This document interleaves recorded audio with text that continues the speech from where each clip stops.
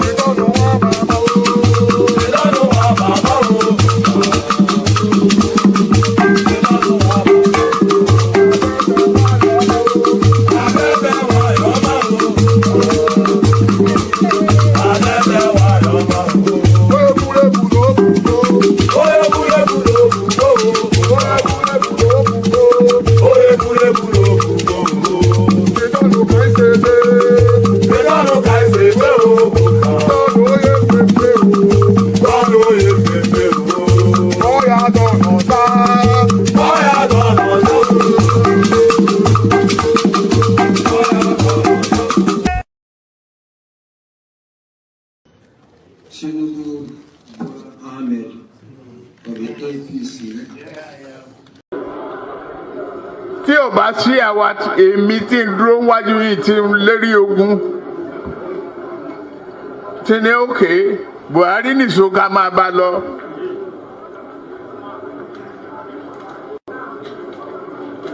Kò lè di president.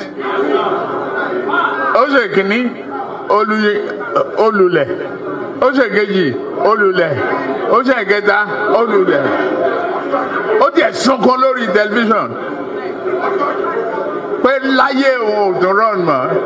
Mo dẹ̀ lọ bá Kaduna wà rán ọ̀rọ̀ ẹkún kọ́ lélẹ̀ àdúró tiẹ̀ wà dẹ̀ wọlé. Nǹkan kan ní pé o ò ní fọ̀rọ̀ orílẹ̀-èdè Yorùbá ṣeré. Ó dẹ̀ gbà. Àtijọ́ tó rẹ̀ ti débẹ̀ mi ò gba mínísítà, mi ò gba contract, mi ì tọrọ ọbẹ̀, mi ì tọrọ gàrí, mi ì tọrọ fúra lọ́wọ́ ẹ̀, mi ì dẹ̀ yàwó ń bẹ̀. Ó wá ní lọ́tẹ̀ yìí o, Yorùbá ló kàn.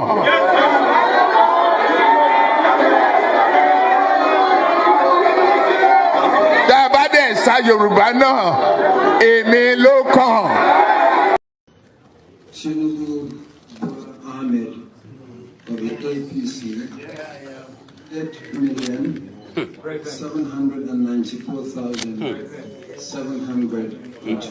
8,794,726. Miadi Peter Nana Chukwudi of Abga, 61,166. Thank you. You have to be fast. Ahmed of the APC.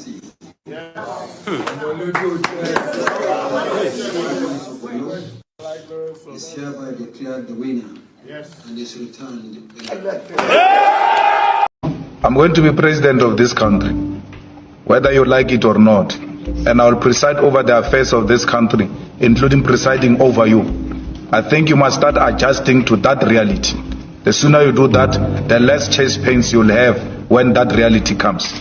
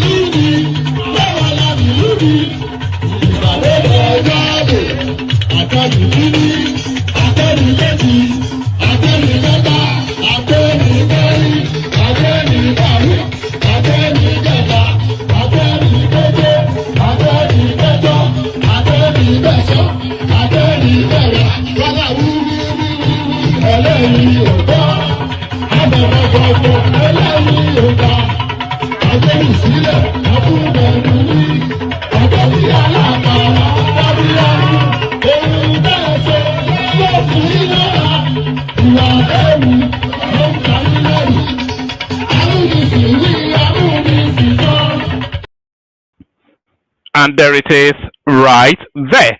So there it is right there. Ammunition, we are ammunition, so I know that. There it absolutely is right there. So there it is right there. Slightly earlier, we're starting to make our way back to our regular starting time. Hopefully, we hit that sooner rather than later. So, good day to you. Good to be in your company. Of that. Good day to you. Good to be in your company. And how are you? So, all that. Good day to you. The protocol remains the same. Click on the like button. I don't even know why I say this thing. So it's not as though he has any impact. I invite you to click on the like button. Most of you don't. The people that click on it anyway, irrespective of if I invite them to do it. And the people that are just recalcitrant, that are just enemies of enemies of one man, or what are we calling them even? The deplorables. They would never click on it even if there was a bar of gold at the end of it all. So, well, click on it if you are inclined, and don't if you don't want to. It's really no skin off my. It's not going to stop me from doing it. I'll still be out tomorrow, and then the day after, and then the day after. So it stops nothing. But click on it if you would, and don't click on it if you won't. So it's just as simple as that. Including the subscription button as well. Subscribe if you want to. Don't subscribe if you don't want to, and even unsubscribe if you feel inclined. No skin off my nose, but just I'm inviting you to those spaces. Avail yourself of them at your will. So like and subscribe. If you want to come and join me on the screen, the hyperlink says StreamYard. Click on it. It pops you into a studio space. Soon as I finish delivering the body of the talking points, I'll invite you onto the screen and I'll engage you in conversation. That's how it goes. So yes, the hyperlink right there in all the spaces that we're streaming to. So like, share, subscribe. Click on the hyperlink that says StreamYard. And super chat towards the stream. I don't even know why I say all these things. He's never yet invited anything that I've noticed as an impact, but I think I just say them as a matter of routine, don't I? So all that. Pardon me. So yes, like, share, subscribe. Click on the upper link that says StreamYard. All that nice and cozy things, all those things that I say, I'm saying them yet again. Let's just get started. We'll get started. There's not an abundance in the news cycle, so hopefully people do turn up to engage in conversation before we finish the opening phase, but we just see how it goes. We are back with your friend, certainly not mine, your sister Kemi Bedinok, and she's at it again. Bedinok recalls how she snitched on a fellow pupil for cheating in an exam and got him expelled. So this is Kemi Bedinok now doing any and everything to try and ingratiate herself into the British society. They will never accept her. She knows that they will never accept her, but she's trying everything that is within her capacity and power to try and ingratiate herself. Is it ingratiate? Am I saying that word right? Let me check it. Ingratiate. Yes. Is it ingratiate? Is it ingratiate? All right. You know what I mean. Anyway, she's trying to embed herself. Ingratiate. It is not ingratiate. So she's trying to, let me just play you the clip, then you see exactly what I mean as I try to recalibrate my thoughts and learn to speak English all over again. It wasn't just the SWAT in the class. I was the person who would say that person is copying notes from the other person. I was the tattletale in the class, like getting people into trouble. Because even then I hated cheating, because there I was, I wanted to be first in the class, and I've done all the work, and then there's some people who are copying notes and saying, why should they get away with it? And so I'd raise up my hand. I remember there was this extraordinary day. I was in, I must have been about 14 or 15. And I said, he's cheating. I stood up in the middle of the exam and I stood up and said, he's cheating. He's the one that's doing it. And that boy ended up getting expelled. And I didn't get praised for it. And I was a relatively popular kid at school. And people said, why did you do that? Why would you do that? And I said, because he was doing the wrong thing. And someone said, you don't belong here. That you don't know how to behave, you don't belong here. And I've heard that all my life. You don't follow the rules, you don't do what you're supposed to, you're always sticking your head above the parapet, you're too direct, you tell the truth when you don't need to tell. Actually, we're going to watch that again, but we'll watch it in a different space because I need to be able to be pausing this as she's talking. So let's watch it from here.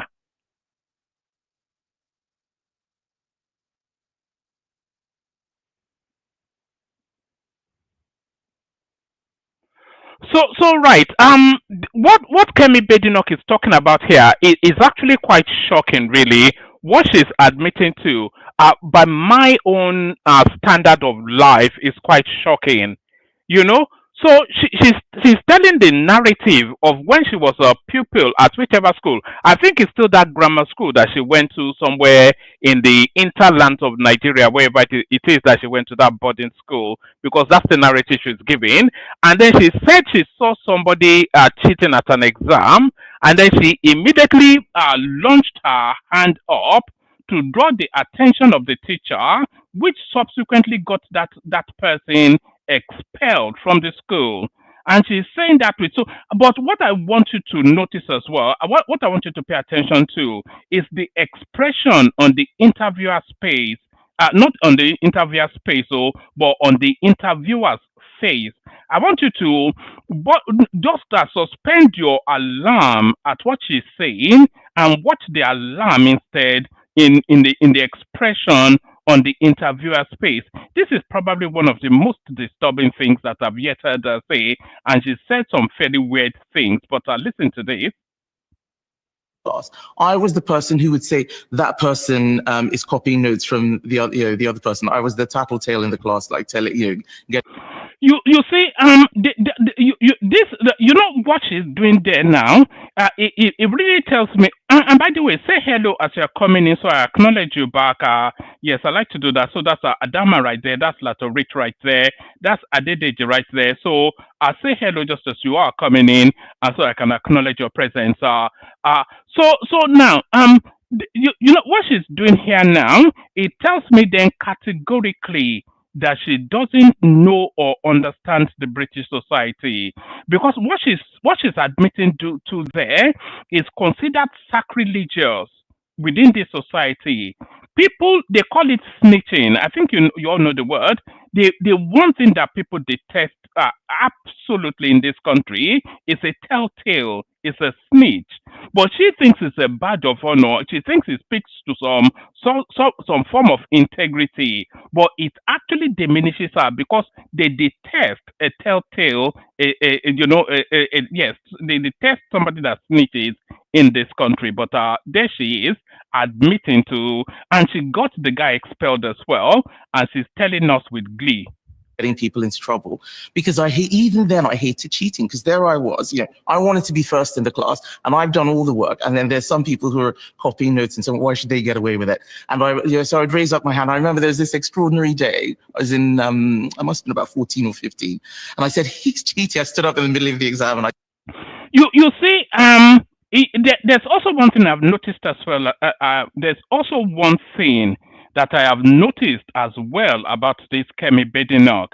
She uses the English language in a sort of prefabricated sort of a manner. There's certain words that she says there was this extraordinary day. She says, I remember this extraordinary day. That wasn't the real it wasn't an extraordinary day, but they use extraordinary, especially within the higher echelons of society, in a particular manner, and she wants to, mimic that language. There's a lot of mimicking, a lot of acting that goes with that Kemi Badenoch. I stood up and said, he's cheating, he's the one that's doing it. And that boy ended up getting expelled. And I didn't get praised for it. That's the expression I wanted you to see right there. So, she was in an exam hall. She saw a boy cheating. She raised up her hand, drew attention to it. Subsequently, the guy got expelled. And what she was expecting then was praise for it. But then, of course, the expression on the interviewer tells us all you need to know. The expression on the interviewer, it mimics really probably the sentiments that you hold as well about this sort of narrative that she's presenting. So this is just the thing about this girl. She can never get it right for getting it wrong. And I was a relatively popular kid at school. And people said, why did you do that? Why would you do that? And I said, because he was doing the wrong thing. And someone said, you don't belong here, that you don't know how to behave, you don't belong here. And I've heard that. You don't belong here, you don't know how to behave. So she's narrating a storyline from her experiences of being a student in whichever grammar school that she went to in Nigeria, and how she's saying that they said, oh, you don't know how to behave, you don't belong here. What she was inviting then was that for people to then conclude that she was too British for that Nigerian setting, which is all about criminality and cheating. So that's the inference that she's inviting you to draw, but really she doesn't really get it. She never gets it. Good to see you, DMA. People keep saying hello in the comment section so I can acknowledge your presence. Let's just watch the last half of it. All my life, you don't follow the rules. You don't do what you're supposed to. You're always sticking your head above the parapet. You're too direct. You tell the truth when you don't need to tell the truth, when you should pipe down. And I didn't belong there. Hang on a second. So you're 14 years old and in the middle of an exam. 14, 15. 14 or 15, you see a boy cheating in the middle of an exam, in the middle of an exam hall. You stand up and you snitch on this kid who's cheating, who ends up getting expelled. Yes. No wonder you're so unpopular back at school. You sound really annoying. I was. Do you know what? The people who did that sort of thing hated it, but someone did say to me, it was the right thing to do. Yeah, that you were the only person who'd ever have the guts to do that. It wasn't just the SWAT in the class. I was the. So there it is right there. She was 14, 15, so which places it then within a Nigerian setting? So that's Kemi Badenoch as well as ever, telling us just exactly how not to be the Prime Minister of England. So I'll play you another clip from Kemi Badenoch and then we move on. Here she is still trying so desperately to ingratiate herself into the British society. I am definitely an Essex girl. That is a fact. What does that mean? Well, it means that I represent an Essex constituency. These are my people. I was a Londoner, but Essex people asked me to be their MP, and I want to make sure that I do them proud. And I love this part of the world. It's fantastic being here. It's a rural community, and I've been talking to the farmers here. I talked about how my grandfather was a farmer. It's very hard work. The people of Essex and East Anglia, they are grafters, they work hard, and I want to make sure that we do right by them. There she is right there. She was born in London. London is a totally different county from Essex.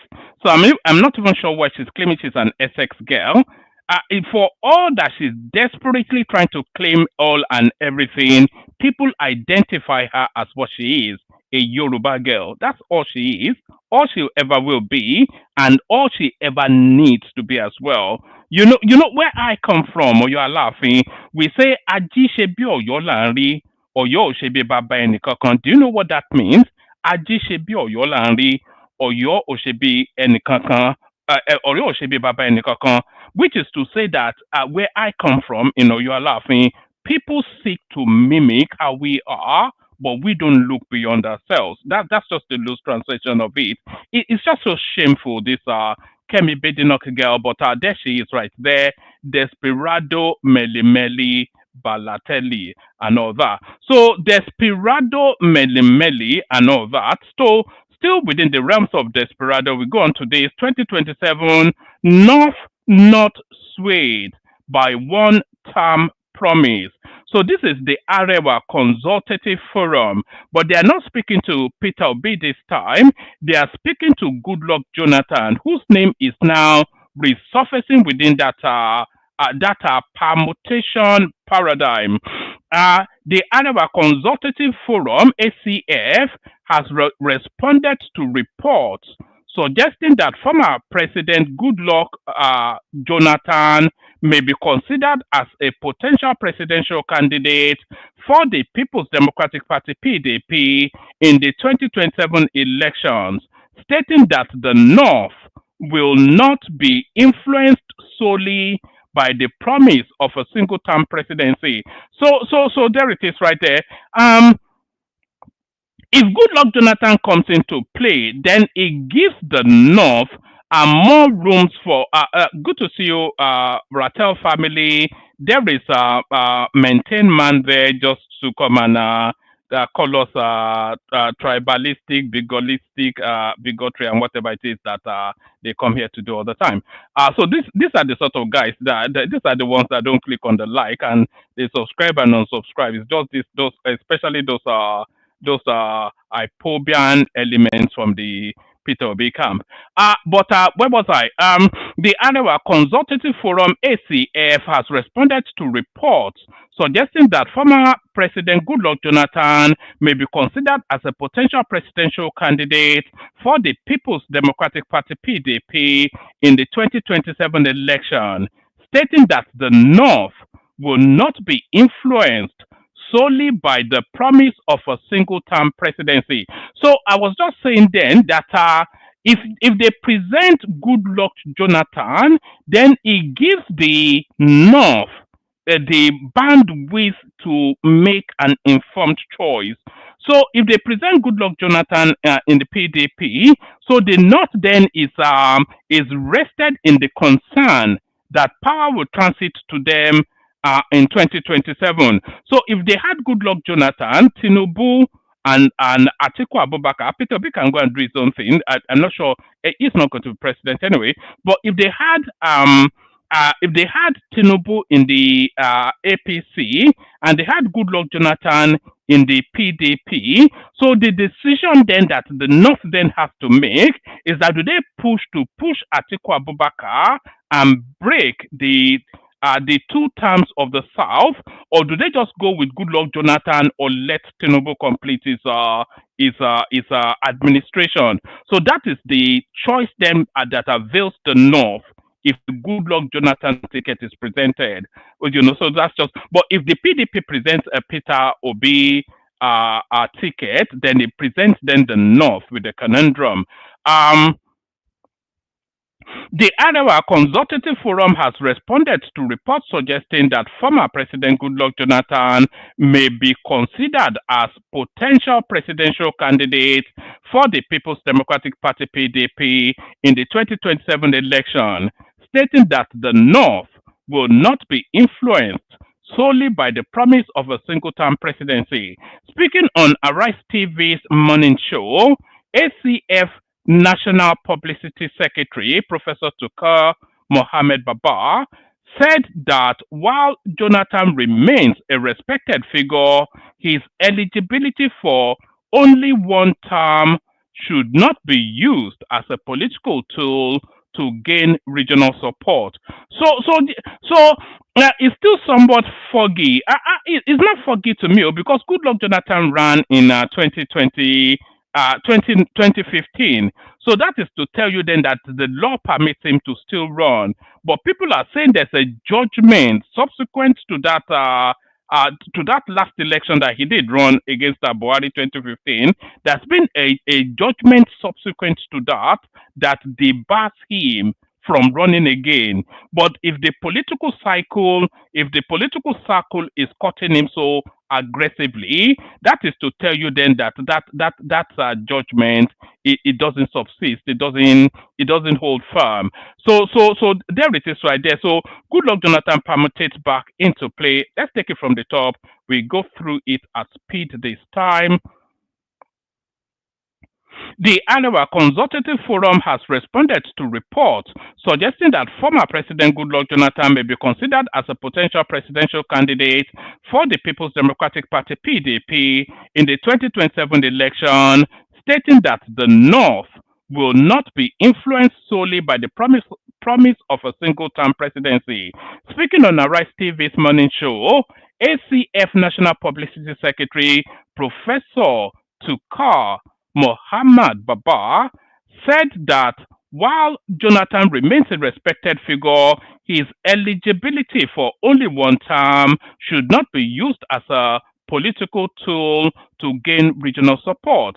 The idea of a 1-term presidency is not a constitutional requirement but a political tactic. The electorate should decide if a candidate deserves a 2nd term, and that choice should not be predetermined, he said. Well, I'm not sure that that choice is predetermined, because if it's predetermined, then we don't have an election. So this is just speaking for the purposes of utterances. It doesn't actually add anything. Just listen to this statement. It says, the idea of a one-term presidency is not a constitutional requirement. Well, it's not a constitutional requirement because the Constitution actually facilitates for 2 terms. But the Constitution also restricts Goodluck Jonathan to 1 term for reasons of having already served the previous term. So I'm not quite sure what purpose that statement serves.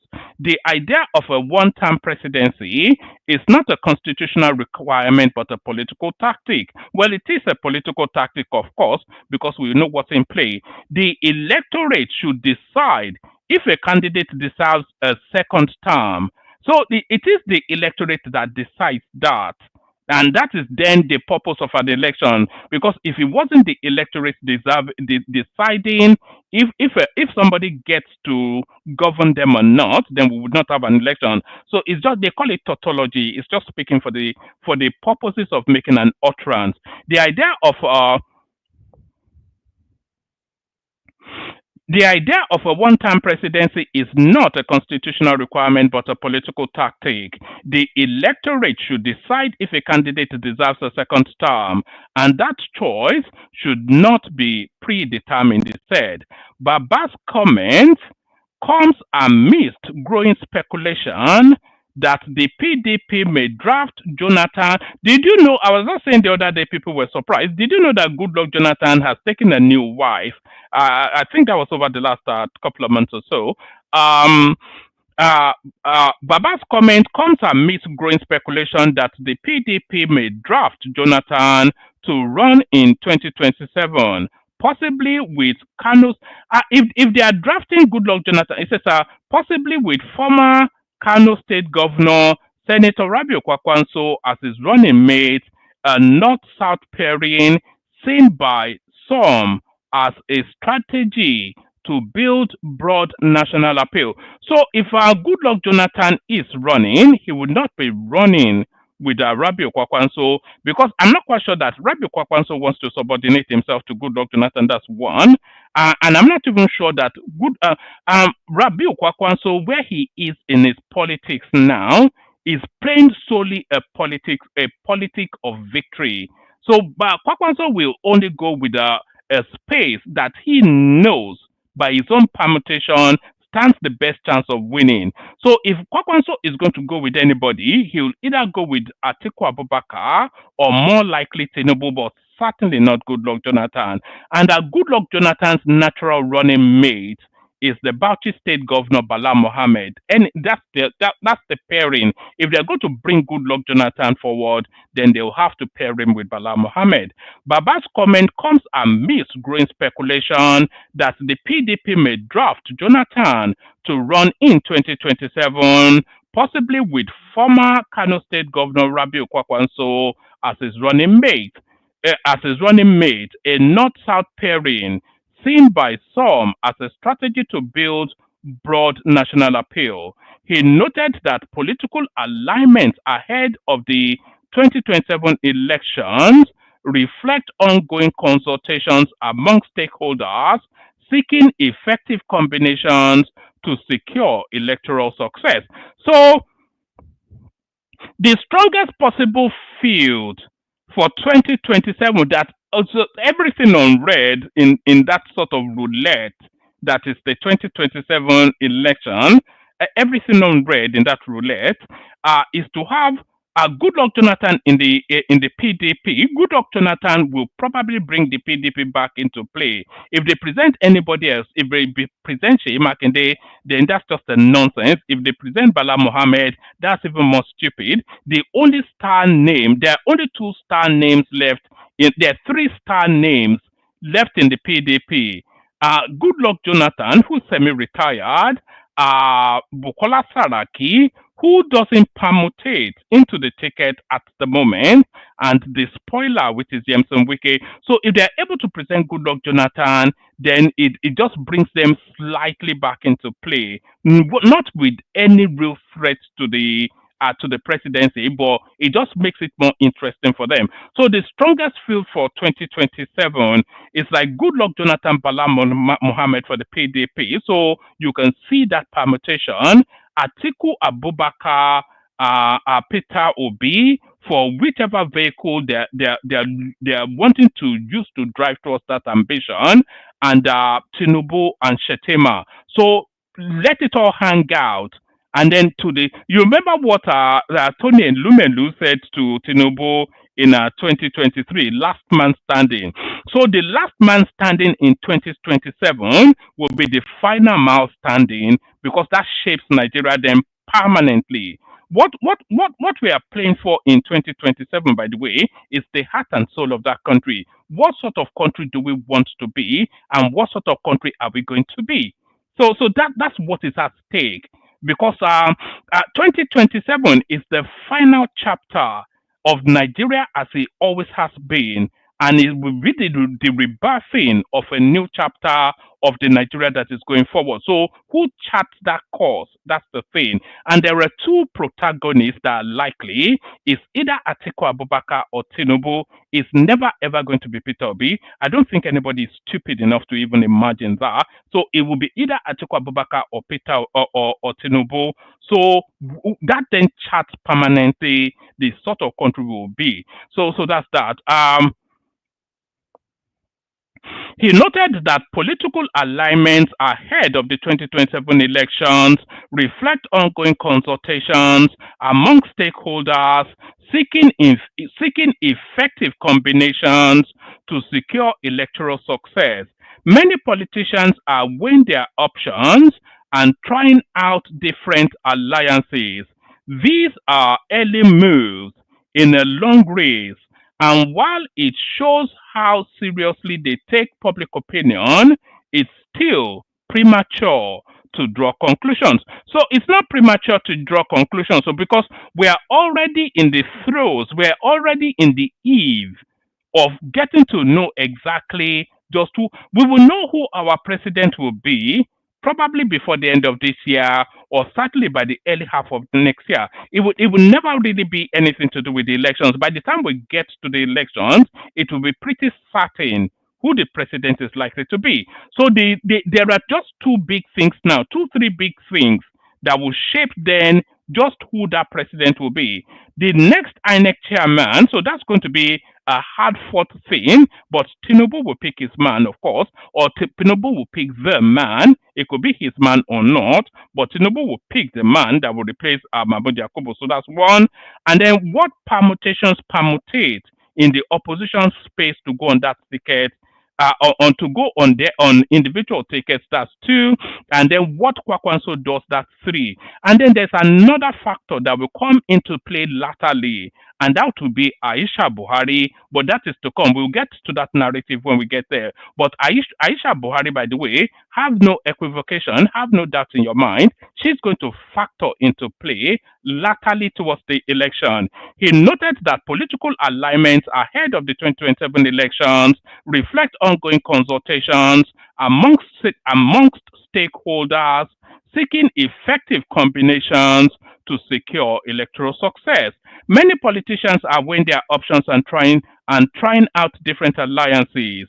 These are early moves in a long race, and while it shows how seriously they take public opinion, it is still premature to draw conclusions, he said. Professor Baba acknowledged Jonathan's post-2015 legacy, including his peaceful concession and continued diplomatic engagement, but said these attributes alone would not automatically translate into strong support in the North. Tinubu would defeat Goodluck Jonathan in the North because there's a greater affinity between Tinubu and the North than there is between Goodluck Jonathan and the North. And I'm not even talking about the Yoruba South, whatever it is. I'm talking about just their individual personalities, their legacies, and the root that they have planted within that northern space and how the North view them. Tinubu resonates more in the North than Goodluck Jonathan ever will. Right.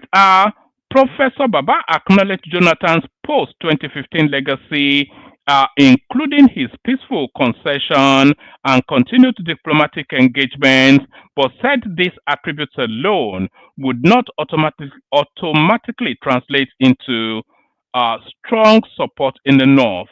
Jonathan has earned some goodwill since leaving office, but winning over voters in the North requires more than that.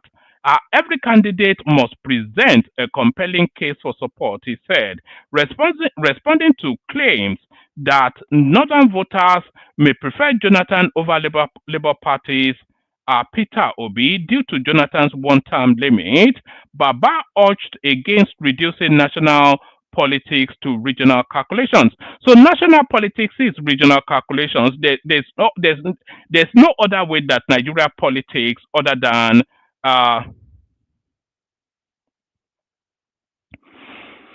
yes, don't worry, DJ Dodoye. So we'll be getting to that storyline in a moment. That was Wasiu Ayinde barrister that tried to stop the aircraft, but we will get into that storyline in a moment. Yes, where was I?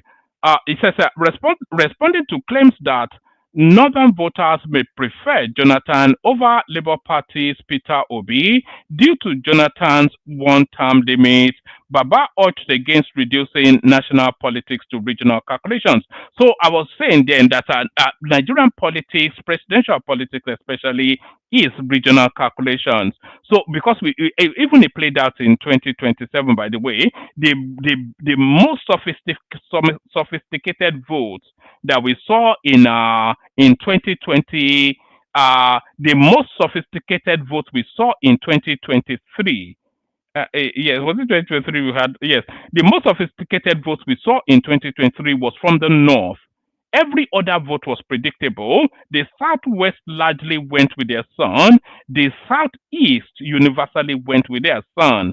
And it was only really the North that was a bit more sophisticated in how they voted. So the calculations in Nigerian politics is broadly regional. Is largely, even not broadly, but largely regional.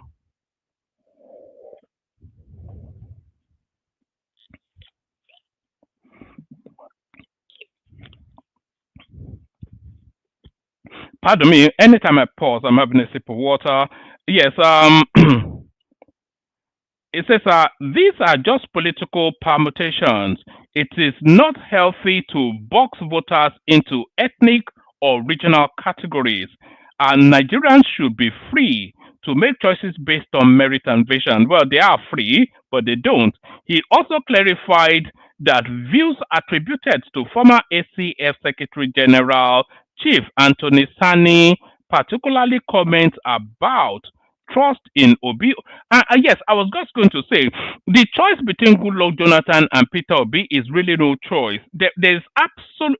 I'm talking about in the North, by the way, and probably broader in the country as well. The Goodluck Jonathan has more political cachet. Goodluck Jonathan has more political capital and trust than Peter Obi, and Goodluck Jonathan is also a known quantity.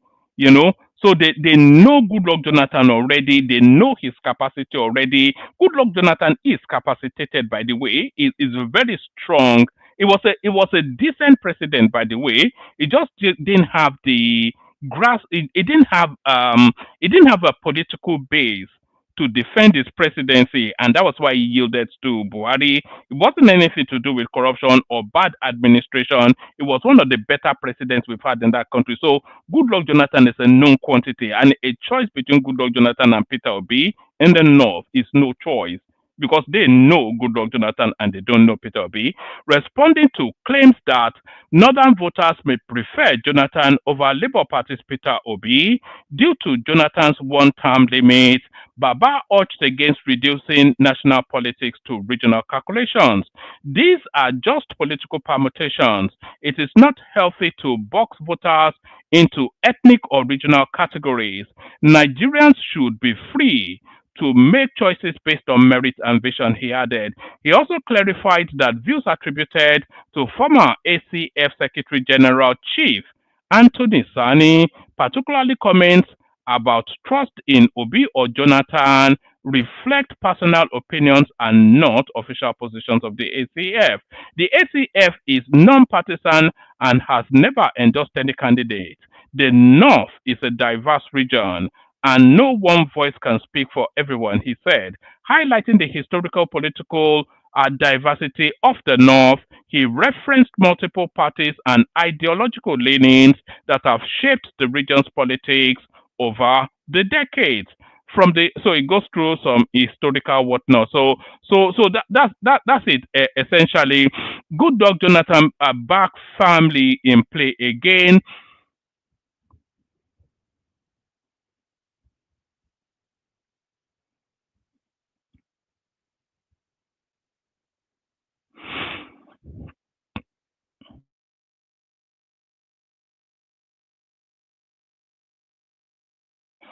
All right. Good luck, Jonathan. Back family in play again. We're going from that back to this. Still in play, of course. Showore, who continues to God Almighty. It's just it's quite a spectacle. I don't even know what to make of the guy. Omoyele Showore accuses police of breaking his hand and transporting him to unknown location. So, Omoyele Showore, former presidential candidate of the African Action Congress in the 2023 general elections, allegedly suffered a broken right hand whilst in police custody. The incident allegedly occurred on Thursday morning, August the 7th, at the force headquarters in Abuja and comes days after he shared post on social media accusing the Inspector General of Police Kayode Egbetokun of alleged favoritism in promotion of Nigerian police officers. So you cannot make the attribution that he was arrested or is being vested upon because he made a post criticizing Egbetokun. He has been making he has made even more egregious posts about Egbetokun over the it's pretty much since the guy was appointed, really, but certainly over the last recent months, he's been routinely and continuously making egregious posts about Egbetokun. So it cannot now be this latest one that he favors somebody for promotion that got him arrested. So it has to be. They're accusing him of what are they accusing me? I don't even know what the accusation is. They accused him of forgery or something. That not what the accusation is. The incident allegedly occurred on Thursday morning, August the 7th, at the force headquarters in Abuja and comes days after he shared posts on social media accusing the Inspector General of Police Kayode Egbetokun of alleged favoritism in promotion of Nigerian police officers. According to a post shared on Showore's official Instagram page, a police team led by a chief superintendent of police from the Inspector General of Police Monitoring Unit forcibly entered his detention cell and later moved him to an unknown location. I'm not quite sure why they would need to forcibly enter his detention cell. He's already in their captivity, so why would they then need to forcibly enter? At about 6 a.m., a police team headed by a CSP from the IGP monitoring unit forcibly entered Omoyele Showore's detention cell at the FID in Abuja, broke his right hand, and transported him to an undisclosed location, the post stated. Showore had been detained the previous day after reportedly honoring an invitation from the IGP monitoring unit. So,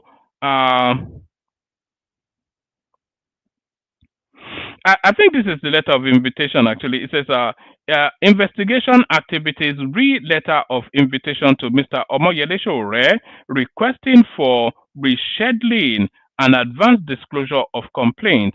I refer you to your letter XYZ dated the 5th of August 2025 on the above subject matter. Where is this coming from? This is from the Inspector General of Police. It says, Yes, I refer you to your letter XYZ, reference XYZ, dated the 5th of August 2025 on the above subject matter, and respectfully notify your client, Mr. Omoyele Shore, that based on his request for rescheduling of the appointment, a new date, 6th of August 2025 at 11:30 hours has been scheduled for his interview with the head of IGP Monitoring Unit. A copy of the petition, which is the subject matter of police investigation, will await your client physically when he honors the invitation in line with police standard investigation procedures. I'm not quite sure that, so they are inviting him to come in blind. Why he's been arrested, they don't know. Why he's been invited, yeah, he doesn't know. They doesn't know anything. They just ask him to turn up and then to find out then what they want to level against him. It's just unbelievable. Only in Nigeria would you get that. Just the level of barbarism that goes on in that country. We go on from that to this.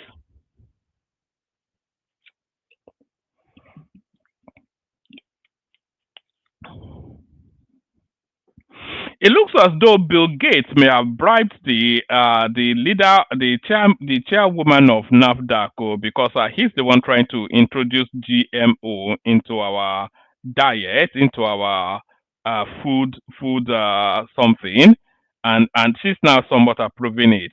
GMO foods are safe for human consumption. NAFDAC DG Professor Mojisola Adeyeye. GMO foods are safe for human consumption. NAFDAC DG Professor Mojisola Adeyeye, the Director General of the National Agency for Food and Drug Administration, Professor Mojisola Adeyeye, has stated that genetically modified foods are not harmful to human health as long as they meet established safety standards. Speaking during an interview on China's television on Thursday, Adeyeye addressed the growing public concern over GMO consumption and regulation in Nigeria. GMO are genetically modified foods and they are not bad for us, she said. It depends on the type of food and whether safety considerations have been addressed. She explained that the National Biosafety Management Agency is primarily responsible for ensuring the safety of GMO products, while NAFDAC works closely with them through a memorandum of understanding to certify the safety and quality of such foods. We collaborate with the Biosafety Agency. They are mandated to confirm that GMO foods are safe, of good quality and effective. Without their certification, whether through lab testing or desk review, we cannot approve any GMO product, she stated. Describing herself as a food freak, Adeyeye stressed the importance of reading food labels, especially when it comes to identifying GMO products. She assured Nigerians that all approved GMO products in the market undergo. So that is to tell you then that we already have I think we all already know that we already have GMO food within our diet anyway, within our food chain. Describing herself as a food freak, Adeyeye stressed the importance of reading food labels, especially when it comes to identifying GMO products. She assured Nigerians that all approved GMO products in the market undergo rigorous evaluation before being cleared for consumption. Our responsibility as NAFDAC is to ensure that any food we approve is safe, of high quality, and effective, she said. So there's somewhat of an inevitability to it that that GMO something is coming to.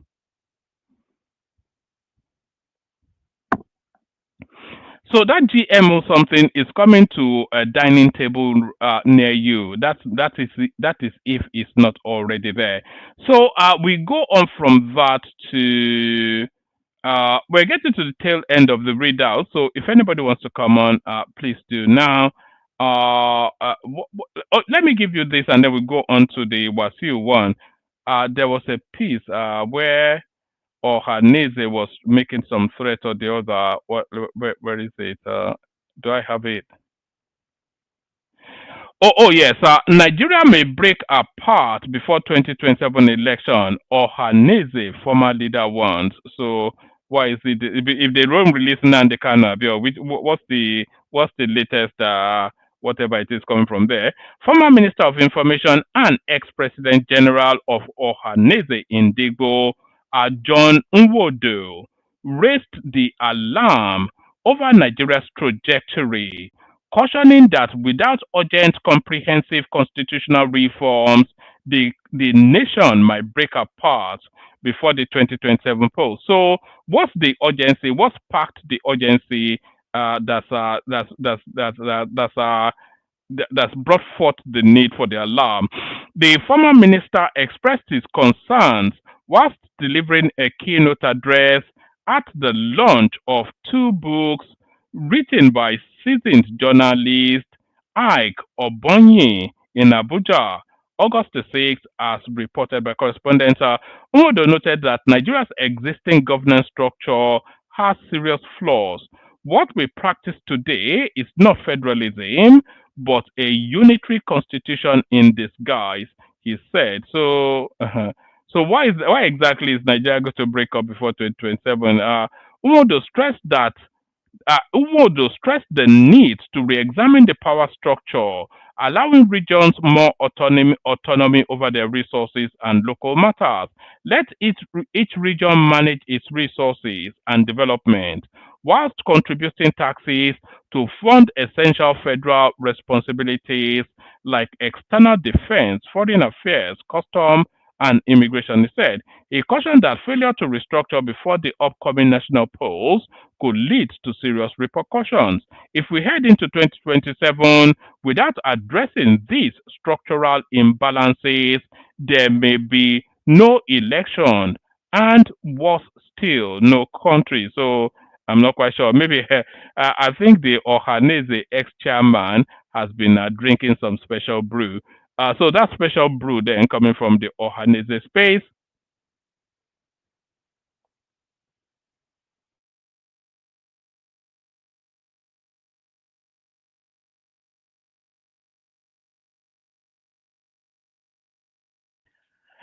Pardon me, give me 30 seconds. I'll play you a 30-second clip. Just give me a second. I think I need to sneeze or something, but give me 30 seconds. Let me just let me recalibrate myself.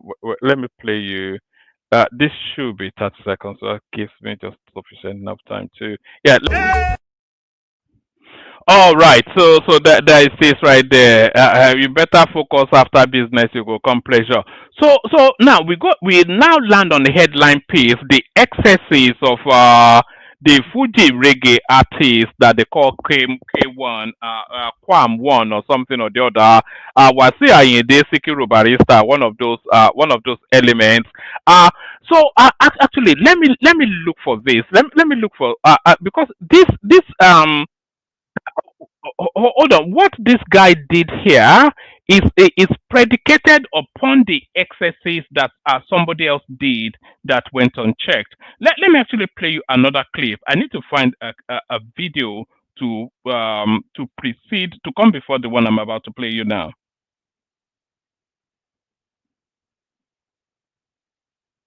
This is guy with the dance, with the leather jacket. No be yori, but I dey bust your bracket. What's up, buy the beat? This time when you got the shake.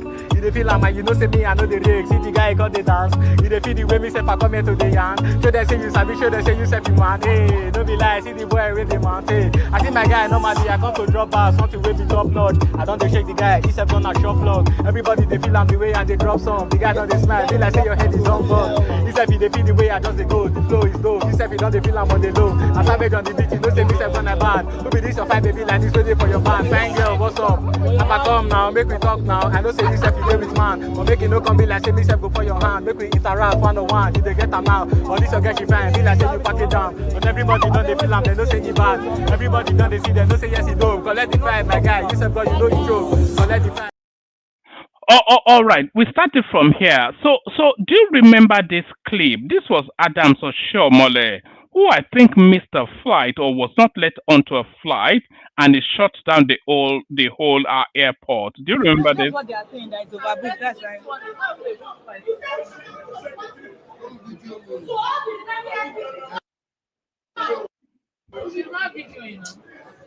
Why did they answer?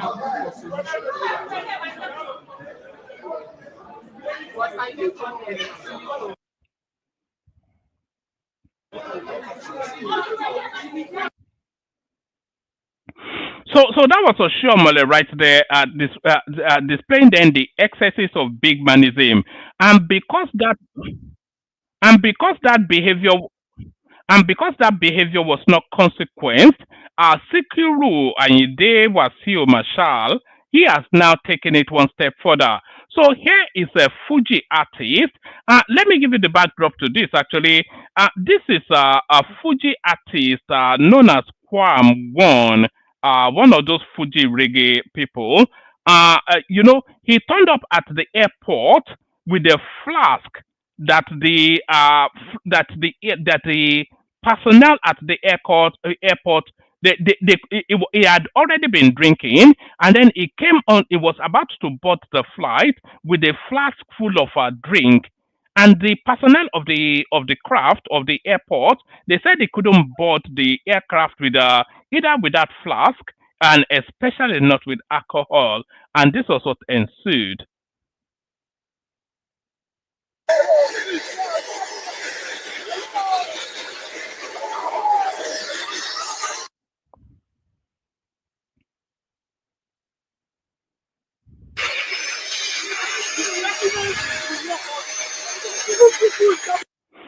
Okay, so you can see him right there. That is the Fuji artist KWAM1’S right there, the one in the light brown something, just tucked in between the airport personnel.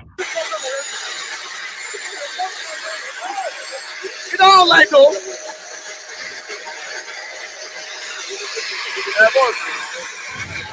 You don't like that? See how they are begging him. This is the excesses of Bigmanism in Nigeria. This sort of behavior is one of the key things that holds that country back.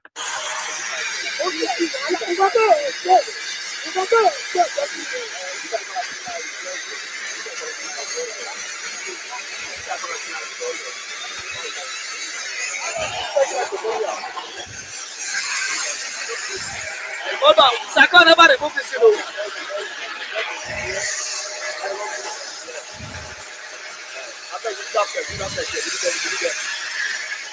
Saka! Let's go.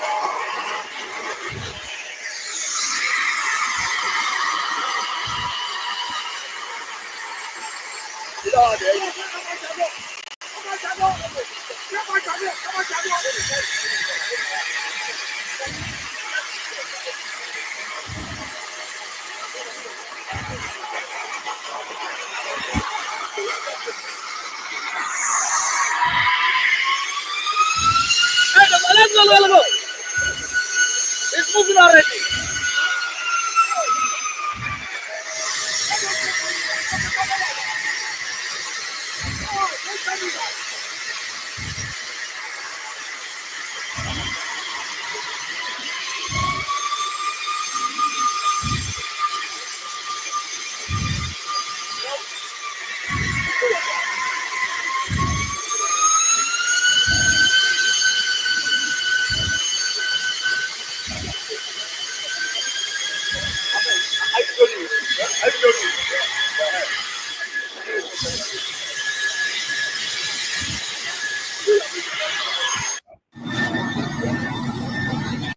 So there he is right there, the entitled son of a bitch.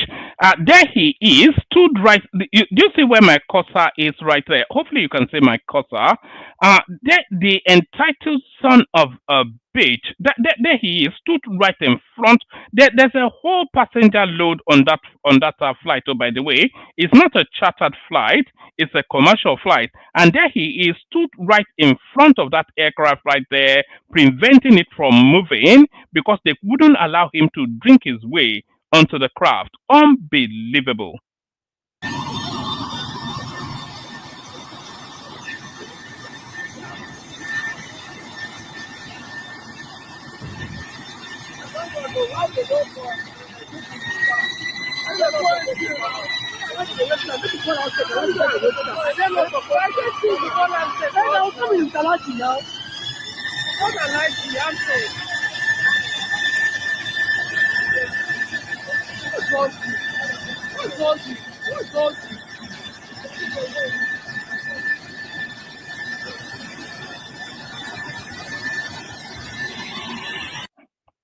Can you see? It's still ongoing. There, it's just it's unconscionable. It's just so frightening. We saw Shomole do it. He was inconsequent, and haven't seen that. Then this entitled Bigmanism is something. If this guy is not checked, and it looks as though now they're going to check him, but how it plays out, we're still going to run through the whole gamut of what's transpired since. But this is the ground zero of what's to come. There he is, stood in front of the arrowhead of an aircraft, a commercial aircraft with passengers, with all manners of. There are people running to make a business deal. There are people on medical, all manners of whatever intentions people are traveling for. He's holding them hostage because they wouldn't let him drink his way onto the flight. Unbelievable.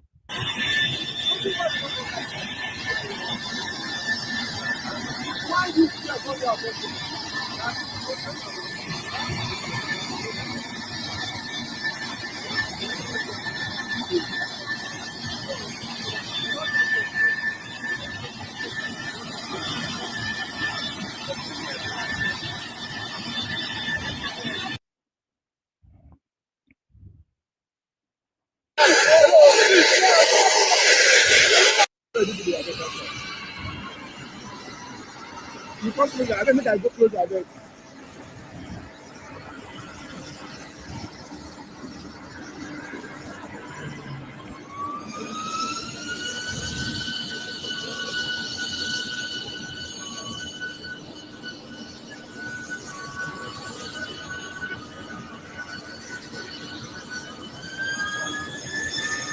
Yes, now. That's what I want to do now.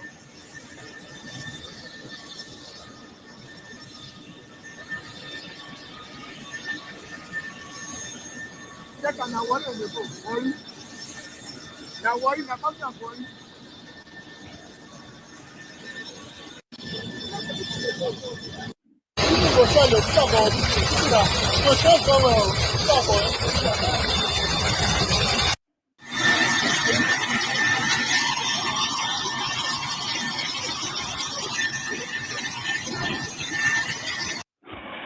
So that's the entitled, and I I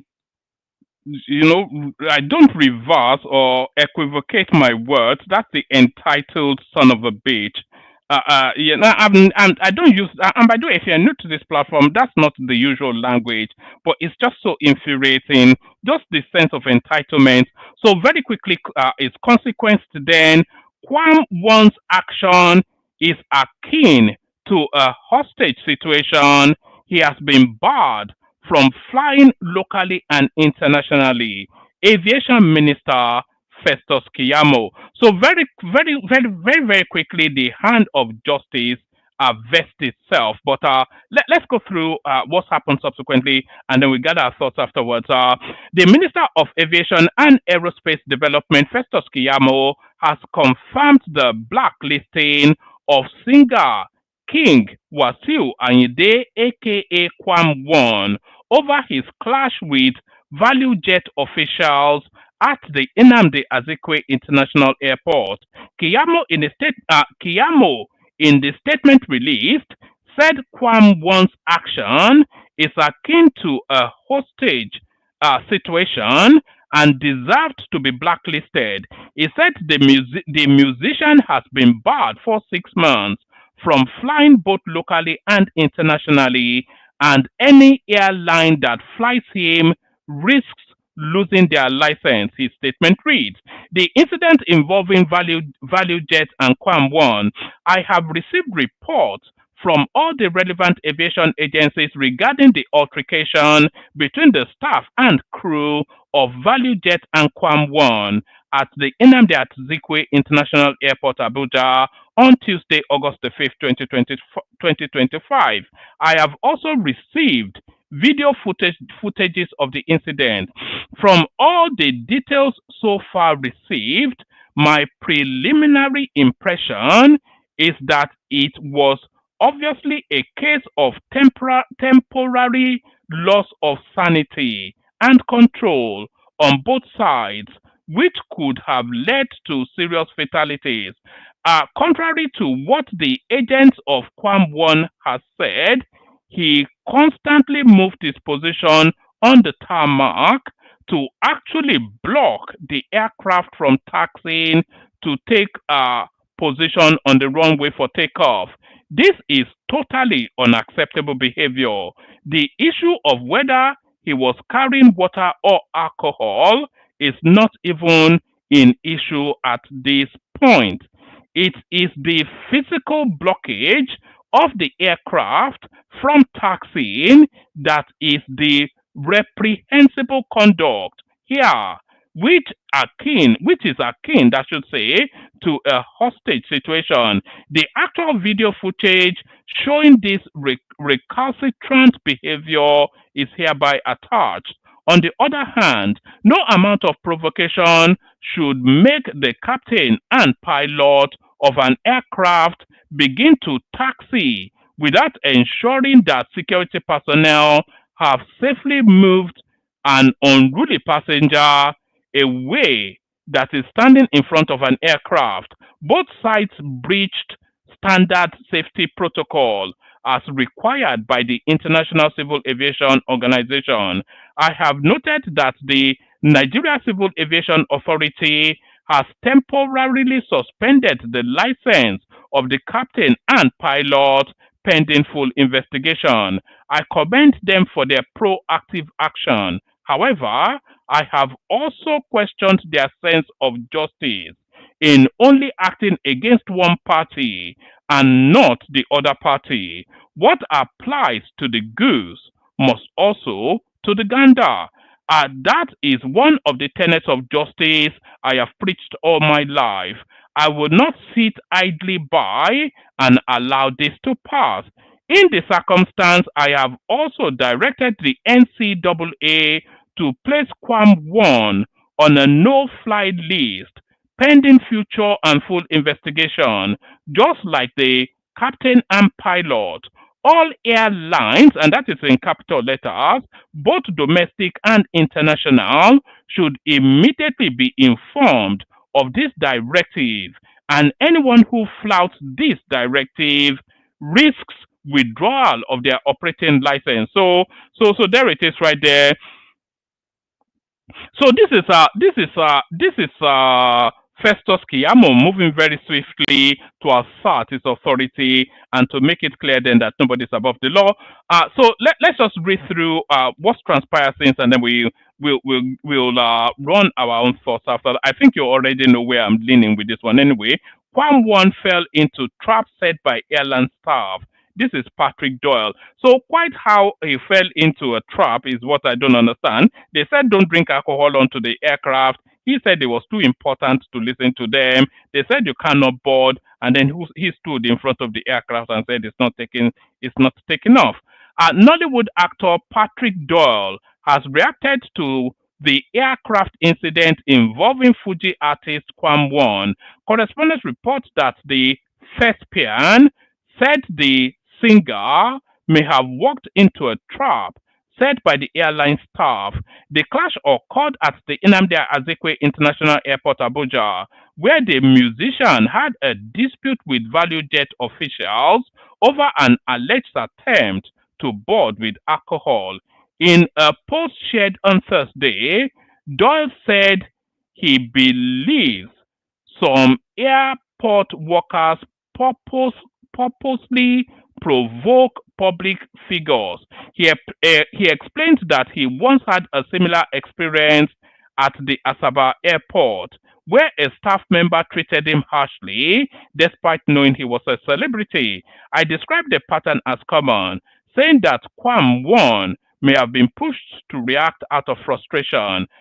Doyle shared that he now prays for grace to stay calm when faced with such situation. He wrote, for the most part, celebrities and famous people get preferential treatment in most public spaces.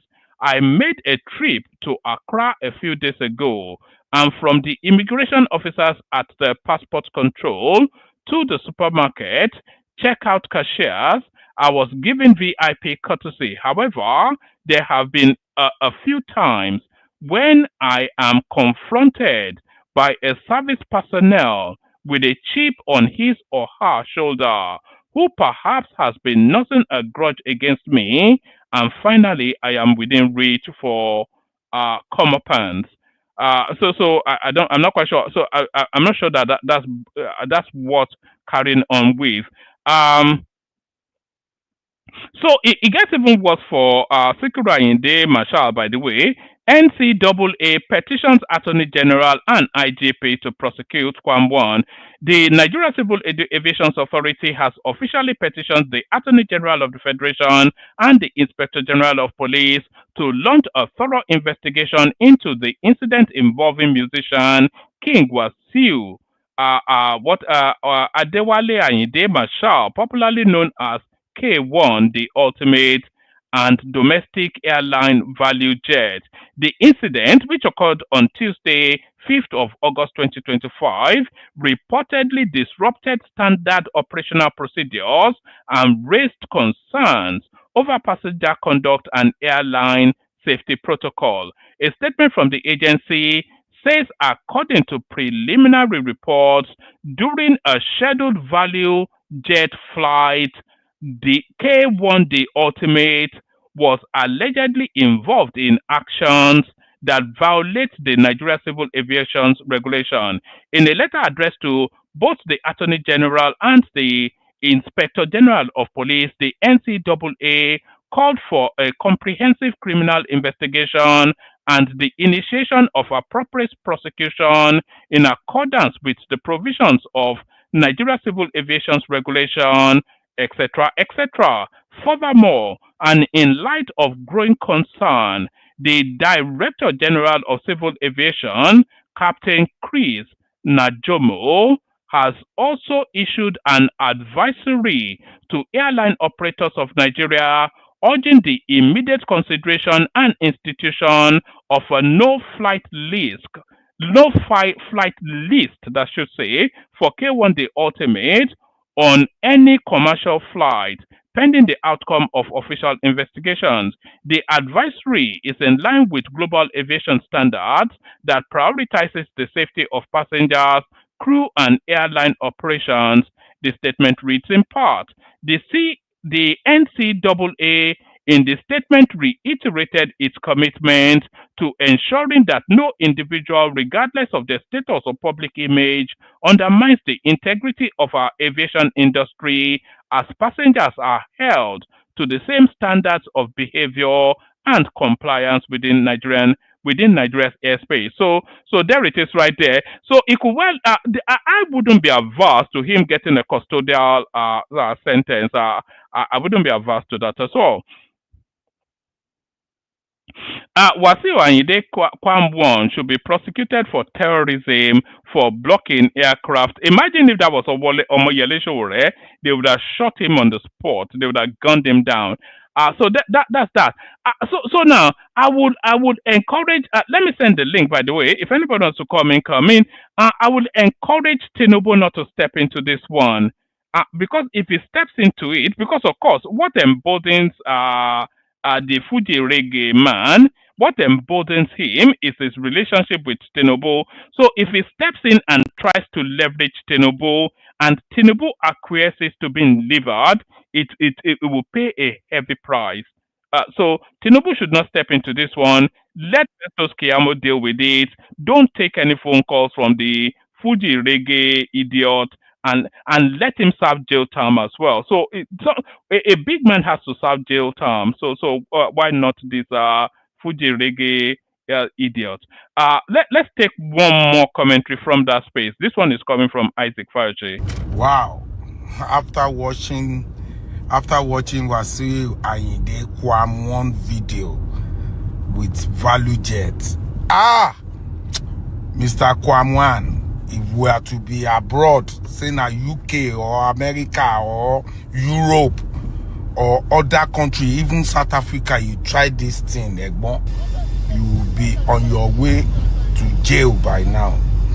And they will give you 3 counts. 3 counts. Your first count will be assaulting airline officials. Your second count will be attempt to buy yourself.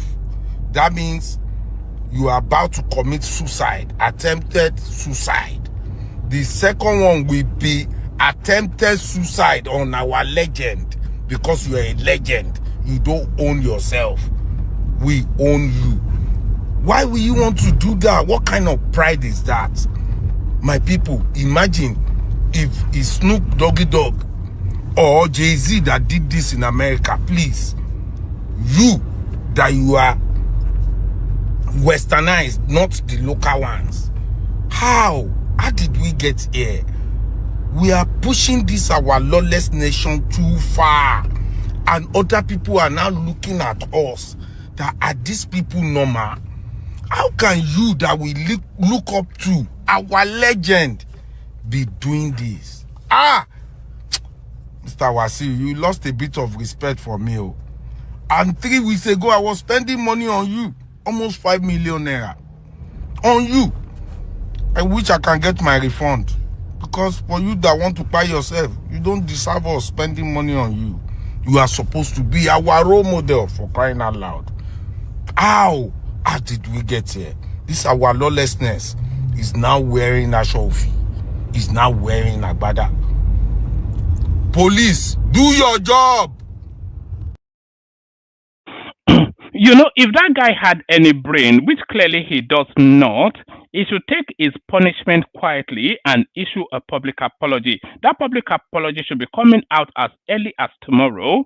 So he should be issuing that public apology and take his punishment. And by the way, he's going to suffer a very heavy punishment in terms of, you know, this guy is an internationally sought artist. Travels around the world doing his Fuji ding dong, travels all over Nigeria doing his Fuji reggae, Fuji palongo, whatever it is that he does. With this is one individual telling us that he sprayed 5 million naira on him, and that wouldn't even have been the biggest spend at whatever event. This guy gets in every event, it's almost 500 million naira to him. So he cannot now travel around he cannot go to Abuja for a party. He cannot go anywhere because he has to fly, because he travels with a band and an entourage. So the financial cost to him will be very, very deep. But he has to take that punishment, issue a public apology, and go to his imams and give them a lot of money that he doesn't end up in jail. If he tries to leverage Tinubu to get out of this, I'm sure Tinubu is not stupid enough to allow himself to be levered. So he just has to take this one. It will be like a Bobrisky moment for him. Enough of these excesses or just lawlessness all over the place. We saw Oshiomhole get away with it, and that emboldens then this sort of behavior. So if it's not capped right at this guy, we will see it continue. It will just continue to escalate. Maybe the next one will be to break bottle on the head of a pilot. Let me play you this clip. This is Tinubu answering back to Kwakwanso in terms of projects done or not done in the north. This is largely in Hausa language, but I think you get the gist of where it's going. A baya-bayan nan ana ta muhawara kan cewa shugaban ƙasa Bola Ahmed Tinubu ya mayar da Arewa saniyar ware, inda duk wasu ayyukan ci gaba ake tattarawa a kai yankin kudu. Sai dai anya a ce shugaban ƙasa guda wanda ya share tsawon shekaru 2 akan karagar mulki bai yi wani aikin a zo a gani ba? Domin warware wannan muhawara, ga jerin jadawalin wasu ayyuka da shugaban ƙasa Bola Ahmed Tinubu ya aiwatar, ake kuma kan aiwatar da wasu a cikin arewacin Najeriya. Na farko akwai shimfiɗa titina da kuma kwaskwarima ga wasu, kamar titin Abuja zuwa Kaduna da Kano, wanda hakan ya janyo sauƙin cunkoson da ake fama da shi da kuma ƙara tsaro da titin da ya zamo mahaɗa daga arewa zuwa kudu. An sake faɗaɗa titina na Sokoto da Zamfara da Katsina da kuma inganta shi yayin da ake ci gaba da aiki kan hanyar Sokoto zuwa Badagry, wanda zai haɗa arewa maso yamma har zuwa gabar teku. Har wayo akwai ɗimbin titina da ke sada gari zuwa gari kamar su Zaria, Funtuwa, Gusau, Maiduguri da Lafiya da ake gyara wasu kuma aka samar da su, wanda hakan ya ba wa manoma damar shige da ficen amfanin gonarsu cikin sauƙi da sauri. Na biyu, farfado da ban ruwa haɗa da bunƙasa noma. Kamar yadda aka sani, noma shine ƙashin bayan tattalin arzikin arewacin Najeriya. Domin tallafawa manoma, gwamnatin tarayya ta kaddamar da wani shiri na manoma wanda aka ware wa dala miliyan 158 a jihohi guda 9. Wannan shiri ya hada da bunƙasa samar da iri. So that's the government responding to this narrative that they're trying to germinate that Tinubu is not doing anything in the north. I'll play you one more clip. This is Dan Ulasi, or whatever his name is, who told a lie on Arise TV, and it was cut out immediately. I have never condemned P2B's governorship in Anambra State. If you present that fact, I will resign today from political process in this country. No. They brought out a candidate whom he didn't like because of his religious inclination. I don't want to go, because Peter has split Anambra State, unfortunately. Well, when you say that he has split Anambra State, there are those who would religiously. Oh, you know, okay. we used to be a homogeneous Christian state. Now you talk about whether you're a Catholic, or you're an Anglican, or you're a Pentecostal. That is where we are degenerating now, and it's unfortunate. And he started that politics. The concept of continuity. Oka was a glorified local government. For 8 years, P2B was governor. If you're passing through Oka now, over flyovers, you wouldn't know when you pass Oka. You know, by the time Peter was governor, what was rife in Anambra State? Kidnapping, armed robbery, all our big shots, nobody came home. But I tell you, in the past 4 years, people in Anambra sleep with their 2 eyes closed. For 75 billion naira in the account. Well, so the governor you know, there has been a dispute about the economy, because at the end of the day, it was 9 billion that P2B left. It's not true. Not 9 over billion. 75 billion? That was falsehood. 9 billion, and I would like you to invite officials of the present government and invite Peter to tell us how this 9 billion was left. Because the claim, and I saw him claiming that P2B has no property anywhere in this country. That is the greatest fallacy of the 21st century. Peter owns a company called Next International. He's probably the biggest property owner in this country. I don't talk of the big shopping mall in Abuja. His younger brother controls everything he did. Is there anyone in Anambra? Oh yes, there's ShopRite he has at Onisha. Everything about ShopRite is P2B. He annexed a land in my town through an offshore company, and he's building something there now. P2B's fiercest critics, which is surprising because you guys were in the same party. His supporters say you seem determined to want to bury him under a landslide of vitriol. And so when he therefore declared, without even common telephone call to people who have been very close to him, we felt he just, this is not, it wasn't running for local government chairmanship. You're talking of the President of the Federal Republic of Nigeria, and to all intents and purposes. Even if you're going to be president of Nigeria of ethnic Igbo extraction, there has to be seen, you know, some level of appreciation from your people where you're coming from. so that's your grouse. That was my grouse. He moves from Abga. Right. Promised Ojukwu. The concept of making him governor for 8 years was that Chief Ojukwu saw that Igbos had problem in this country. And he said, can we do what Yorubas did for a very long time under Awolowo. Let's put our place in one, piece, and use our 5 governors to develop our place. That was the mandate given to him, and he promised Ojukwu that he would do just that. No sooner did Ojukwu die, that he ran from ABGA into PDP. Under 6 months, he managed to put himself as vice presidential candidate of PDP, and because of that singular act of not consulting his brother governors, they had only 3.something million votes, and that was why Atiku failed. And he came out again and started organizing. As the PDP national primary was approaching, he left again without consulting anybody into Labour Party. So after looking at me, I've been state chairman of 2 national parties in Anambra. I was chairman of NRC at the June 12th election, and chairman of PDP when Ngige was governor. With due humility, all we needed from him, not just me, thousands of people, all we needed to call people to a meeting. Gentlemen, this is why I am leaving. So we now run from ABGA to PDP, PDP to Labour. Who knows where again we're going tomorrow? That is not leadership. Right.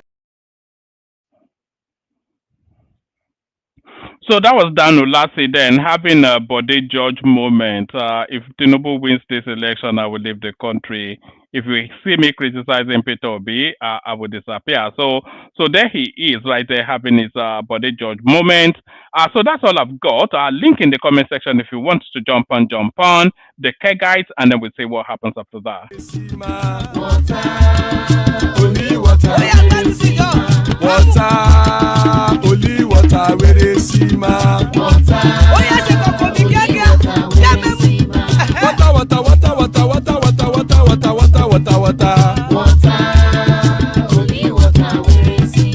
Hapa o naido.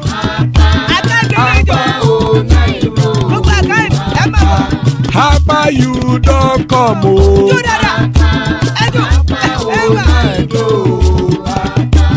Hapa o naido.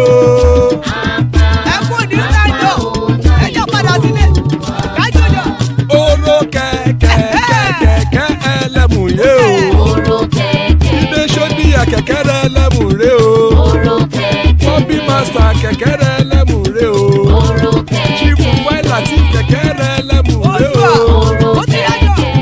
Eruku lẹ̀lẹ̀ ẹlẹ́mù dé. Eruku lẹ̀lẹ̀ ẹgbẹ́ ẹlẹ́mù dòde ojàre o. Eruku lẹ̀lẹ̀ Ghana ti dé ẹgbẹ́ bọ́ọ̀dì o. Ọmọ ẹlẹ́yẹ ẹ̀yẹ o ó dìlé o. Odúyẹ̀lá ẹ̀yẹ o ó dìlé o. Petrosonana ẹ̀yẹ o ó dìlé o. Petrosodúnkẹ́ ẹ̀yẹ rẹ̀ ó dìlé o. Ẹlẹ́kọ̀ ọ̀run mú ìní o.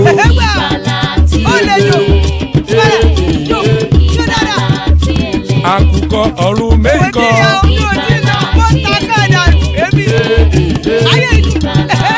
Ikú kò ní ríwà gbéṣe o.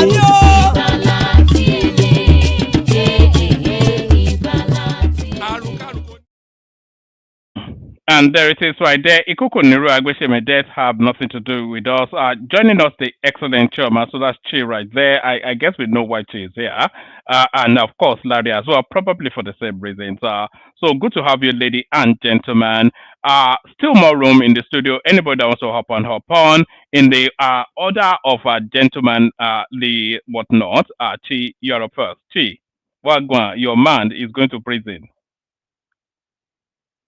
Choma, you there?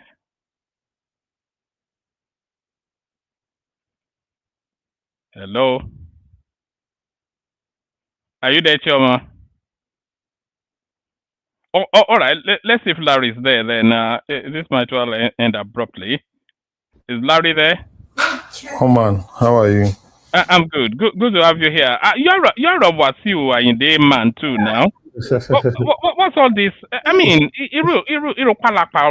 what level of nonsense are we contending with in that? I mean, what does that? Is drunk, probably high on drugs, emboldened by his relationship with Tinubu, and he stops. I mean, they should have shot him. They are within rights to shoot him. What's going on with your man, Larry? Oh man. Can you hear me? I see that you're just I see your emotions and everything, right? Shooting forward. That's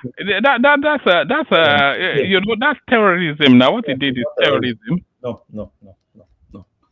See, let me tell you something. If Wasu goes to court, personally, I think Wasu has 75% assurance of winning them in court.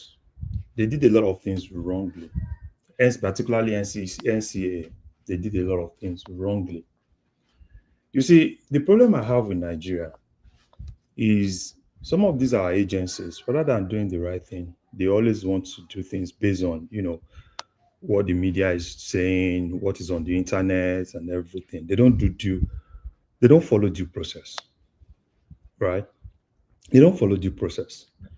And that's why I think they left a lot of loopholes. They left a lot of loopholes, which can actually be challenged in court. That's what I just say. Fine. How he did, yeah, kind of like being a public nuisance. Yeah, it's you can say that. But basically, how that was actually. Did you hear me? One man. We couldn't hear you. We called you, and it was radio. I kept saying hello, hello. Oh my God, it's the rain, but I'm ready. So, yeah, but Larry can finish whatever he's saying. All right. Okay, so Larry, back to you. So let's start from the whole thing.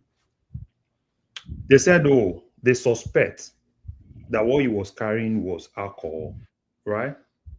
He said no, he was carrying water. Thereafter, they came out, they said, they were still investigating.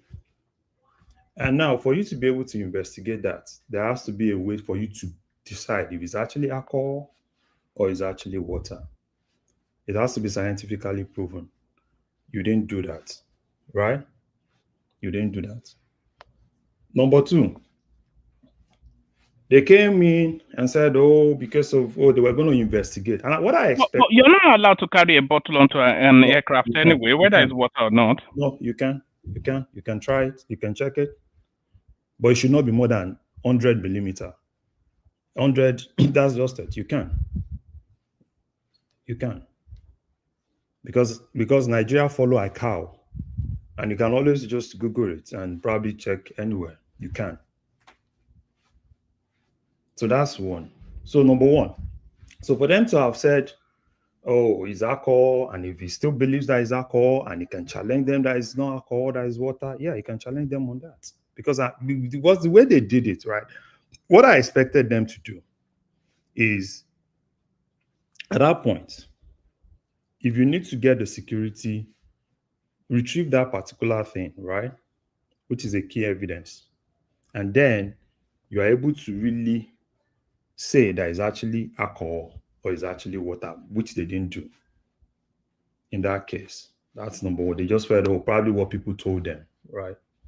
Now, on the issue of the ban, while the minister, right, can recommend some... No, you're skipping a huge part before you are going to the ban. Okay, what's the huge part? What did he then do? Hold on. Sorry, I mute the volume and I put it on the screen. So that's the huge part. What did he then do to go and stand in front of the aircraft to prevent it from taking off? Yeah, you can, like I said, right? All those things are things that can actually be, that can actually be debated, that they can debate in court. What will be the debate that is entitled for reasons of being refused to board an aircraft to prevent the aircraft from... One man, that's left for his lawyers to do, not me. Right? That's left for his lawyer. I'm just telling you, what I'm saying is this. It will have been a very good thing, right? If NCCA, or what do they call themselves, if they've done the right thing, right? And the right thing they will also have done is let the security people at that point, right, detain him. And when you detain him, take possession of that thing, right? Once you're able to take possession of that thing, you need to first validate the content. which they didn't do. The next thing you saw was everything flying on the internet. And that's the problem. Oh, and even if you look at what they said, they were not sure. Because that is the basics of stopping him. They were not sure. Which is a very key thing. Because the factual what's the most egregious thing that happened? Is it that they did not hold on? Is it that they did not establish the content of the container that it was carrying onto the aircraft, or that he stood in front of the aircraft and held it hostage? What's the bigger crime? There is always a cause and effect, right? Right. So there's always you start from the beginning, right? And the beginning was he was stopped from entering. Why was he stopped from entering? He was carrying something, right? And that thing, you felt that thing is not supposed to go in, right? And that thing, you said, oh, that thing was alcohol, because alcohol was not supposed to go in, right? And he said, no, it's not alcohol. He was carrying water. Did he then submit it to them for examination? That is exactly what he's not supposed to. They are supposed to take it. By force, they should forcibly. That so is exactly why it's not obliged to. No, see, unbelievable. That is exactly where there is. That is exact. They are not supposed to do it, right? That is exactly why there is airport security. Exactly. That is what the airport security is there. That thing could have been acid. So whatever it is, right? And I know the thing. I've seen at least. Okay. So if it's not hold on. If it's not surrendering the bottle, is it being compliant with a direct? Hold on. You're obliged to be. Hold on. You're obliged to be directed by the authorities that are manning the airport. So if it's not surrendering is it complying with the directives as it's been directed by the airport personnel? No, it's not complying. He doesn't have to. It doesn't have to. What do you mean it doesn't have to? You are obliged to. You see, the problem I have, Mama, leave your emotion. Yeah, I don't care about your emotion, right? I don't care about your emotion. I don't care about what you think. I'm just telling you things, right? The way I say it. So keep what you have to yourself. Let me say how I see it. And what I see in this case, there's a lot of loopholes. There's a lot of loopholes. And those loopholes can actually give him strong defense against them. So they have a lot of things open, right? Quickly jumping. And the problem I have is because everybody is saying things on the internet, and even the 6-month ban, as much as Keyamo can recommend ban, right? It doesn't have that right without fearing, without anything to say, oh, just go ban it. No, that's abuse of power. It's abuse of power that can actually be challenged. Because, see, a lot of things will happen. And the minister does not even have that right to just categorically, he can do some precautionary things, take that person out, detain that person, then charge that person, and not, I go and ban him for this. Something else can happen tomorrow, and probably one minister can just say, I can ban you for 1 year. No, it doesn't work like that. And there's a lot of loopholes in this case. The only thing that his lawyer just needs to do is to challenge it. And I can tell you, with what I've seen with those loopholes, it's in terms of, if I need to rate it by percentage, I think 70% of it, him winning that case, because they've left a lot of loopholes. That's what I just said. All right, we'll go on to Choma next, but I think you are just fanboying. Hold on. You spoke. You see, that's the problem I have. Hold on. I think you have been a fanboy somewhat. No, hold on. No, he's not. Hold on. Let me make the point. Choma, can you hold on? Let me make the point, and then you come in after. I think you are being a fanboy because if you look at the trajectory of things, you are in an airport. It's a high profile sort of a space in terms of the security requirements, and we all know the level of security vulnerabilities that an airport has. So we know that. And then when you are within those premises, you are at the behest of every reasonable command or directive being given to you by the airport personnel. You are at the behest of that. And everybody knows universally that liquids on aircraft is something that internationally is a hot button space. So you are carrying a liquid. Hold on now. You are carrying a liquid item onto the airport. There are suspicions that you are, because they may well have smelt alcohol on his breath. We don't really know circumstances, but there were suspicions that that liquid was alcohol, and you're not allowed to drink your way onto a flight. I think we all know that. So then you are. Can you just hold on, please? Let me just. Let me just make my point, so it doesn't turn into a rowdy something. Can you let me make the point, please? Let me just make the point, and then you come in after. And then you know, he then refuses to surrender the liquid. What would it have taken for him to surrender it and say, look, this is what I don't be silly, and they did apologize to him, probably even compensated him on the flight with drinks and whatnot, and that would have gone smoothly. But then he wanted to show his arrogance due to his relationship with the president, and then he started this kerfuffle, which to the point we saw the aircraft personnel pleading with him, etc., etc. And then he refused to surrender that item, and then they refused to board him subsequently, and then he then went to hold the aircraft hostage. It's just okay. Woman, you said everything you want to say, right? You said everything you want to say based on how you see it, you know, and based on things you actually saw on the internet.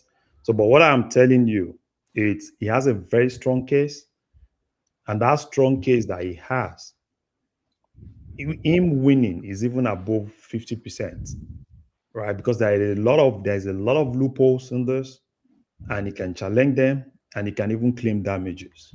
Period. It doesn't have any chance at all. That's left for his lawyers to do. It's not. If you want to board an aircraft, I don't want Mr. D speaking when I'm all right, Choma, yeah, all right, settle down, Choma. So Choma next, Adama, then Mr. D, and then Zeta, Choma.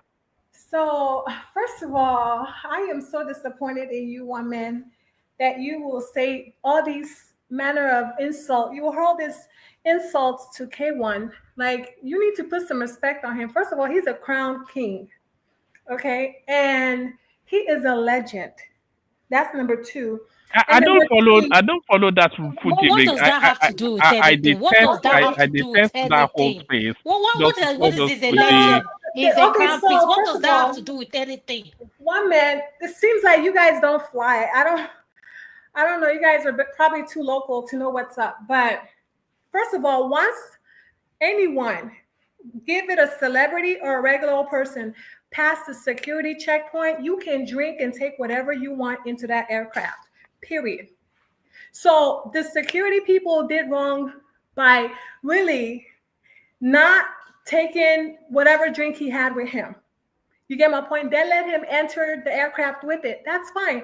That's his property. He can drink it if he wants to. Because first of all, in the first class, they serve you alcohol. Even if you're not in first class, they still serve you alcohol. Like serious liquor. So I don't know what you guys are sounding so ignorant. Like, you guys don't fly. I don't know nothing. There's so many loopholes, like what Larry said. Number one, I don't trust those security people. They're probably trying to get bribe from him, knowing that he's K1. So that's already discrimination, period. And number two, y'all let him pass the security checkpoint.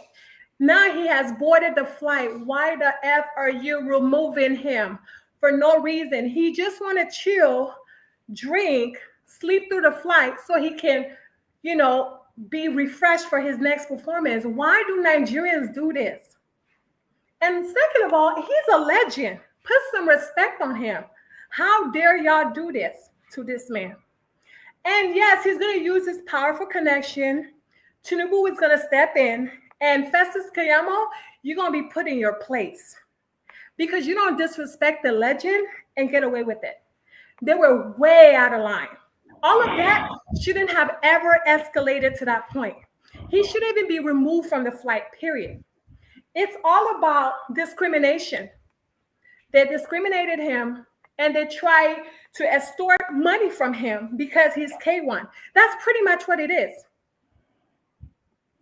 So and another thing, one man, when you're on a flight, once you pass the security checkpoint, you can go buy whatever you want from the Chanel store, Louis Vuitton store.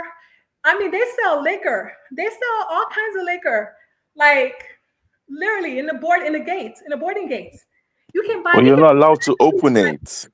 Huh? You're not allowed to open it. If you ever see me in a Louis Vuitton shop, That's your business. You don't have to open it, but I'm gonna open whatever I want. You don't. So what are you talking about now? First of all, so you sound ignorant because number one, they still How? offer you alcohol on the flight. Listen, you can go and buy drinks. No, don't tell me to listen because you sound like you have never flew a flight before. I'm telling you, a flight. You can go to your duty free, buy your drink, and you're not allowed to open it. You can open it if you want.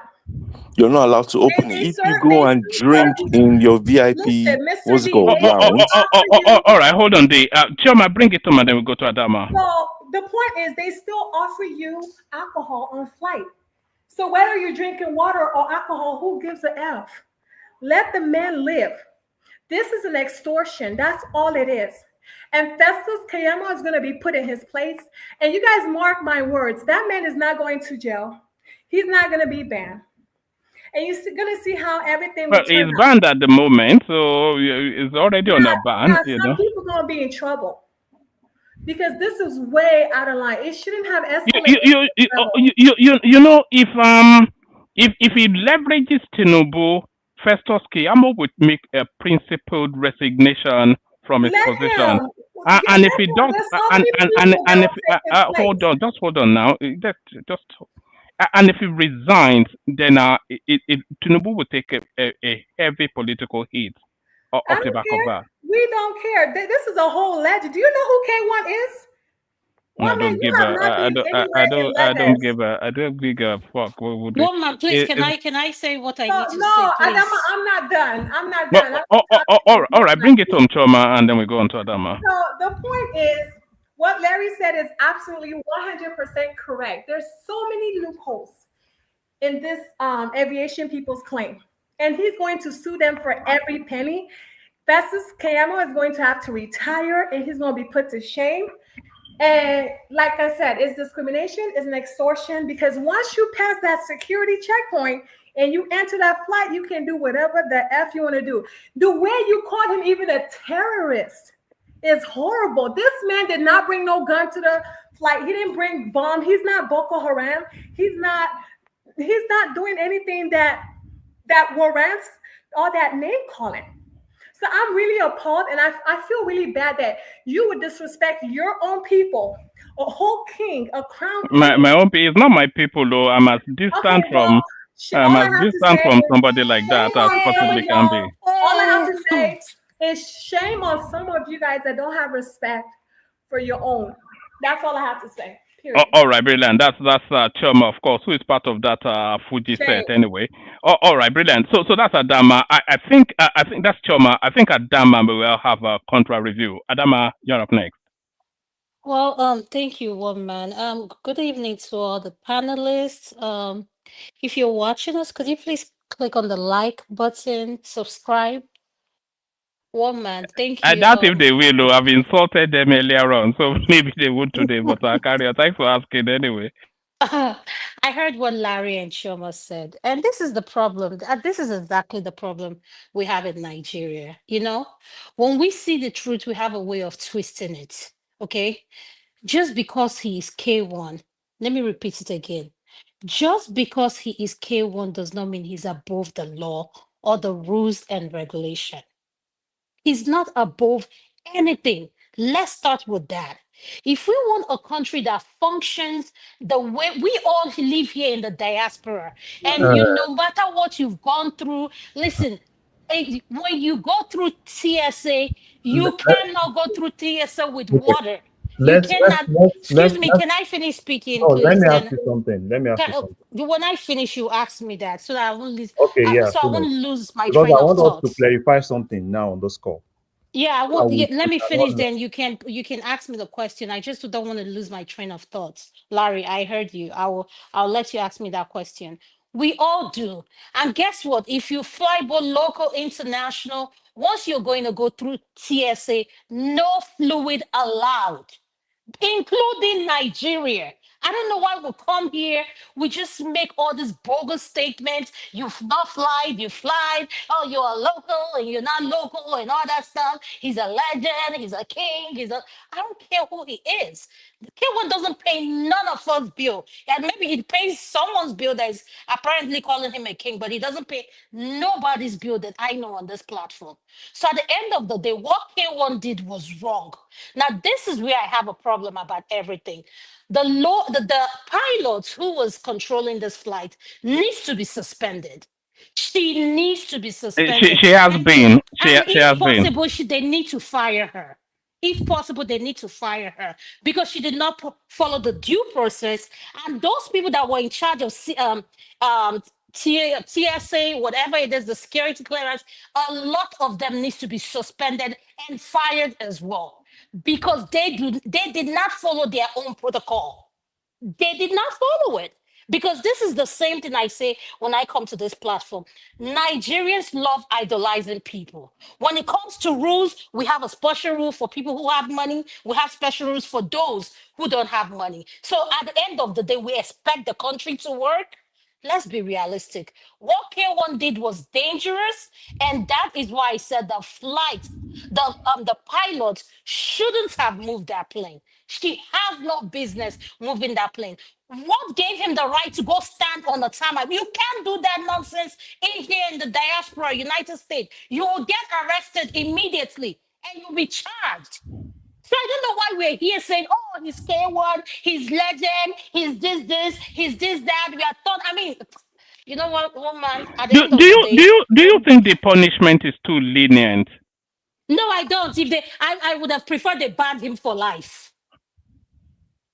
So that will force him to go and buy a private jet, register it, do everything he needs to do with his connections. So if he has those connections that he claims, which he does have, let them buy him a private jet. So that when he wants to fly, he will go through the airport where private jets are parked. And not go through this, so that if he wants to stay in the tarmac or wherever where the private jet is and drink himself to stupor, he can do that. But this is the mistake they made.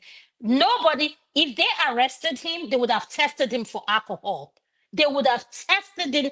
That is the protocol, because you can't tell me this behavior is normal. This is not normal. This is not normal. This is a man who is so entitled that he thinks he's above the law. Thank you, one man. Can I say your something? pushback? What was your pushback? Hold on, Choma. Take a question from Larry. Okay, actually, make your comment, Choma. Take a question from Larry. After that, give a brief response, and then we go on to D. So let Choma chime in. I think she just wants to comment, but don't pick a fight, Choma. And then Larry asked the question, and then yeah. I was just gonna tell Adama, with all due respect, she said a whole bunch of nothing, because had they not let him board the flight, none of this would have happened. Security people didn't do their job to begin with. So once he's on that flight, he can do what he wants. He can drink his bottle, period. Why do you guys find that so difficult? But y'all like to bother people. Y'all like to flex your muscles on these celebrities. You guys like to test people because it's an extortion. It's discrimination. And we need to put a stop to this. It's wrong. All right. Thank you for telling me I said a bunch of words. I really appreciate you for telling me that, Miss Intelligence. All you said was a bunch of bulls. Don't rise to the bait, Adama. I'll take a question from Larry, and then we're going to D to Zeta. So my question is this. You said it's wrong to carry liquid, and I tell you that you are wrong. According to ICAO standard, you can carry liquid. you can carry liquid. Because I think one of the things that, basically they tell us, oh, you can't do that, you can't do that. But according to ICAO standard, he can. So hold on, Larry, let me understand what you're saying. You're saying before, are you saying that after you go through TSA or before you go through TSA, you can go through with your fluid? In as much as he has passed, well, let me finish, right? Let me finish. It's two things here, right? There's a security checkpoint, right? And in this case, he has passed there and he has that liquid. That is why in most cases, even in the airport, when you pass that security checkpoint, right, you can still buy water. And that water, you can still take it into the flight. I understand, Larry, that's not what I'm talking about. I'm talking about going through the TSA. Forget about TSA. Forget about TSA in Nigeria, hold on, right? one man. Larry, if we're going to have a conversation, no, we can't leave TSA. No. Because it was TSA. If you want to say things the way they are, everything he went through TSA. He went through TSA, and they told him he cannot go through with a liquid. He boarded the flight with the liquid. What are you talking about? The law. TSA is not the law. The law is a cow. And every TSA is it's not the law. No, Larry, what you're saying is wrong. You're making it sound like if you're going to go through TSA in Nigeria, hold on, Larry, let me so that you understand what I'm saying. If you're going to go through TSA in Nigeria, that you are allowed to pass through TSA in Nigeria with a fluid. I am not questioning. But it doesn't matter. He's already passed it. Can I finish? Don't listen to understand and not just listen to respond. Understand what I'm saying first before you respond to what I'm saying. The point I am trying to make here is before you go through TSA, you cannot have a liquid. I'm not saying after you've gone through TSA, he's not allowed to stop by, buy whatever. If he wants to buy the whole bar and take it with him into the plane, he can. That's not what I'm arguing. That's where you're wrong, Adama. For medical reasons, you can't take water. He has no medical reasons. It don't matter. Let me now bust your bubble. Let me now bust your bubble. If he has a doctor's order, go on internet today, water with him, he can. Wait, Choma, if you go on internet today, you yourself just do that little research. That same bottle, I can tell you that you can see 10 videos of K1 with that same bottle in the airport. If you go on anywhere, go on YouTube, go on Facebook, that same bottle, you will see K1 with that same bottle, 10 videos. I can tell you that you will see minimum of 10 videos with that same bottle, which means that he's known with that bottle, he's been flying with that bottle, and he's not been stopped. Voodoo bottles are not allowed on aircrafts, by the way. Voodoo bottles. Leave your own voodoo thing. I'm telling you this, right? It's not like it's something new. But as long as there's a liquid in that bottle, it's not allowed to carry it in there. You can pour the liquid away. No, you can carry it. I can tell you. One man for medical reasons. Yes, he can. You guys don't know your law. That's the problem. You guys are too ignorant. One man, can you just do a quick Google search, or probably if you have ChatGPT or anything, can you just quickly do it and let's clear our doubts about what? About what we're arguing about. Is he allowed to carry a liquid into the plane? Yes. That's what he's saying. No, you can't. We don't need to do a Google search. You keep saying medical reason. State the medical reason. Since you know about the medical reason so bad, state it. What is the medical reason? You can take it. Since you remember, you fly first class, PJs, and all that stuff. You should know what the medical reasons are. Tell them it's for your medication. It's for your medication, period. You can get water on the plane. Listen, you can get water on the plane. Listen, I'm not trying to argue with a whole bunch of ignorant people. You guys won't fly first class at all. Superior judgment. Can I come in, please? No, before you come in, let's do it in an orderly manner. I looked that up, but we go on to Mr. D, 3 minutes, and then we're going to Zeta. Mr. D, you're up next. Yeah, man, thank you. Good morning. Yeah, this case, I think, is one of those cases where it's this Bigmanism thing that they've been doing all along, and they think they can just do it. If you go to the airport, you're trying to board a flight, you're not allowed to carry liquid through the security check. Even if you don't, first of all, you're not even allowed to do that. If you don't do that and you pass through security check, you go into VIP lounges and all those things, they don't give you bottles. They give you the thing to have in cup, to have your drink, you drink it, you leave it. If you go to what's it called, where you go and buy the drinks, the water, you're not allowed. They can stop you at the door, like you're carrying water or you're carrying whatever. They don't want you. They tell you to pour it away if you know you want to. If you have it in your flask, they'll tell you to pour it away. Do you understand? They have the right to allow you to in or not. They have all you, and you are bound to agree to go through those checks. If you don't, they have the right to say, no, you're not flying with them. I'm sure that's what they did, and say, look, you can't fly with us. You have the right to pour your drink away. If you love your flask so much and you don't want to take your flask, you pour your drink away. Look, this is just water, empty flask. It's liquid. They're not saying, oh, it's the flask. You can come with your empty flask, but that liquid inside must go away. You're not allowed, I don't know the millimeter, even if you're doing it, even like toothpaste and all those things. Once it's liquid, there's an amount that you're not supposed to be allowed. Otherwise, you check in your flask or you check in your bottle, you check it in. That's how it's supposed to be. And I think they've done a good thing. However, I don't understand how the people go on the tarmac. Maybe they were boarding it from the tarmac. Yeah, because sometimes they go on the tarmac to board into the flight. And seeing him there trying to stop the plane from moving. It was unbelievable, wasn't it? That's it. That's the height of disrespect. That's almost an act of terror. That's a terrorist act. So for him to do that, he shouldn't have done that. But if he thinks, because I'm sure he thinks that he's so special that he's done it. And for me, like what what's it called? The pilot shouldn't have left. They should have waited. Everything is clear before they go. So whatever thing they're going to do to the pilot. The pilot has been suspended, and the captain and the co-pilot, they've been suspended. And again, they don't even have any right to hold him down. It's a law. Like, if you want to take your liquid, you're not flying with us. If KWAM is big and he knows it's big, he can get water on the flight. Do you understand?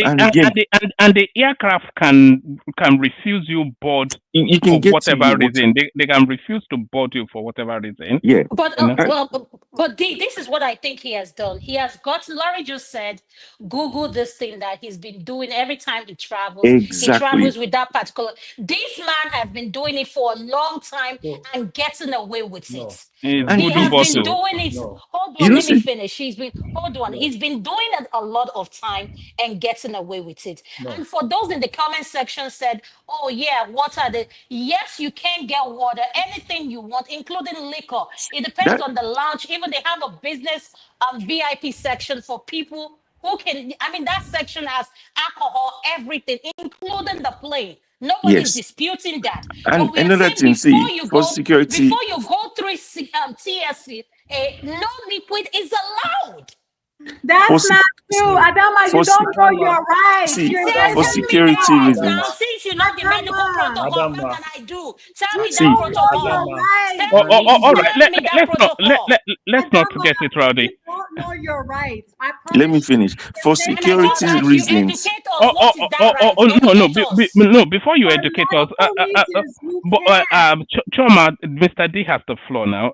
Let me finish. Yeah. And then hold on, Mr. D, and then we'll address that question after you finish, because I've got it up now as Larry requested. Carry on, Mr. D. Yeah.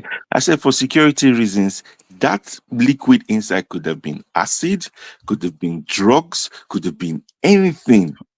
Do you understand? You're not allowed to allow somebody to take any liquid into the plane. It could have been acid that the person, if he thinks that there's someone that he wants to pour it on the pilot, plane will crash. Anything can happen. So it doesn't have the right to take any liquid into the flight. Mr. D, you're going overboard. That's an extreme example. First of all, it goes. I'm just saying, but One man.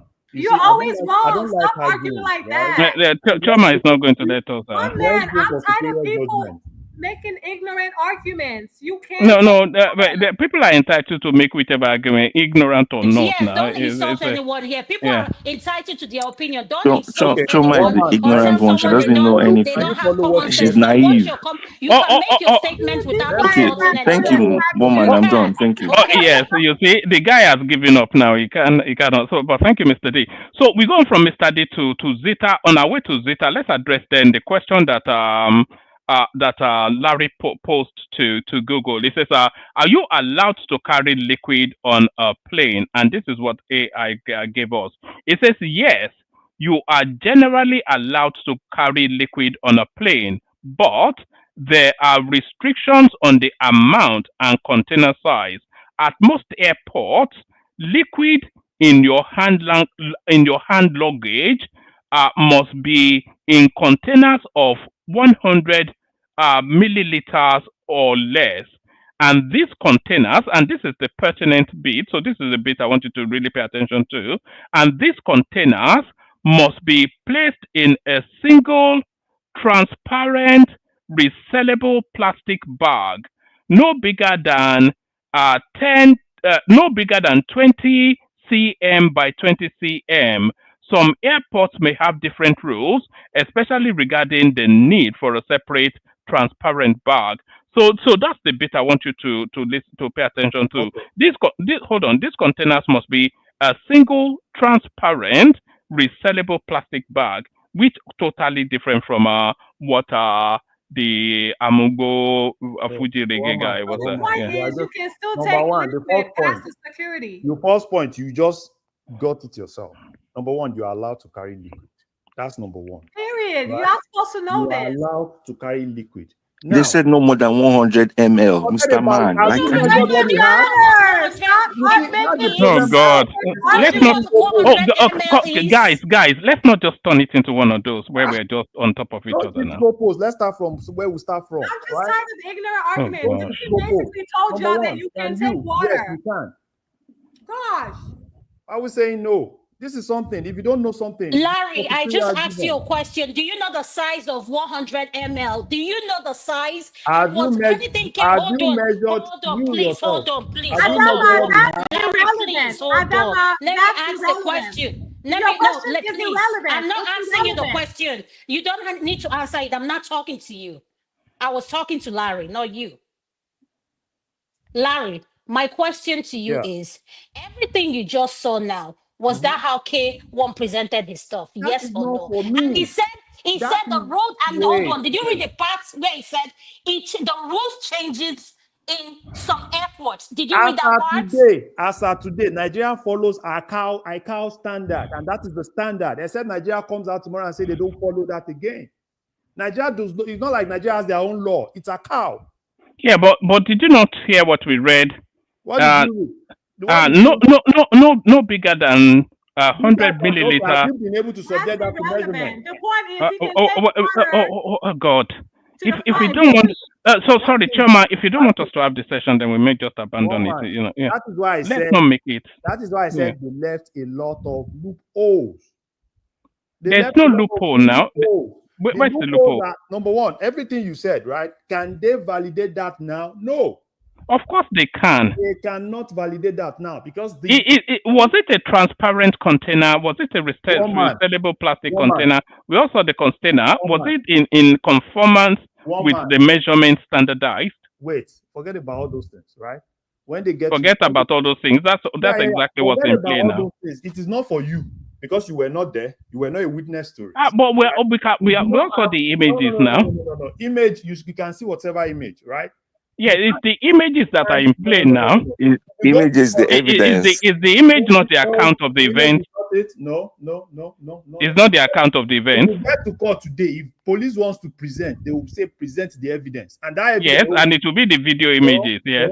Because with that video image, can you do any measurement? Can you validate what is in the bottle? You can visually see now that it's not in conformance. I have told you I have told you in this case, they left a lot of loopholes, and if he challenges in There court, are no loopholes. Where are you identifying it? And Larry, and I want to ask you something. Let's say, okay, Larry, I want to ask you something. Yes, you keep saying loophole. Now, my question to you: are you saying that K1 has the right to go stand where he stood? See, I've told you. No, Larry, just answer the question. Don't go about. Is a yes or no? Does K1 have the rights? And you and I in the diaspora, if any one of us go stand there, what will happen to us? See, let me tell you something. The way I handle things, right? I don't handle things like that. You want me to start judging his own behavior? It is not for me to judge. I asked you to judge his behavior. I asked you a simple question. You just want to win an argument. I asked you. No, I'm not talking to you. Chioma, can you learn to be quiet? I am not. Sorry, Adama. Hold on. Adama, sorry. Hold on. Its behavior is exactly what is in contention now. Why has he been suspended? They suspended him as a consequence of his behavior. So you are not saying. Larry, are you saying where he stood is the right place he needs to stand in front to stop? I'm asking you a yes or no question. I'm not telling you to start telling me about his character or his mannerism and all that stuff. I am asking you a simple or yes question. Where he stood, should he have been standing there in front of a plane? Yes or no? Let me tell you something. And you may not agree, right? Number one, I'm not a moral police, right? I'm not in that situation, in that position. So, whatever he has done. I was not there. I don't know what happened. I don't know, probably it was. You know what happened now? No. See, don't tell me about I know what happened. One man, I've just told you something, right? I was not there. I was not a witness to it. I can only see the reaction. I was not a party to what actually caused the reaction. It's only everything they tell you is basically somebody saying this, right? And even the agency itself, it's basically saying, oh, we think. They are basically thinking. And that wasn't the question Adama asked you. She was asking you then that is it acceptable behavior for him to stand in front of the aircraft? When I started this whole conversation, right? Yes. You said K1 has done something, and what he has done is just basically being a public nuisance, right? And when he has done that, there are ways to check that. And the difference between what he has it's more than being a public nuisance. He wasn't peeing in the middle of the road. He was stopping an aircraft from taking off. And one man, let's remember, this is a man that is highly exposed, that has traveled the world. He has traveled the world. Then why did you kick him off of a flight? Why did you kick him off of a flight? Wait, you want me to talk, right? There's difference between him. What he has done, if he has done it on board, it's a different thing. If he had done it on board, it's a different thing. But in done what on board? If he has been unruly on board, it's a different thing, right? He's not even on board. It's preventing an aircraft from taking off. It's not. Forget about preventing an aircraft from taking him off. Preventing an aircraft from taking off is not even the situation, right? And that's exactly why it's been suspended. No. That's what Festus Keyamo said now. Wait, see, one man, you spinned it. It's what they spinned. It prevented the airline from going on. K1 is just a single person in an airport where there are thousands of security personnel. Right. You are telling me that K1 prevented an aircraft from moving. I'm not telling you now. We are seeing it on the screen now. We are seeing him doing it. What they want you to see, and that is how they want you to pass. Well, that's exactly what happened. Is that not what happened? One minute. Can I say something? You cannot. Of course. Yes. See, let me tell you something. When people don't do their job, right, they look for excuses. Exactly. When people is he taking the laws into his hand in this image that we're saying? We should forget about taking law in the agency. You said someone has done something wrong. The aircraft is actually moving, and it's look. Can you see that? Why he didn't tell him to move? He didn't force him to move? What are you saying? It's the pilot that's supposed to stop. The aircraft is moving. Look at the aircraft. No, the aircraft. They're trying to run him over. We can see it now. It's on the screen now. What are you talking about? Videos. If you look at those videos, right? You can see it moving now. The aircraft is moving, and it's look now, and it's going directly in front. Look at it. There is on the screen, my guy. He should have stopped. Before she started the aircraft. Over that. They Look were at one man. See, whatever you want to say, right? You can say it. That's your own normal thing, right? I'm only saying what we're seeing on the screen. No, No, the aircraft is moving and he's standing in front of it, adjusting himself What to has prevent just it from happened? taking off. Let's just tell ourselves one truth. Why What has is the just pilot happened? moving the plane? What has just happened just showed how porous, right? How porous, how anyhowness that Nigerian airport is. Because it's all about anyhow. All the anyhowness they do there. That's just exactly what has actually happened. If I was in charge, I would have had him shot. So had him shot. And you will go. You will go. What are you saying? Even the pilot, do you think if anything had happened to him, the pilot will be sleeping now? Forget about all those things. So why did he dodge? Why did he dodge then? Okay, even at that, right? Do you know that it's not even only him? Okay, look at this. Let's look at this scenario. K1 dodge. What if the other people were not able to dodge at that point, and that the other people that were there at that point that also tried to escape? Something happened to any of them. What would have happened? Why were they there? Why were those people there? Why were they there? So Yes. they were basically doing their job, and the pilot didn't allow them to finish their job. No, you can see what they're doing. They're trying to persuade What is their the job? Fuji people that reggae are man there, to those off the people that are tarmac. there, what is their job? Are they just Fuji there? King. They're Are trying they just to there? flex muscle. That's all it is. Are they just there? They are there to do their job, to take him out of that place. And what the pilot did was basically not allowing those people to finish their job. Because what she did is not just K1. She basically endangered the life of all those other people. Should she have been suspended? Her license finally retrieved. Because that kind of person, I can tell right. you. But K1 should not be consequenced. No. See, No, he's innocent. It is left for them, right? But this particular pilot, I can tell you, number one, there are some professions, right? They have to check your brain. You know, they say you can take the boy from the slums, but you cannot take the slums from the boy. For me, An right, Agbero will kind of always be pilot, an Agbero. For this kind of pilot, I can tell you, what if something happened on here, and probably she's angry, and you know, this one, I can tell you that this one should not be allowed to fly again. All right, brilliant. Hold steady. I think Zita may have a contrary view. So Zita, I mean, are you entertaining any of this? Can you believe what you're seeing on the screen? Some rascally area boy, Agbero, Fuji guy, preventing.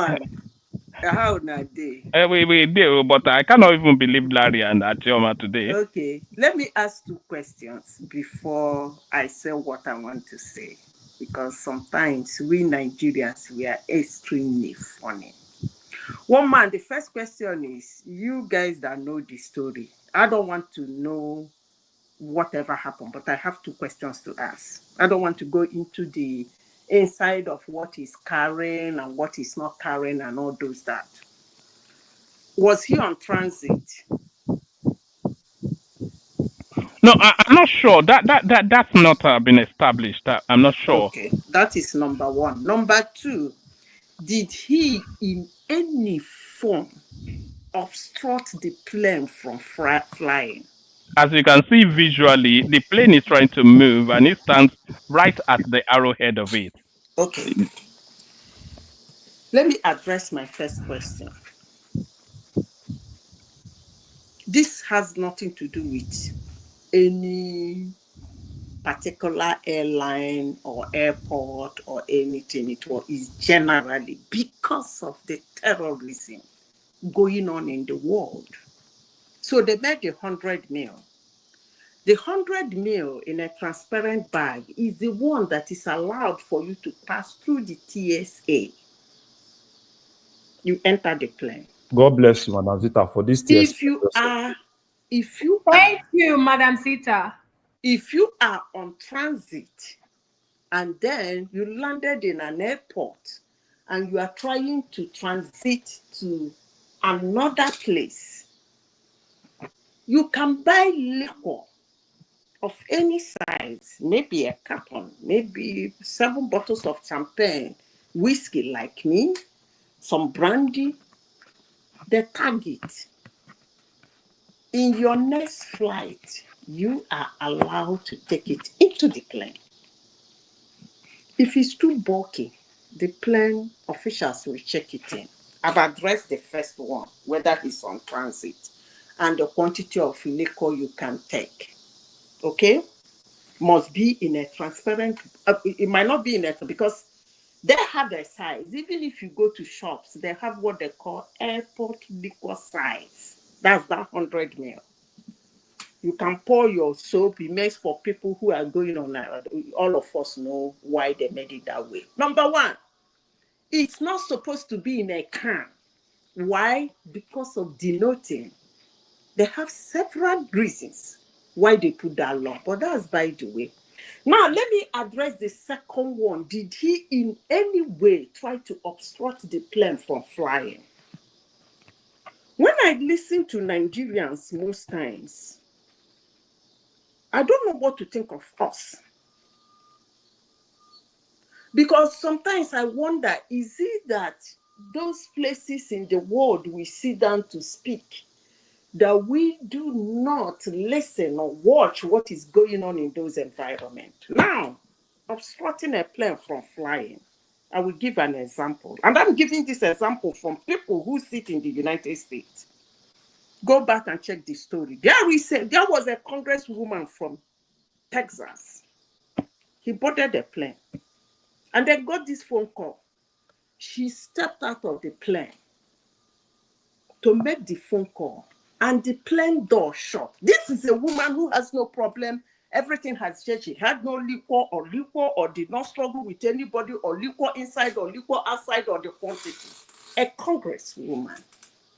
The plane door got shut. You know, and she started hitting on the plane door. For them to open the door for she go in because she has already checked in. She just stepped out to take the phone call. Do you know what the pilot did? The pilot walked into the plane, asked for her luggage, where it is, got it out, opened the window and flung it out. And she was banned for life from flying that particular airline. I don't want to call names, but you go check the story out. Now, let me come back to my country, Nigeria. This attitude of people trying to prove that they are somebody. I think if you think you are somebody, you are a star. I believe that's the more reason why you should behave well. Because a lot of people are looking at you. For somebody who calls himself a star, well-known, well-traveled, has money to go and stand in front of a plane, obstructing that plane from flying actually looks stupid, gory, and condescending. Let me say this. I always say this.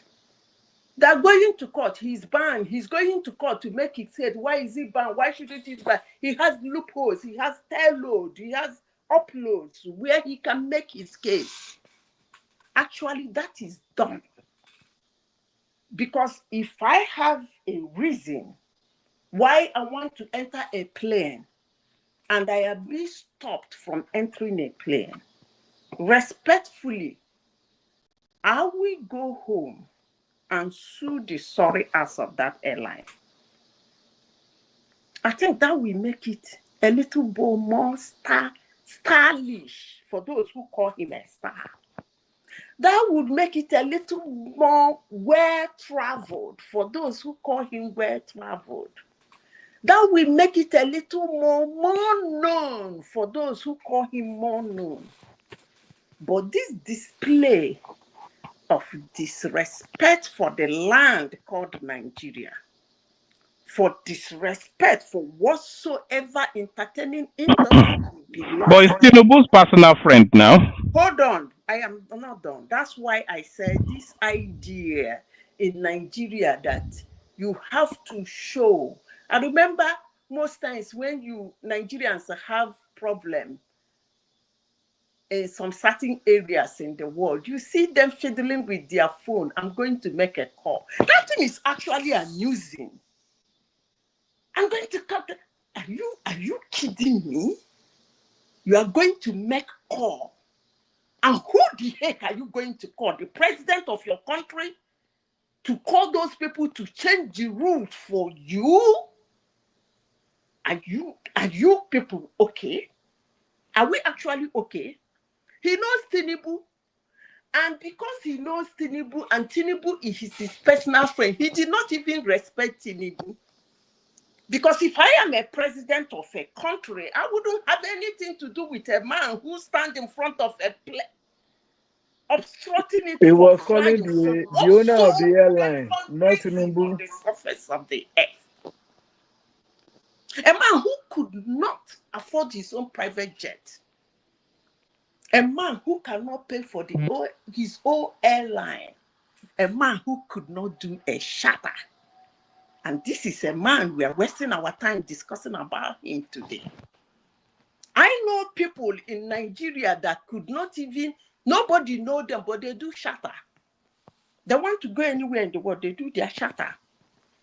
They get in the time they want to get in, put in what they want to put in and fly off.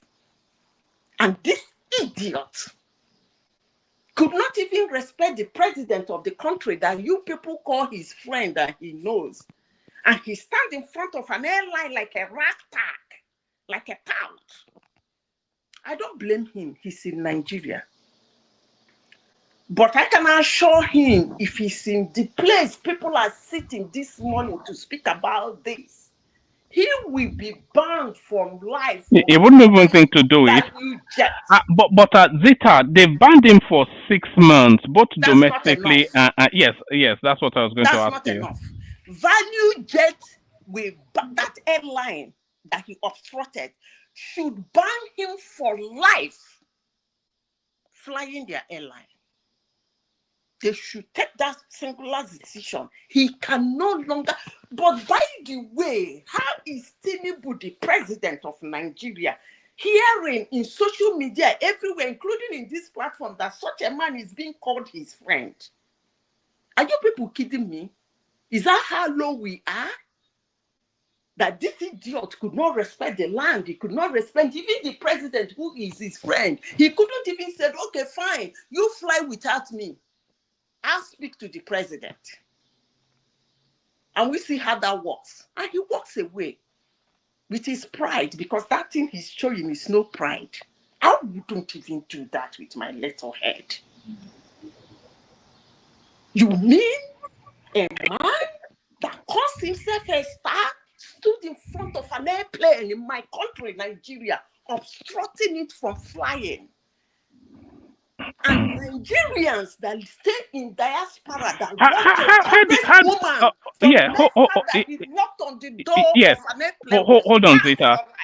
Yeah, hold on. How do you think Tinubu should handle this? Because obviously, Tinubu will be contacted as he'll be aware anyway. So Festus Keyamo has taken a position. No doubt, is banning this guy from traveling for 6 months, locally, internationally, and that could be the ruination of him, because this guy is heavily dependent on that travel to continue to make his money. So Tinubu will be contacted at some point. So how do you imagine, or would you recommend that Tinubu handles this? If I were Tinubu, but I will never be Tinubu, I don't even need to be contacted.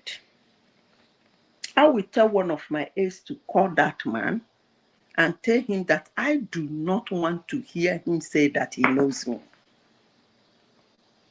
Never again. Madam, everybody's not you. Everybody does not reject their friends because of silly. But Chioma, you remember when we used to talk about?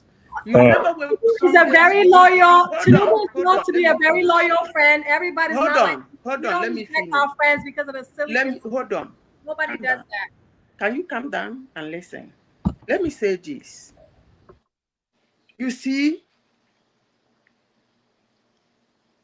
you remember in those days when we used to hang out on Sundays to discuss about family and relationship and things like that.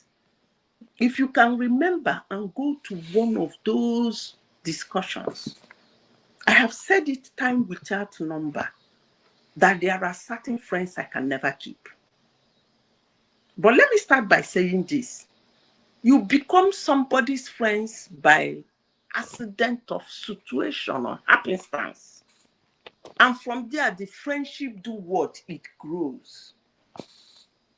At a particular point in that relationship, if you notice there are things that are not aligned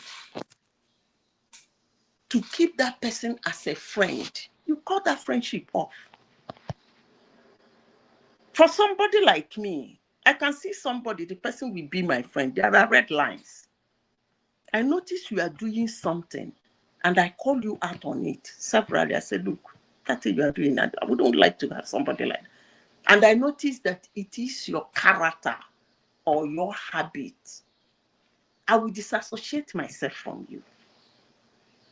Friends are not by force now. It's not by force to have friends.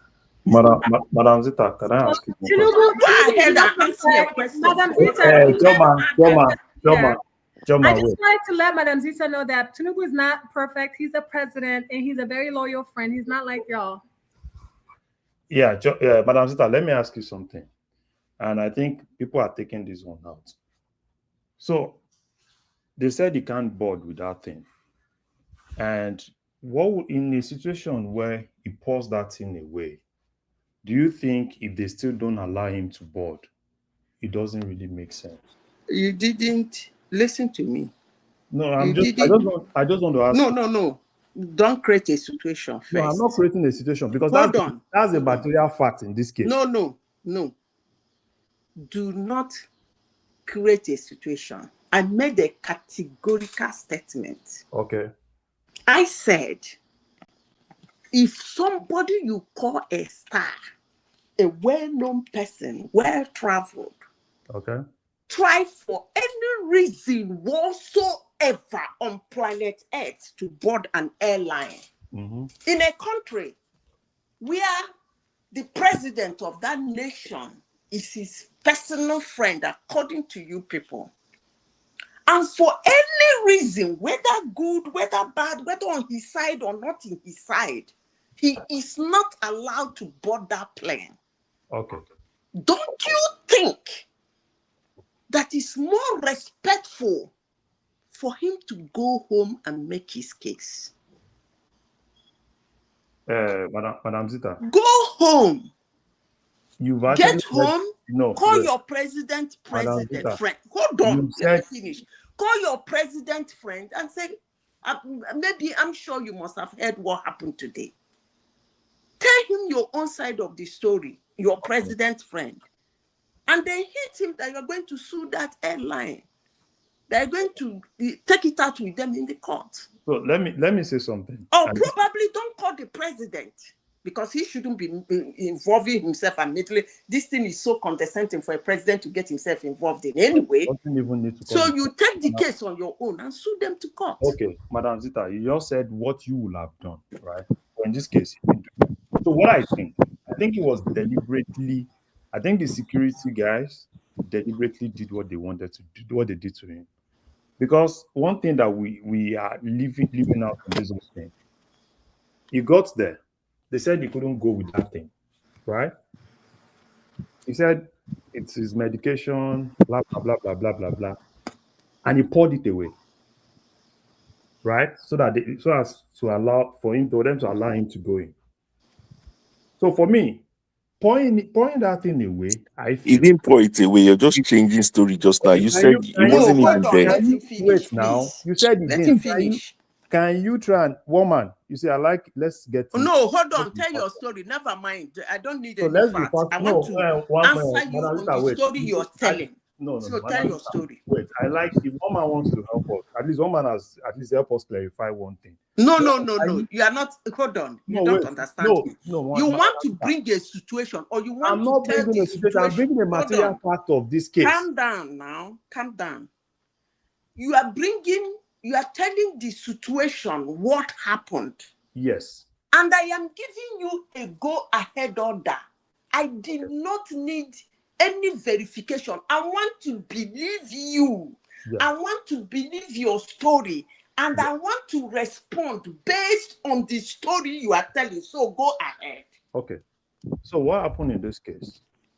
Got there, the boys were allowed, and he has that thing on him. And they said he couldn't go in with liquid, right? And he poured it away. Personally, I feel the moment he pours it away, they were supposed to allow him. After pouring it away, still stopping him, then I think it's more of people wanting to show their evidence. That is what I think. Because if they had allowed him after pouring that thing away, this thing wouldn't have escalated. So what is the story? The story is that he tried to enter with a liquid. They told him, hold on, calm down now. I want to write on your story. So I want to summarize the story. Someone wants to get into a plane with a liquid. And they said he is not going to enter that plane with a liquid. Then he poured the liquid away and want to enter the plane, and they refused him entry. Is that your story? Yes. Good. And you think that person doesn't have a good case? Madam Zita. No, hold on. That's why I said, what you wait do, now. Calm down. I would do. Calm down. Mm-hmm. Let's have a very all right. Let Zita respond, and then Zita bring it home, and then we'll sample other voices, and then go on to another story. We've still got the star. We've got Prince Daddy as well. So back to Zita. So respond to what Larry spoke to you. I told you, Larry. Based on your story, don't you think? Simple answer. Don't continue with another story because we don't have time. Okay. If you believe that this, as I believe you, this summary I gave now was actually what happened, believed, don't you think that man has a very good case that he can make money from and regain his respect? Simple answer. Okay, I believe that has a good case, and I've said it here. He has a good case. Hold on. At that point, he has a good case. Yes. Okay. So why did he have to go and obstruct the airplane from flying? Madam Zita. I don't know. I don't know what is in his head at that point. Can I answer? Can I answer? Go ahead. First of all, if you know K1, he's booked and busy. So, and people already paid deposits of dollars, not naira, to even see him perform. So you have to put respect on his name. That's number one. Okay. Number two, number two, you delayed his flight. So he's going to miss his engagement. So it's on you. However he decides to react, it's on you. Let me answer you. Let me answer you. At that point that he's being seen, he's assuming, according to you, I want to answer you based on your answer because I believe you. So he has this important place he wants to go, a show he wants to go, and people has booked O2 Stadium for him, booked down, and this incident happened. Don't you think at that point, since you say he's a star, he's well known, he's well traveled, and above all, he's the personal friend to the president of the Federal Republic of Nigeria.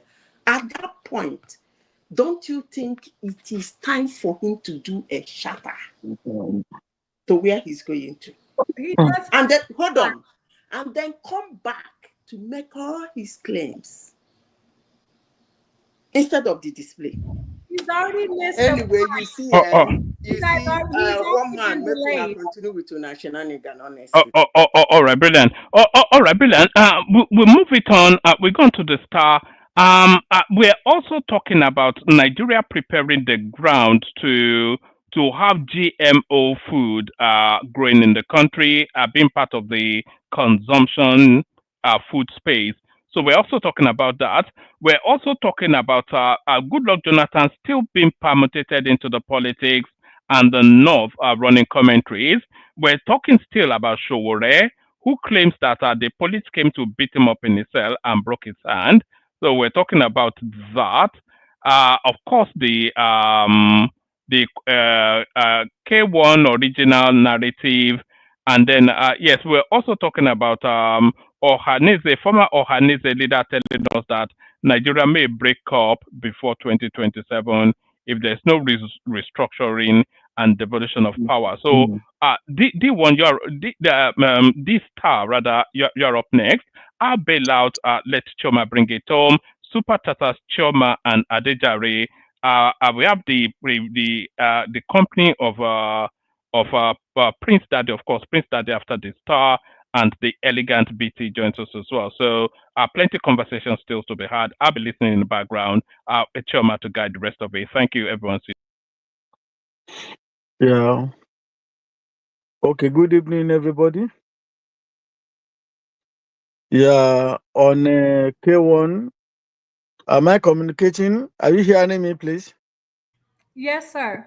We can hear. So, from my professional point of view, K1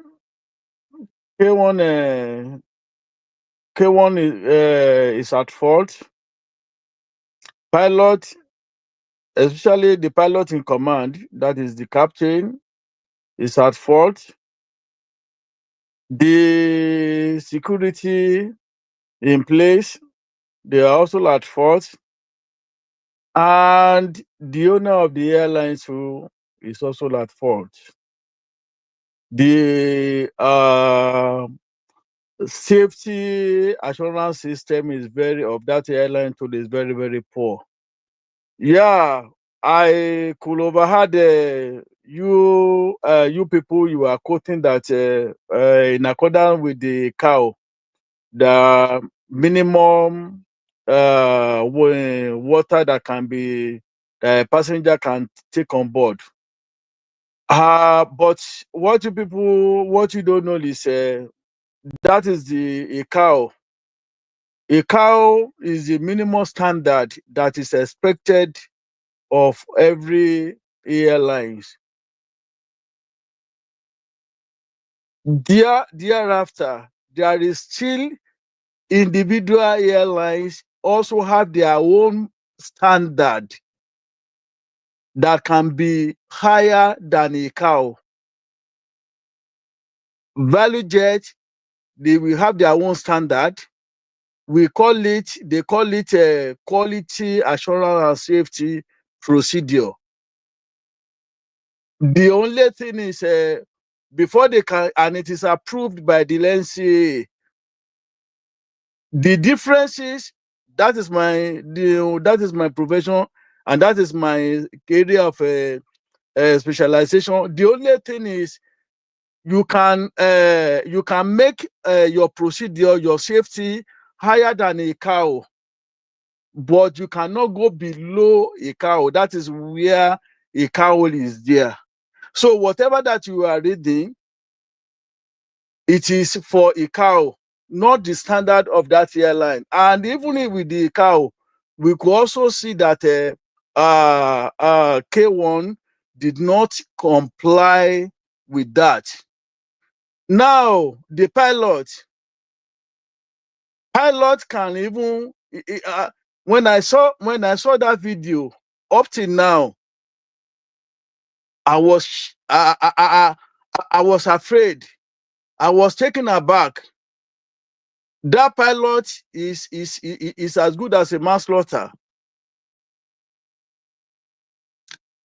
She had every as a commander. We call this pilot is called pilot in command. That is that the left that sit in the left cockpit. It's called commander. It's called skipper.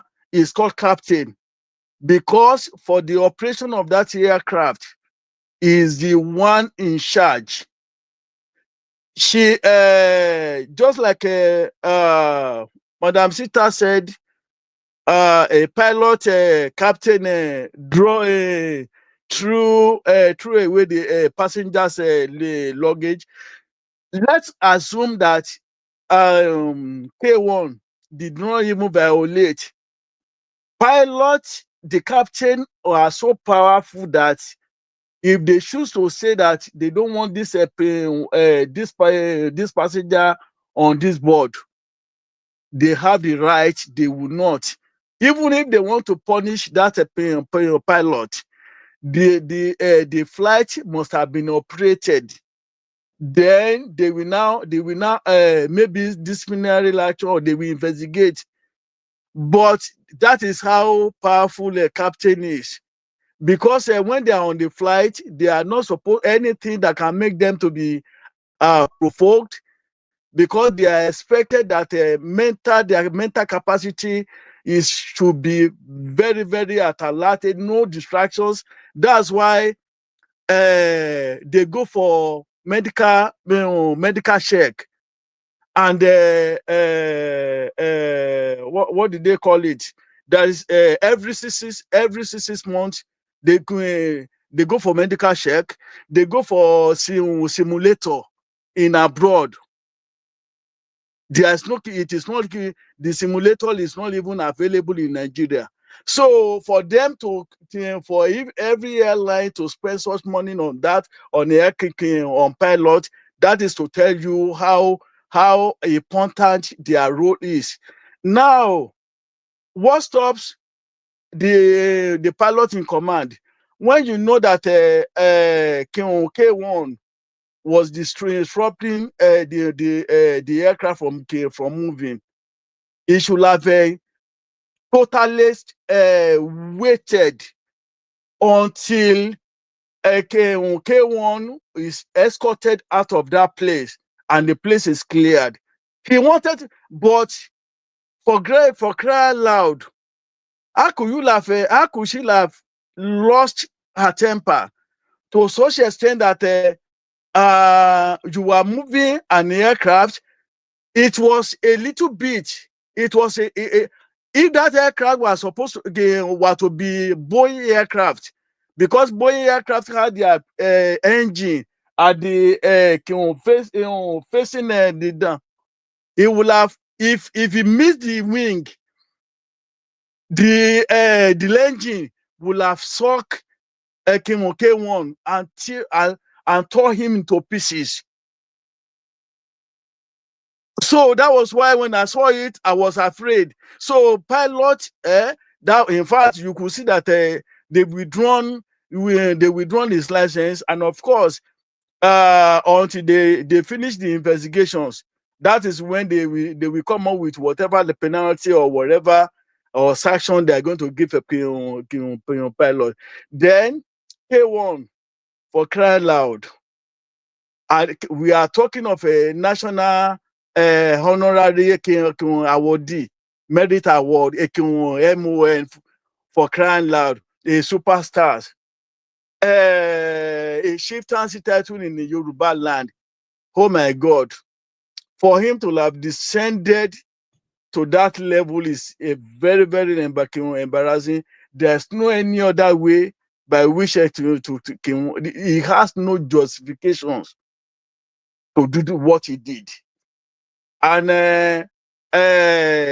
one man is no longer here now, but he can be hearing from the background. There's no Jupiter. The punishment, the 6 month ban that was given to him, it is not a minister. It is NCA authority. It cannot be reversed, because it will affect Nigerian rating. So no Jupiter can change it. Go President Tinubu, and of course it can be reversed, because he still has the right to appeal it. So the fact that he said it cannot be reversed, that is wrong. Will you don't place place betting on that. No. When you say something is yes, it won't be. It is NCA authority. They have NCA order or whatever can be challenged, and it can be appealed. And if it gets to court, the court can still reverse it. So don't say it's final. There's nothing is final. NCA is not supreme. They have NCA, no. NCA is doing their job. Will you? But that Excuse me, please. NCA regulations is in accordance with CAO. Whatever it is not with. Wait a minute. It is not within the. I want you to reverse that thing, right? NCA ruling is not supreme. What I'm saying is I don't want us to waste time on that. But here we are here in the next 6 months. You will see that the ban cannot will not be reversed. It is not a minister. It is not a prime minister that issued that ban. It is NCA authority. They have that is why in the law. Once the DG of NCA is appointed, he will have to serve his tenure. They cannot remove him. That is a different thing. So what I'm challenging you for, if you want to bet it, I can bet with you. In the next 6 months, it can't be reversed. See, what I'm challenging you for is on the point of legality. What is what? Is on the point of legality. You saying something cannot be reversed means it's supreme. And I can tell you, no. Because their own regulations, their own regulations is not. Regulation can be challenged in court. Oh my God! No regulation is supreme. Don't argue. Don't argue on this. The regulations of a civil aviation authority is quite different. Is quite different from a normal constitution of a country. The NCA rules is not bigger than the constitution. So that's another fallacy. NCA rule or whatsoever can never be bigger than the constitution. Don't tell me it's different from the constitution. Whatsoever rules act can never, nothing in Nigeria can wait a minute. Let me tell you, let me explain to you. There's one regulations that binds all the airlines in the world. You hear me? So whatever regulations that is controlling airline operations in USA is the same thing with Nigeria. It's the same with the UK. See, the same standard. Yes. Standard. So whatever standard, even in the US.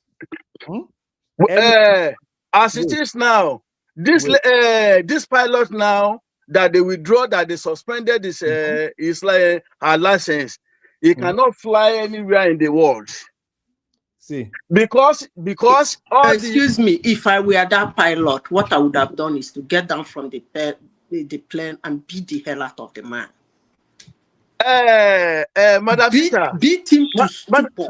That's even worse than whatever she did. Yeah. No. Make sure I beat him until they separate us and pull him out of the tarmac. So two fighting on tarmac, Ivy. Two fighting. Madam Sita, Madam Sita, maybe you did not even get my message.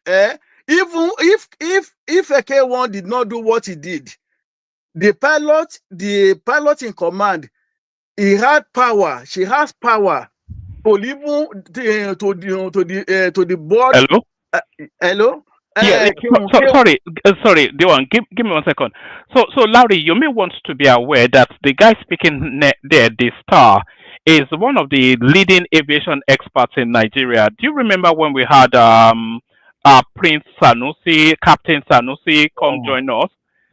He was the one that brought him. So he is hold on. What I'm saying to you is that the guy speaking now, the star, he is a leading industry expert. He is a leading industry expert. Let me ask you something. Constitution of Nigeria. Okay, one man left. Okay.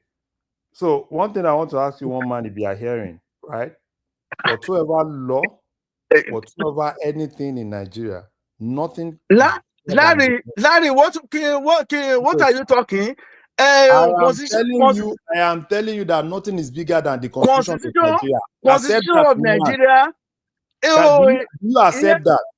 Aviation, is constitution will affect an airline. Aviation is not controlled like that. So wait a minute. If Nigeria should have if Nigeria should have its own constitution, if Nigeria or operations is operating, aviation is working under the Nigerian constitution.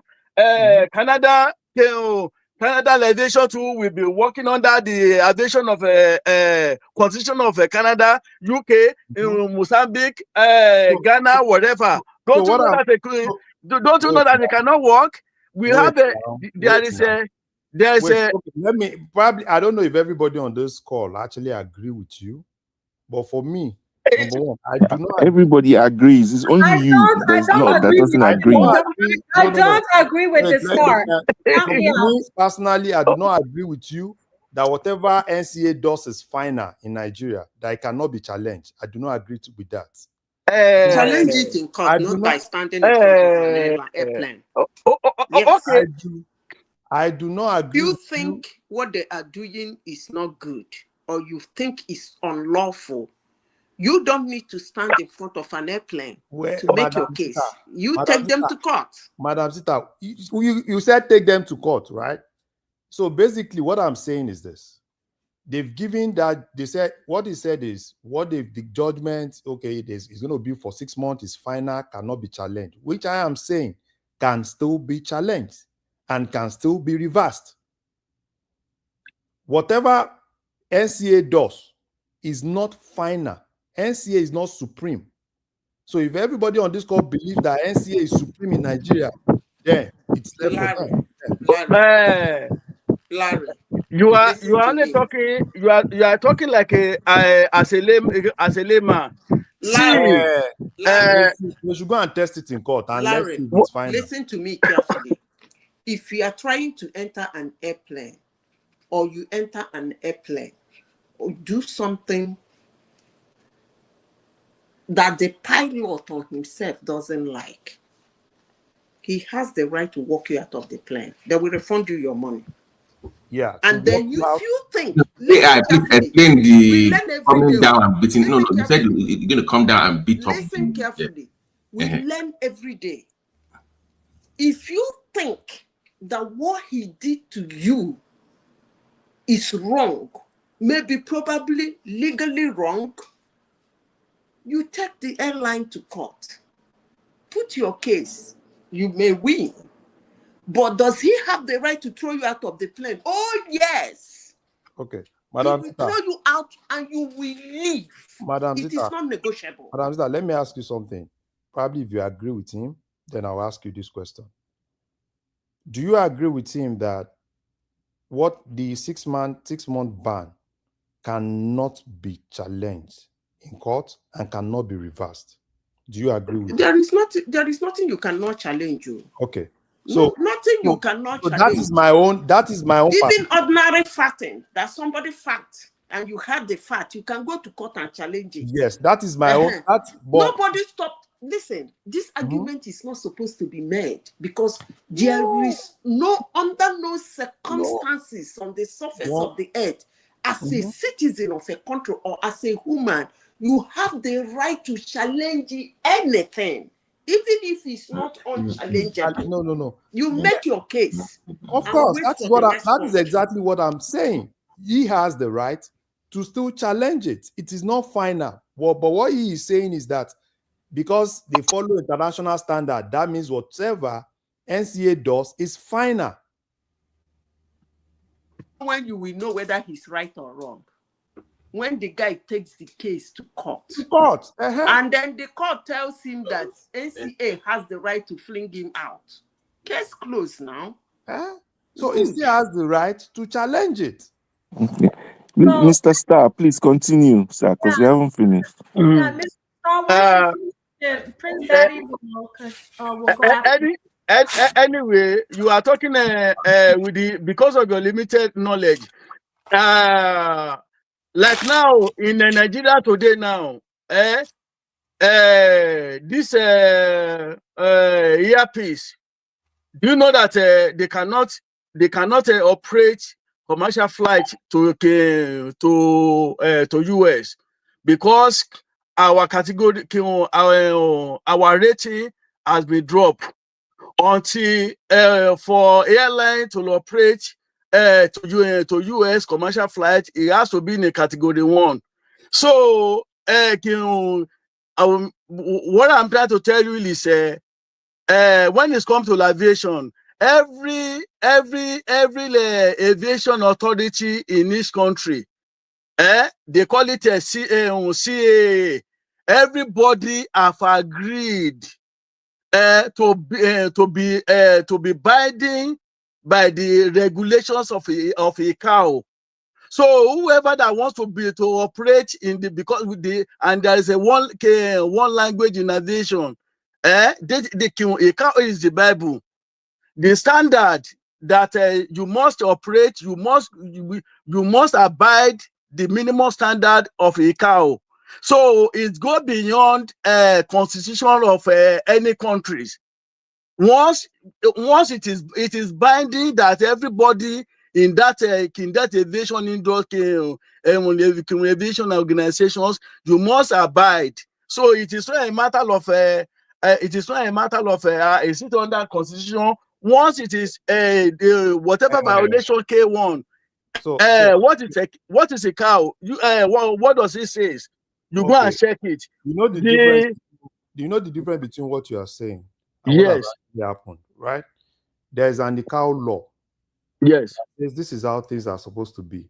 Yes. Right? Nobody is disputing the law. Yes. But in this case, somebody is enforcing that law. Right? And enforcement of that law does not make that enforcement supreme. That enforcement can be challenged. There is a constitution. Okay. Don't let us waste time on that because let me just finish this so that you understand where I'm coming from. There's a constitution, which is the law, right? And there's someone that enforces the law. And in terms of enforcing the law, the police enforces the law, and probably the court also enforces the law. At no point is the enforcement of the police supreme. The law is supreme, but the enforcement is not supreme. The law is the law. Do you read the minister of aviation? Do you read his press release? I read it. If you read, wait a minute. If you read it, you will see that. Wait a minute. Listen to me, please. You will have noticed that he did not issue that. The sanction he did. He did not have power to do it. He said the DG. He has recommended. Yeah, so because that's to tell you that the power of aviation is quite different. They don't operate. Otherwise, it's minister. It is if it is minister that did it, it's not going to be binding. But when it is an NCA authority, that is why. See, yes. Whatever they do, since if it is within the ICAO, then it is binding because that is what every country's that enforcement of the ICAO law, right? Yes. On that enforcement of the ICAO law, yes, does not give the enforcer the utmost power, right? Enforcement of the ICAO. Anyway, nothing gives the enforcer the utmost anyway, power. let's move forward. 6 months. 6 months. For you to you enforce. Can still come back. You can still come back to me if within the next 6 months they reverse the case. No, it is not. I don't need to come back. You know why I don't need to come back to you? It is left for K1. It won't do the K1. It cannot. It's something that it cannot win. No, I'm telling you, take it to the bank. No, it needs that. That is for his lawyers. Right? Let me continue. Then based on the fact that if he feels he was not giving fair hearing, Mr. Larry, let him finish now, please. Let me continue. Then on the part of the owner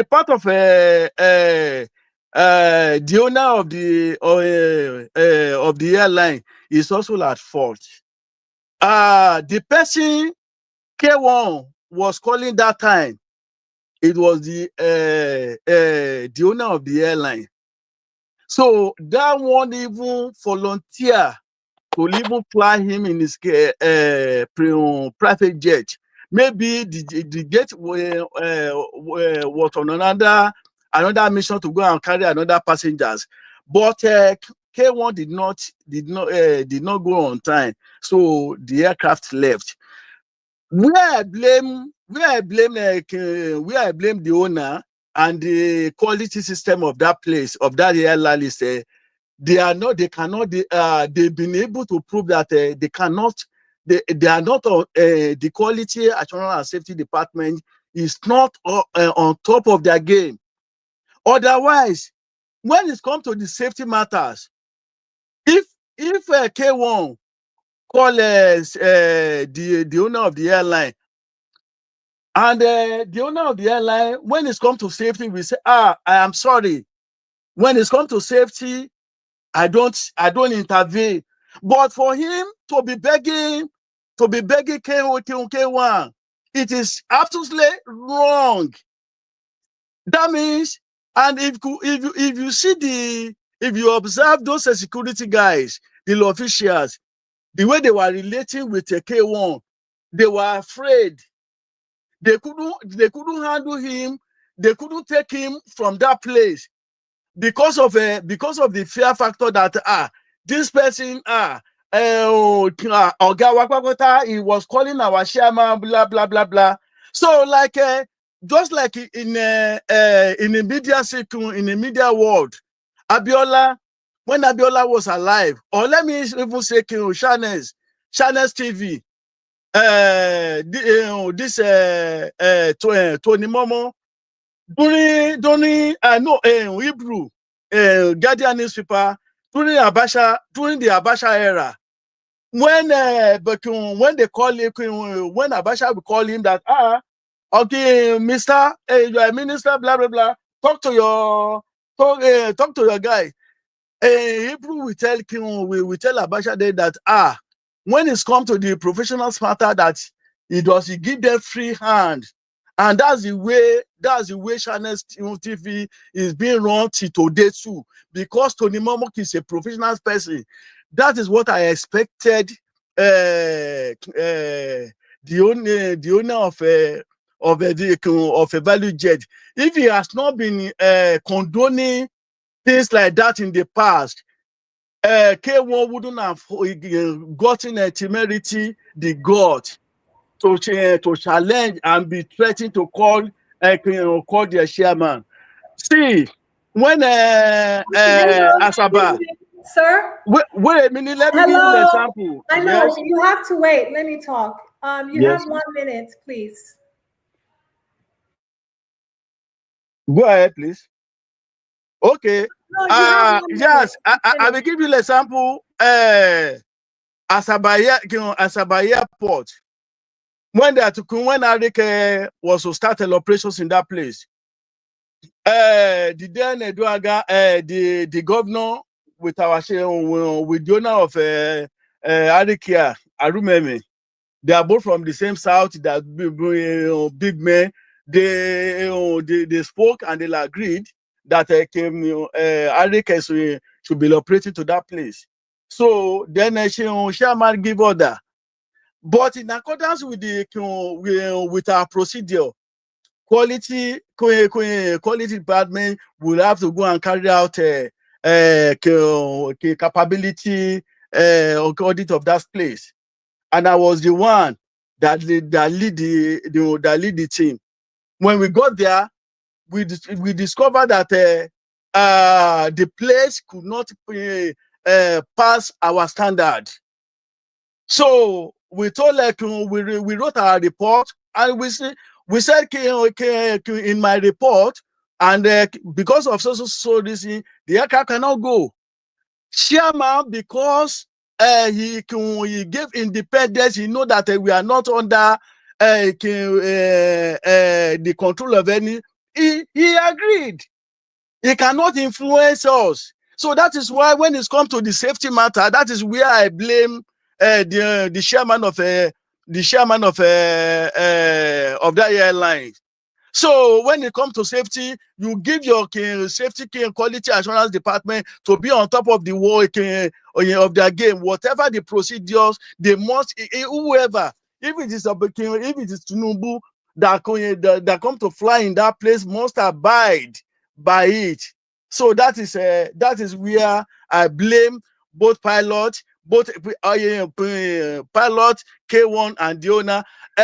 Pilot, he has every right to drop K1, and he sees that the K1 will not fly. Nobody can force any passenger on captain. Captain is the commander, but you must exercise patience. He should have waited until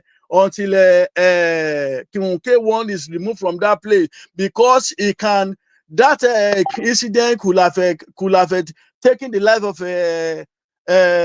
K1. That will be the manslaughter. That is that is where I believe that the pilot did not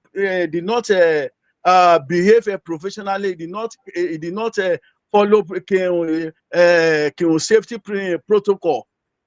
So Okay. that is my. Thank you, sir. So, Mr. Prince Daddy, are you there?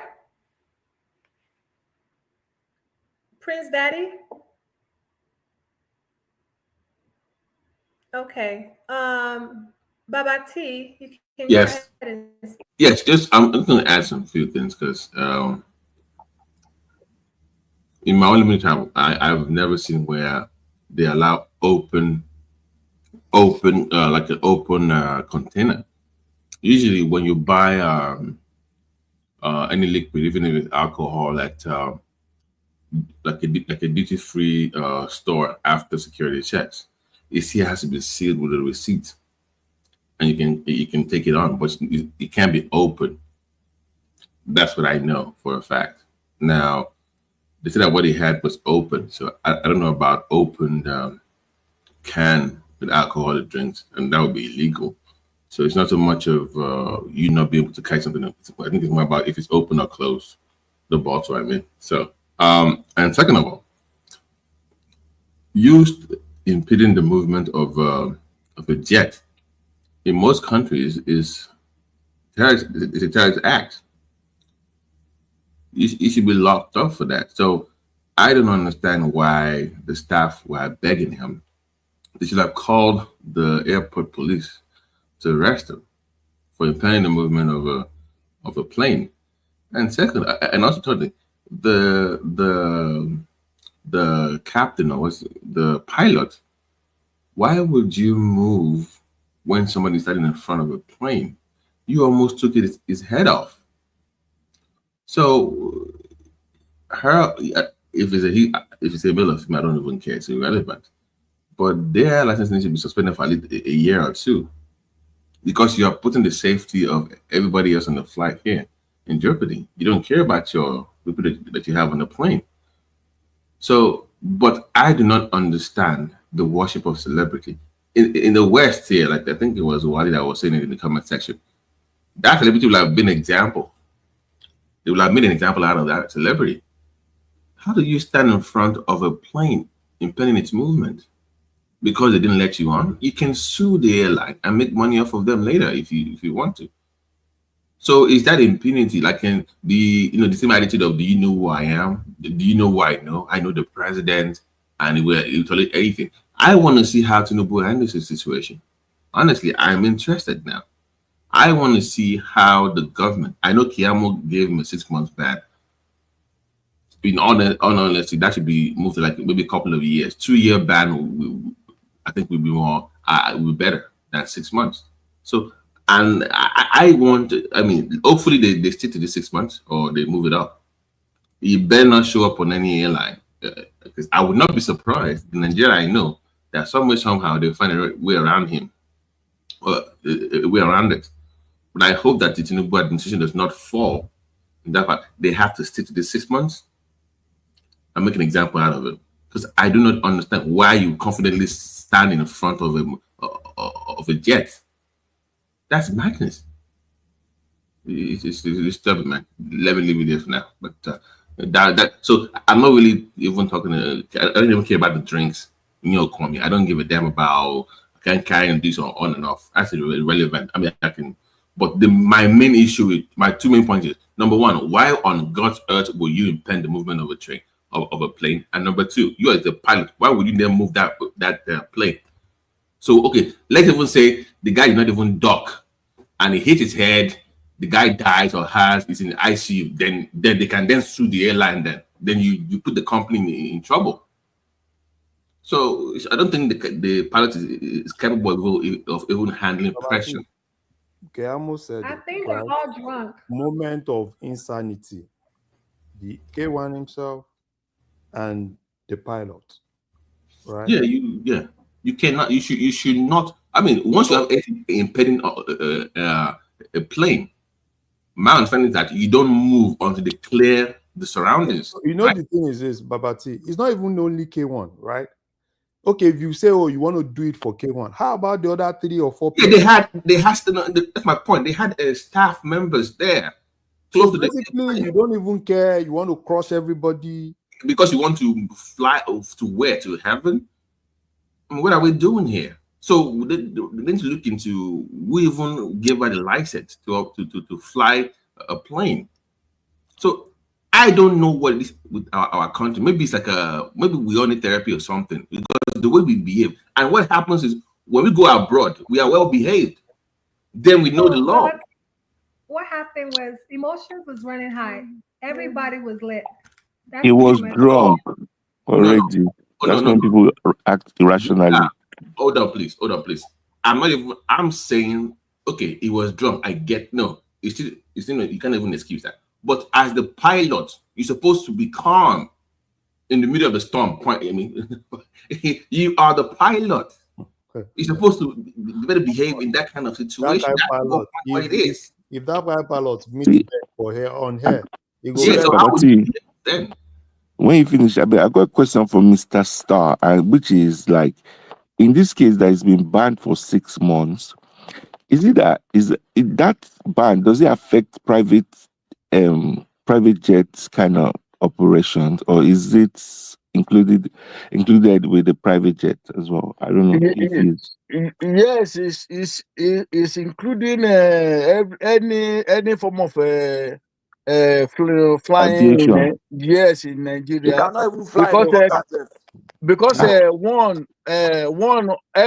the airlines that are operating in Nigeria, there is what is called a industry standard. There's a certificate even in the aircraft. They call it a certificate of airworthiness.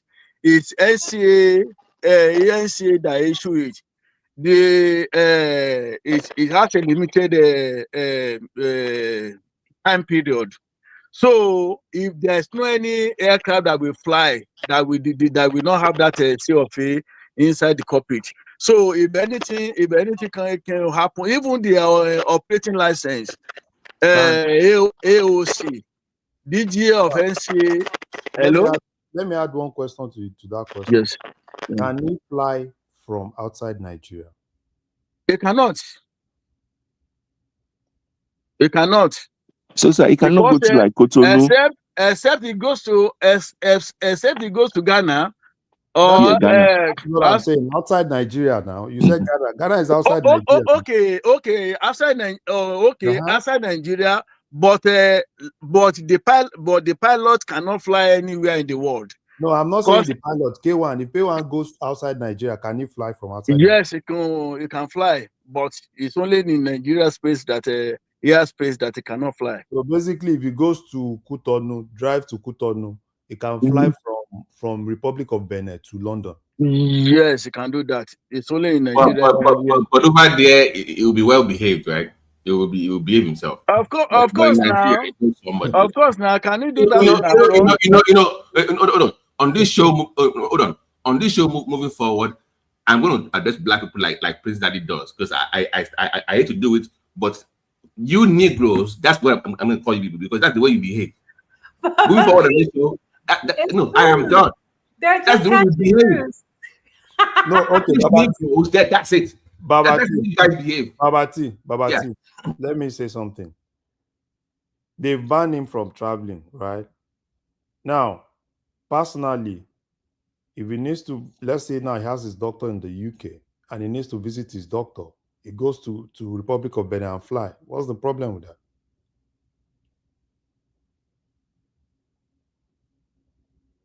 Is there a problem with that?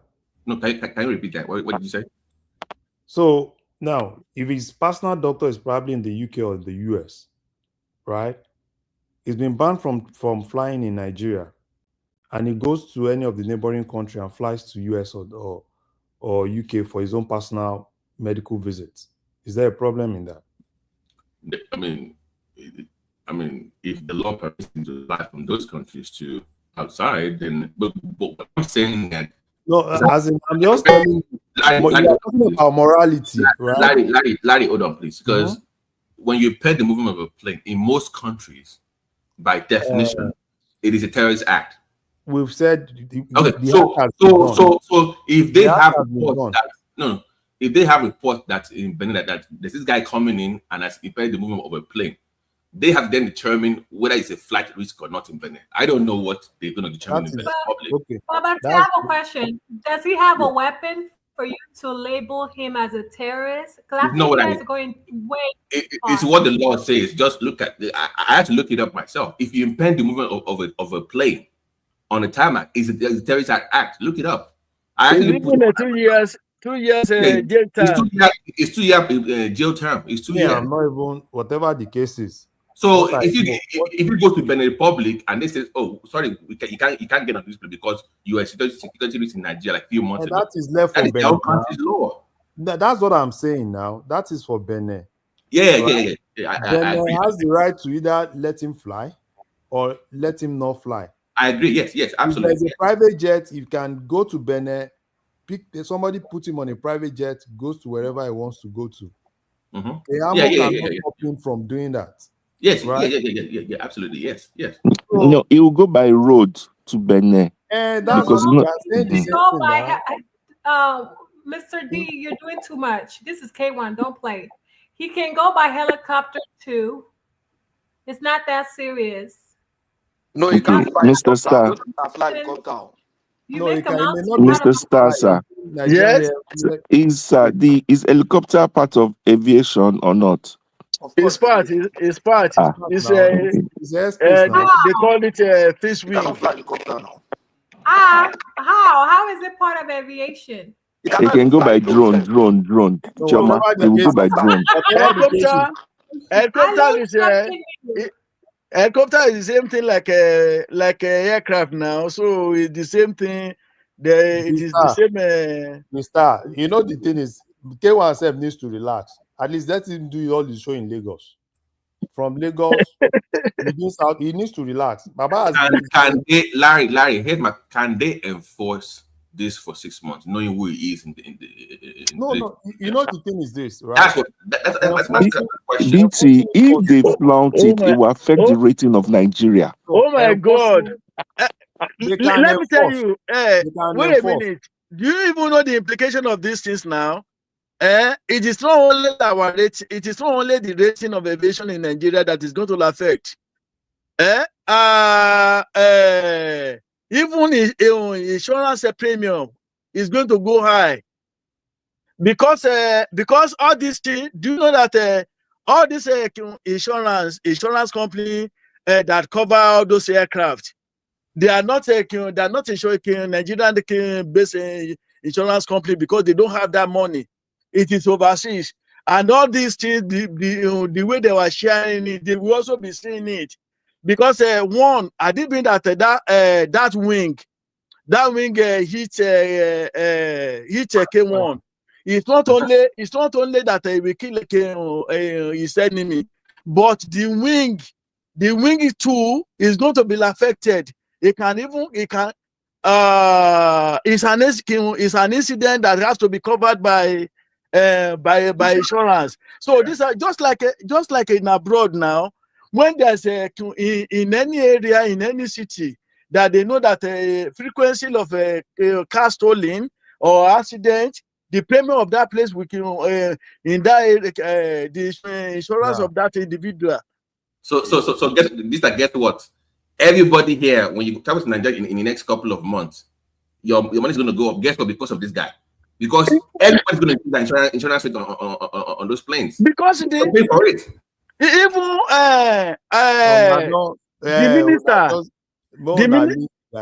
the minister, Una don't give her 6 months. I bet make the man dey for make it do more of his shows for Lagos.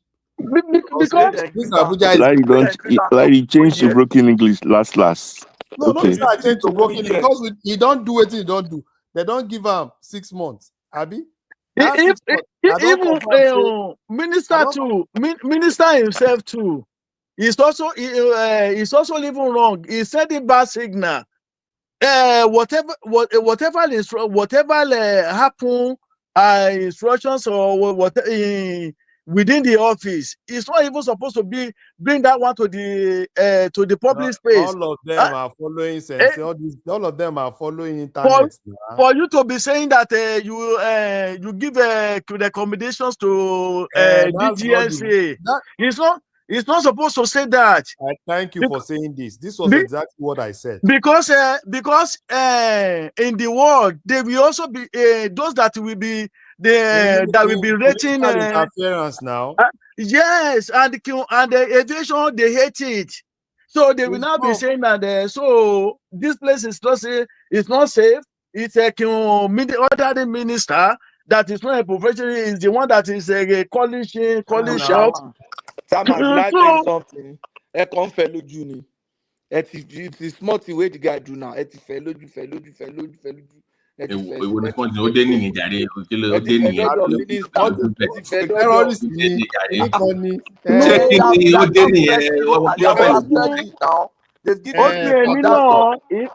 Minister is okay. Even your ticket is going to be affected.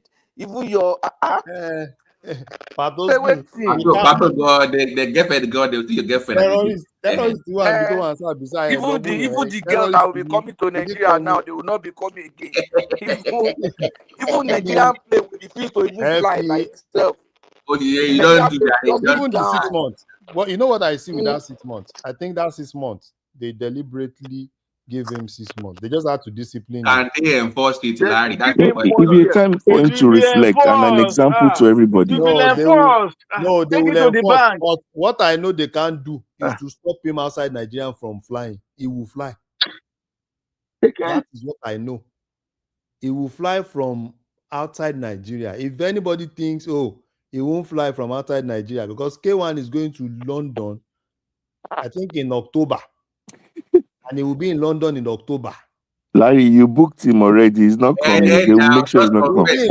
But Larry, why are you encouraging this entity to be behaving in Nigeria? And why are you encouraging the guy is becoming notorious for useless things? Why is it like that? Larry, I am not a moral police. I am not a moral police. Eh? What the book show you now? What the book?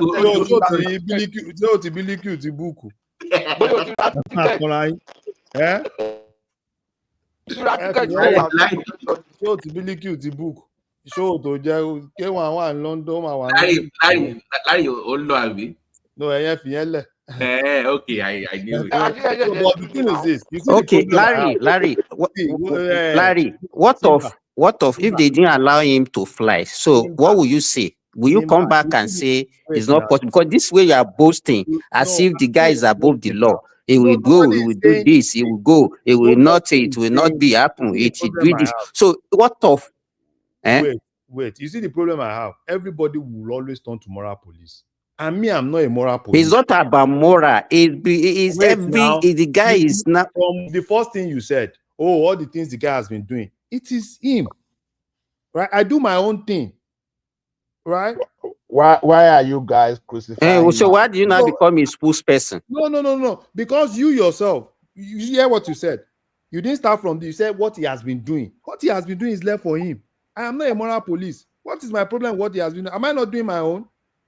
And so when they now punish him, why are you not saying that he will escape it? He will go to Benin, he will go to Cotonou, he will go to Nothing will Togo. happen because nothing will happen. This is Nigeria. Do you see me telling you that he's going to fly in Nigeria? No, the ban they gave him is in Nigeria. He will not even dare to go outside Nigeria to go and do it because he knows that he will be exposed. He will not dare it. Don't fly in Nigeria. Nothing will Him happen. from going to any other place. So forget about that thing. He won't dare go to somewhere. Let's wait and see now. To my point earlier, do you want just yes or no? Will they enforce this 6-month ban? No, they will. They will. Okay. Okay. I will hold it to you though on this. I will hold it. They will within Nigerian airspace. Okay. Take it to the bank. 6 months. They will Nigeria, and he will never try it to go outside Nigeria to go and fly. No, that is a no. He knows the implication. No, the implication of what? The implication of what? Trying to do that. Of trying to go outside Nigeria because of his friend. He will try and save face. I'm sure he will just stay back. I know he would. Yeah, I know he will just stay back. You will stay back. You will save face. I know back end. Even the 6 months is back end. They will just tell him, Baba, forget about those foreign show. At least go and relax. Yeah. So why are you not saying he will go to Benin Republic before? If he wants to, okay. Now, if he has, it's not K1. Let me tell you, Larry. K1 is not somebody like you. He has a reputation to protect. Let me tell you. If he has a medical issue, if he has, okay, wait. Let me tell you something, Simba. If he has a medical issue today, no, medical travel is different. Now, if he has medical issue, they will fly. If he has a medical issue, he will apply. He can apply. He will make it publicly, and he can apply for that. So he will not sneak out of the country to go and fly. If he goes out to fly, it is not like it's illegal for him to go out to fly. First, take that to the bank. It's illegal for him to go and fly outside. The guy has been banned. Let me tell you, it's illegal for him to go outside Nigeria to go and fly. It's illegal. Don't say that. It is not. It's illegal. It's illegal. It's not illegal. It's just it is not illegal for him to fly outside Nigeria. It can be lifted. A ban can be lifted. It is not. No, Larry, hold on. No. Here's the point. If he goes to Benin Republic to fly, yes. Are you saying that the ban in Nigeria is not legally binding? It can't affect him in Benin Republic? No, it can't. Okay, I don't know. What is it? Let me give you the rationale that's behind that question. You see, it's on a no-flight ban. No flight ban. That will be published. I'm sure no flight ban. They have where they publish put that. a no-fly on him. He can't fly from anywhere. He can't fly anywhere. So it's global. So it's global. Is the point. Because they will check the manifest now. Wait. The most experienced person in airspace within this airspace thing is the star. Excuse me. Can I ask a question to the star or any one of you guys? The star still here. I think he left. Yes, I'm here. Can y'all hear me? Yeah, we can hear you. Can he fly from Benin Republic though? No, my question is, can the ban be lifted by President Tinubu? It cannot. Why would you want to do that? No. Why would It's not your business. I'm just saying. What I want you to realize is this man, the minister, he goofed. He does not have power to do that. Thank you. It's a NCADG that has power. Once NCADG has done it, Tinubu cannot intervene because if we now become government interference and in aviation it is not allowed, it will affect Nigeria. So Tinubu cannot do it. Take it to the bank. Thank you for answering my question. The star, I'm sorry to disagree with you on some of your points. I've been listening for like more than 1 hour. The other time you were saying once you respect all this international law, that okay, that it's like you are putting all those international laws above Nigerian constitution. Yes, now. Sorry. Sorry. Hold on. Sorry. Not to clarify, please. Sorry to clarify. To clarify, please, Ola, please. Is it just the ban? Is it just local or just both? Is it local or international? BT, Peter, let me speak, please. I'm just speaking nobody for the knows first time. the Please, extent just of speak. the ban. For Let somebody, me listen, Let listen. Allah speak now. Can you Hold listen to me, on. please? Excuse me. Can Can I you? Hold speak? on. Wait. Can, Yes. Madam Zita, ask the question, please. okay. Madam Who is Zita, that? go ahead. Go ahead with your question, please. That was the question. Like the ban, is it local or international? Or is it both? The ban is Nigerian airspace because the threatening They that say both local and international. that is in Nigeria now. Hold on, please. If it's international ban as well, then if it goes to Benin Republic, that would be No, that they said international. That is international airline flying in Nigeria. International airline It's not. flying in Why are you saying Nigeria. it as if you are there, Larry? Why? Somebody is a citizen of Nigeria and he has been banned to wait now. No, let me ask you this: Is K1 a citizen of this country or not? Forget about Is he all those a Nigerian citizen? I am not a moral police. You said, am I there? It's not And I about told you moral. that this I'm thing just has asking you a simple question. this Just thing answer has my been made question. public now. This question you're Is he asking a me, citizen of Nigeria? I don't want to If know. he You has don't need been to ask banned me that from if he's a international citizen or not traveling citizen and now. local traveling, so what does that one translate to?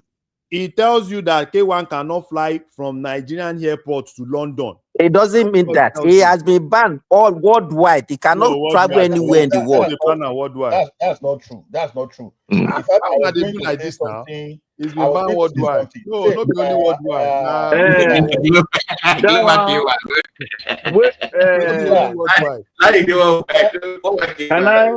Can I answer that? No, Victor, let me just now. Let me just say you take this one that along. cannot Take this one be along with your enforceable. That cannot be enforceable outside Nigeria. Hold on. Mr. Distar, give me 1 second. Mr. Ola wanted to pose a question I along speak? with this one. Wait, Mr. Ola wanted to ask a question too. Mr. Ola, go ahead. So it's not even a question. There was something that he was saying the other time that I was just trying to chip into. See, when you have international laws, when your country is about to join the international organization, their laws are not necessarily above your local constitution. It's impossible. It is you entering into agreement and you now bring all the international law to your parliament for them to codify. Wait, at least we listen to lawyers. No law outside Nigeria is superior to our constitution. It is us that we will willingly accept and codify within our legal framework. You understand? So what they did to KWAM1, it can still go and challenge it locally, and they will now be looking at the circumstances.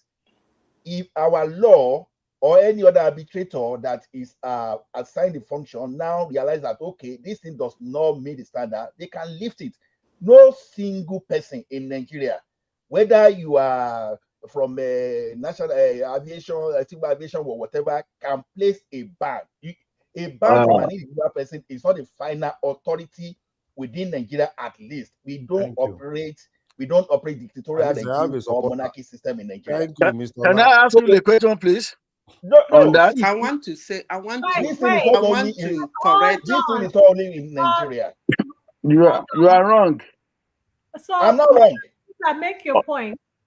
Okay, 100% you are wrong. Mr. Destar, hold on, please. Madam Zita, make your point. Madam Zita. Hello? Yeah, Can go you ahead, hear me ma'am. now? Can you hear me? Yes, ma'am. Okay. Let me say, Ola, this thing you're saying is actually correct and not correct. There are some bans that are strictly ahead because of eventualities. One of those bans are no-fly ban. If your country place a no-fly ban on you, if any country or any airline allows you in, anything that happens, they will pay damages till Jesus come. So for anybody to act in any way, for whatsoever reason, that we make a ban be placed on him from flying, is actually detrimental because of the terrorism and all the shenanigans going on in the world. No country will allow somebody that is being placed, even if the ban is only in his country, will allow him to enter in the airline. So let him try and go and sort that thing out. After that, his madness. He should go and sort it out.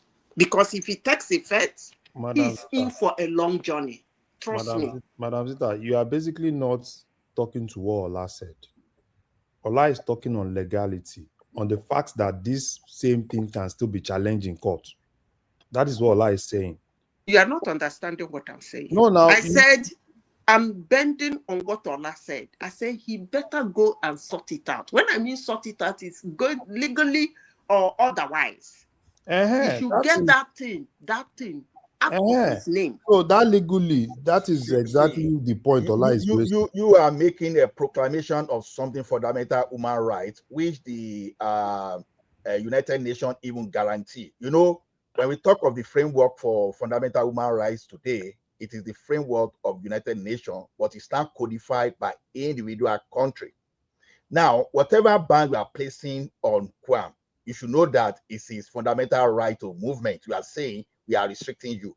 So an individual like you and myself, which we are not judged, just because we are by the virtue of position, we proclaim that okay, you are not going to move for 6 months. No, whosoever is telling you that person is giving you wrong information.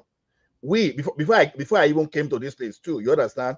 There are tools for you to even search everywhere to even see whether the practicality of that happening. So now you can't just, because when it comes to a situation where a minister or director can just place a ban, that means that you are giving those people that the dictatorial power just to dictate, just because you think you know the law.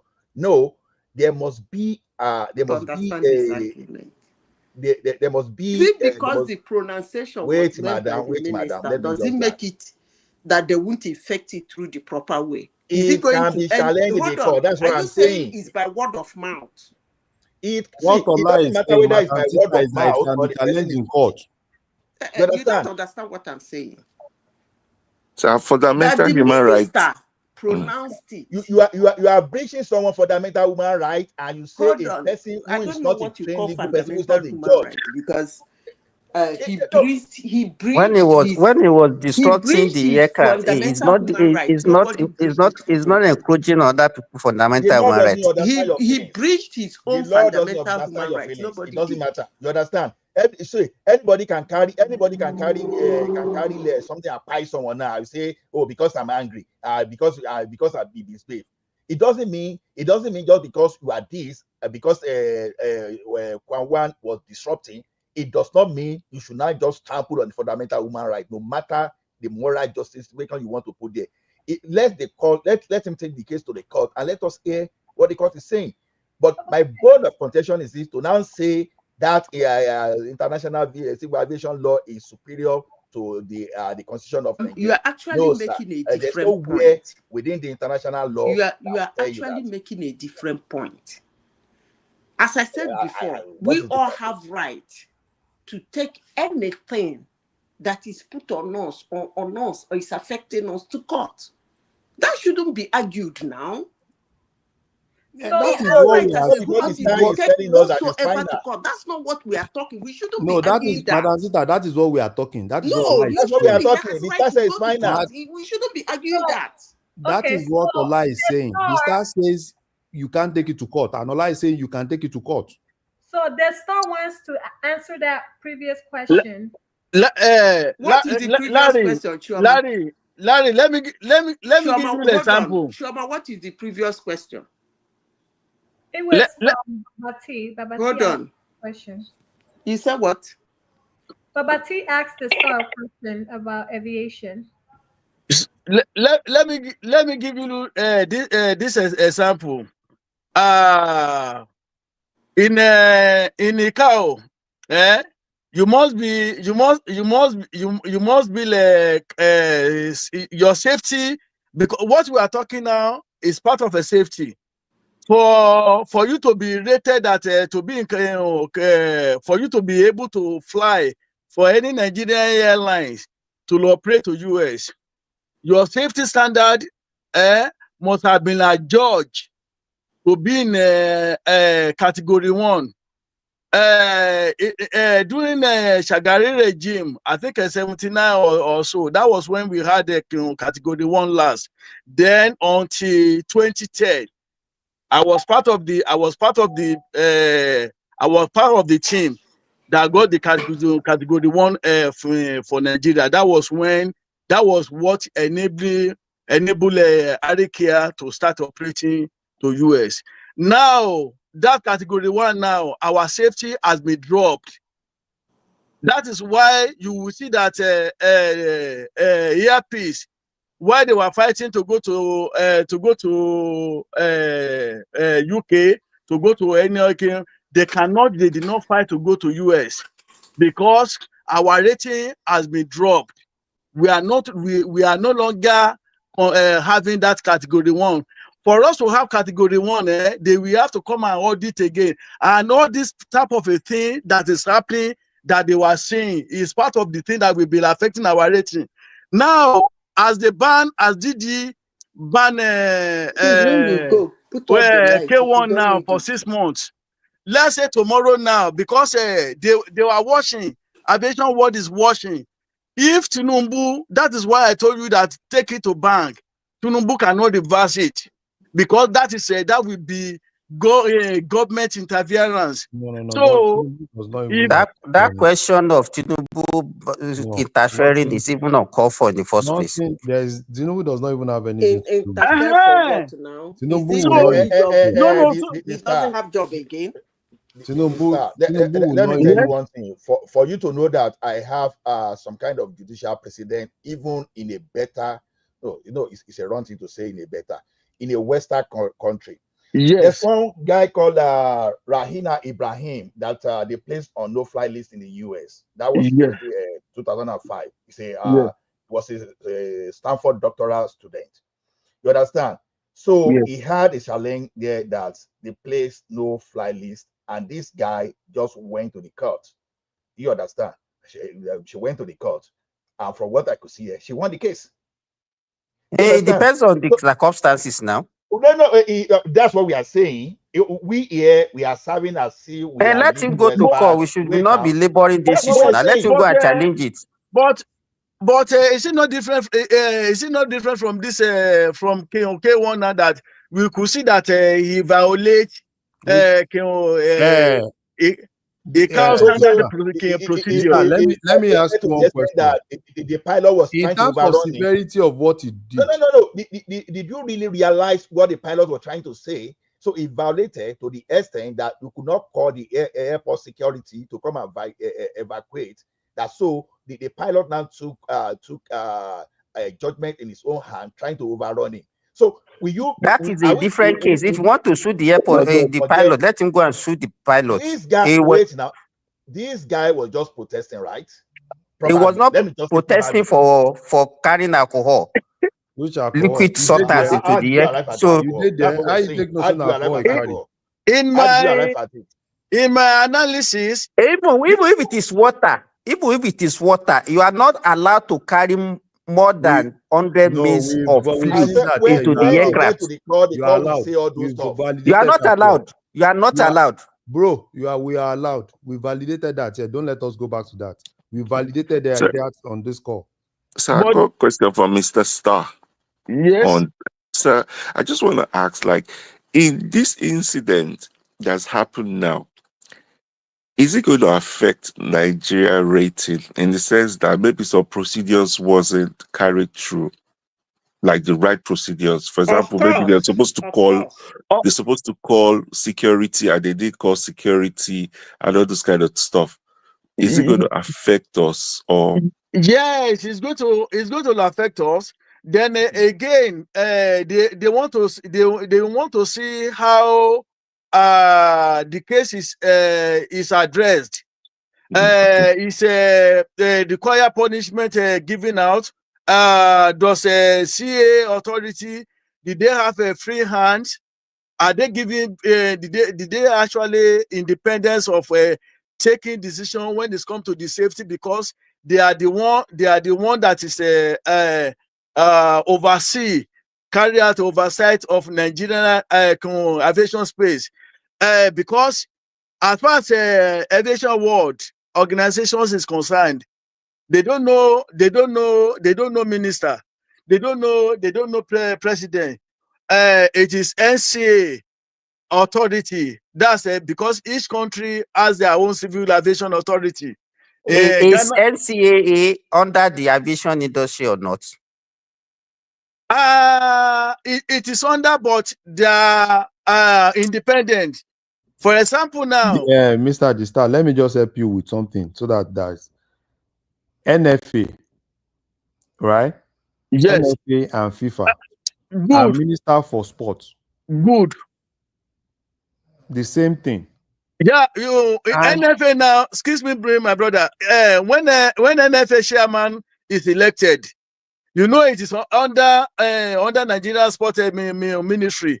But the same, because of the FIFA rule, you cannot remove NFA chairman once is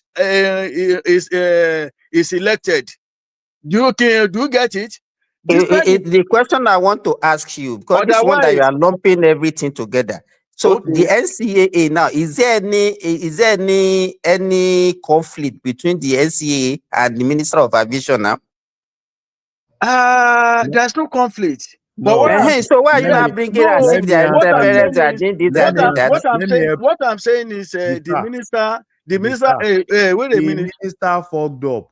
Let me know. The minister fuck up because he does not have that. He does not have that right. He does not have that power. He wants to show that it's working. The power belongs to DG. Yes. The star. Yes. You know what happened? Keyamo wants to show that it's working, right? And he shot himself in the leg. Because it's not good for our image. You know the thing is this. Do you know? Look at how the scenario went. NCAA, first thing they said they suspended the pilot.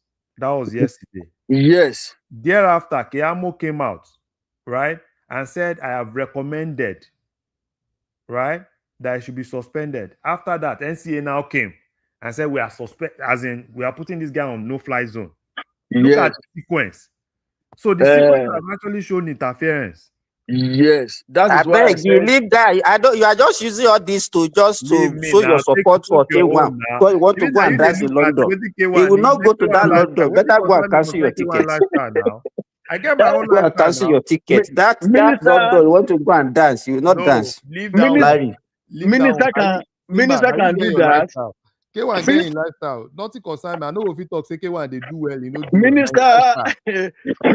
Minister is not supposed to come out to the public to. All these things that you are saying, nothing will happen. Let me tell you, there's no conflict between the minister, whatever they are saying. They are in tandem together. I can't see that one as an interference. There's no interference. They are not conflicting. Whatever they are saying is not conflicting.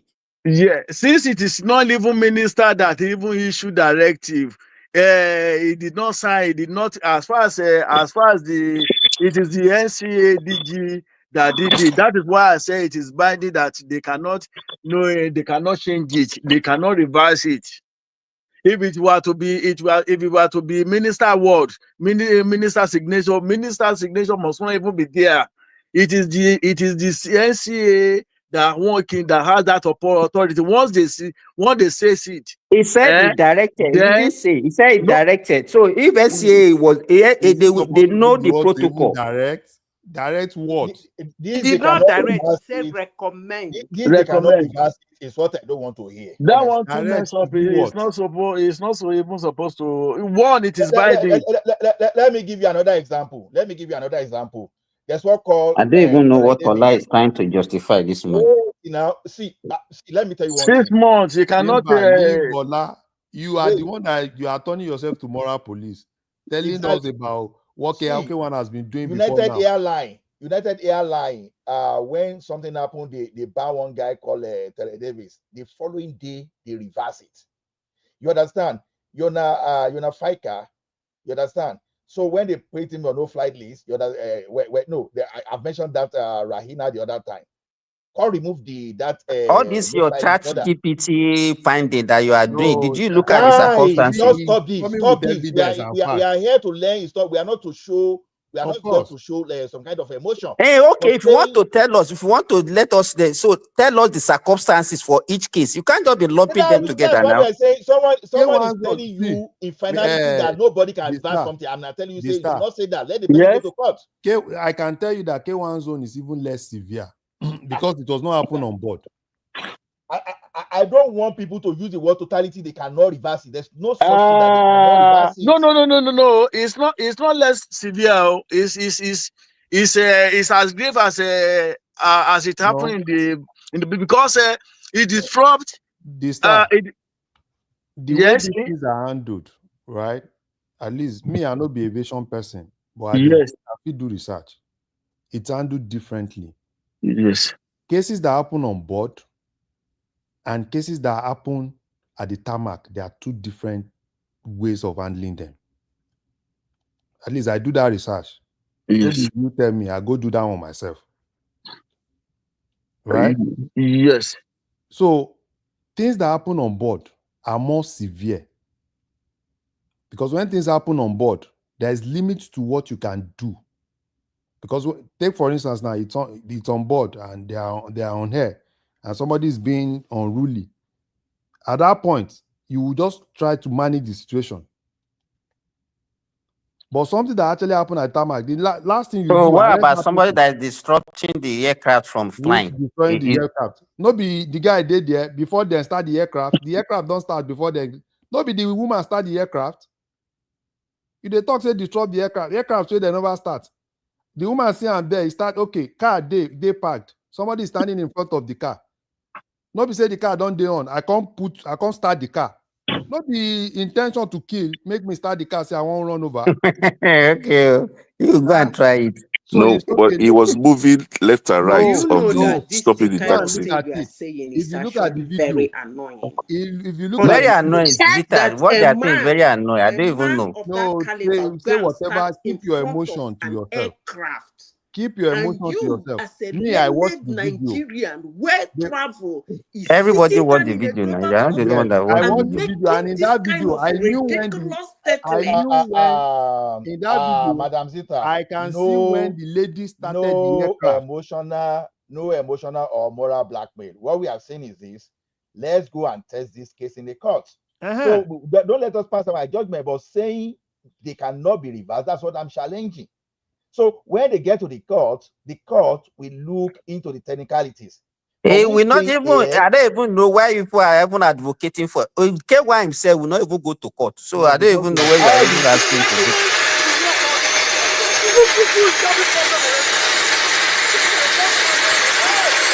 You don't like though.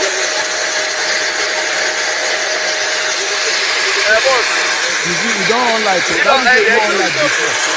You don't like now.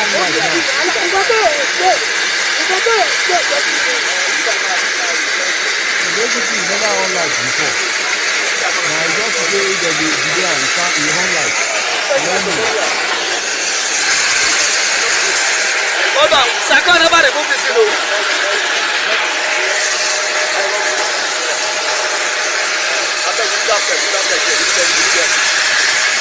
Saka!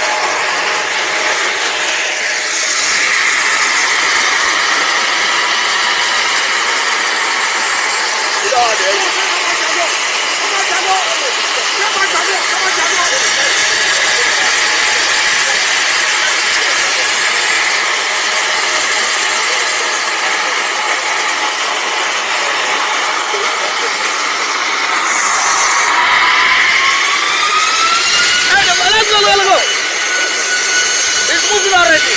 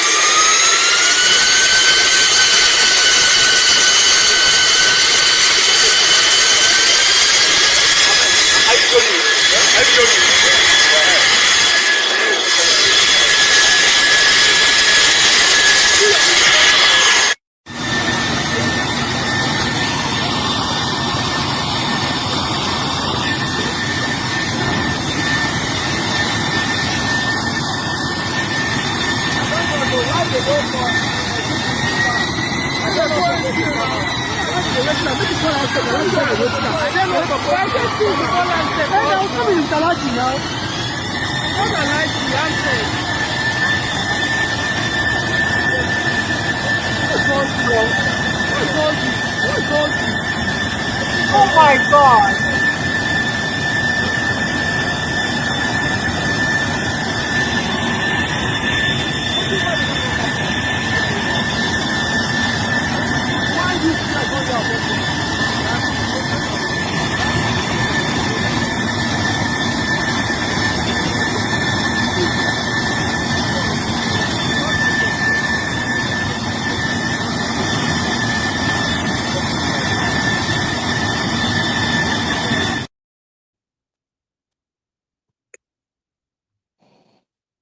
Now, Choma, now you play that thing. I thought Shema want to show us the remaining one, right? Yes, it was me that played it. There's no Okay, other it was you. clip. So, Choma, from what you played, Choma that has been acting devil's advocate.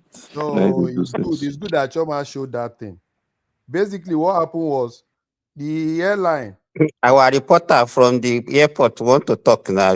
No, forget Basically, about as your if you are there. reporter. See, leave that your emotion. I know they follow. Why? So why are you giving us report as if you are there? Larry, So did you see basically, the what 100 happened? mil? You talk. You wait till you talk different from Larry, did you see the 100 mil flask that I carried? which one be 100 mil flask? Now you go measure am.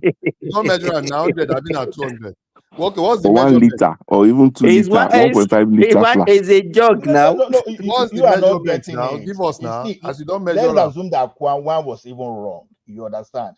What I'll be fighting about is that it cannot be challenged in the court. That's what No, I that came one. from. Maybe me, I don't talk that one. Thank Excuse you. me, Because what at is least you don't wrong in support me us for that one. condemning his behavior? No, Irrespective of everything, what is wrong in us sitting down here and saying this anybody man has can no lose it right at to any stand in time. front of an Madam airplane, Zita, no matter Anybody what? can lose it at Nobody any is time. morally right. Anybody. That minute of insanity can happen to anybody. And I beg you, stop all this thing, Larry. Now, what doing by 1 minute of insanity? See, make I know. See, okay, that same insanity you are talking about K1. How about the pilot insanity? All of them they follow at the same time now. Exactly. Thank you. So if that pilot So has fired, even from that video, we could see that he was You even see that place you are placing his sitting and hand speaking on the from? plane. If He it was is that placing place, his that hand pilot on the will run plane. that guy over. So he placed the hand on the plane. Wait till happen. So you know what those So things, what was when he those trying to do? all those Nigerian police, what they used to do when people are driving, help me. They carry me, go somewhere, I don't know. They'll just hold the steering of the car. That's what they're doing. Whatever you want to say. You don't see as the guy they do. The guy even they carry the thing as they go. They make her they follow you. Make her they follow you. I want knock you down. That girl what Simba and some people are supporting there is this now. You understand? So if they You know, shout see say only that girl in on the I street just of say Lagos that girl now. the best for K1. Maybe K1 don't toast one of his friends. He just the So best for say you. if they shout ole on the street of Lagos now, someone now just go carry tire, put So fire now. People I will got say, why another did the question person for steal? Mr. Star. If it is in You the understand? US, let You him say, go why did and the stay in person front steal? of an airplane and see if the pilot will not run him over. They will call him a If terrorist. That's not the point. You have airport No, security. yeah, no pilot to run anybody over. I beg. Which one be You have airport security. Why not? Why run not call for people over for emergency? US. You they talk say if it's in the US. Why Let not me call tell for you, US, all emergency? of us do. So the best thing is for the pilot now So to pilot, try how many to people hold him pilot down. don't run over for US? Sorry, sorry, is Mr. Star still there? I got a question for him, aviation question, sir. Okay, go ahead. So I just want to ask, like this pilot now, being that we don't have enough pilots in Nigeria, and there's shortage, is not that kind of skill that is easy to get. What is the punishment that she can get as minimum or maximum or average for this kind of offense that she's done?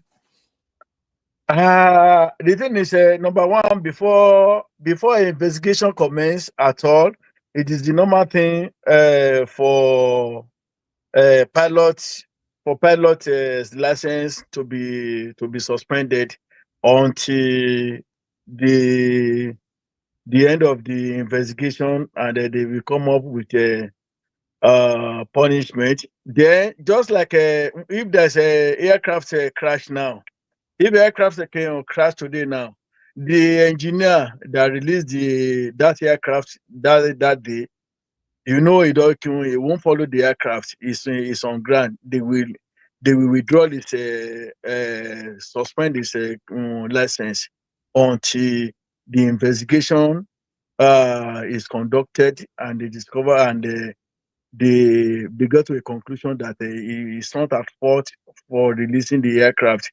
That is when they will return his license to him. But if otherwise, if it's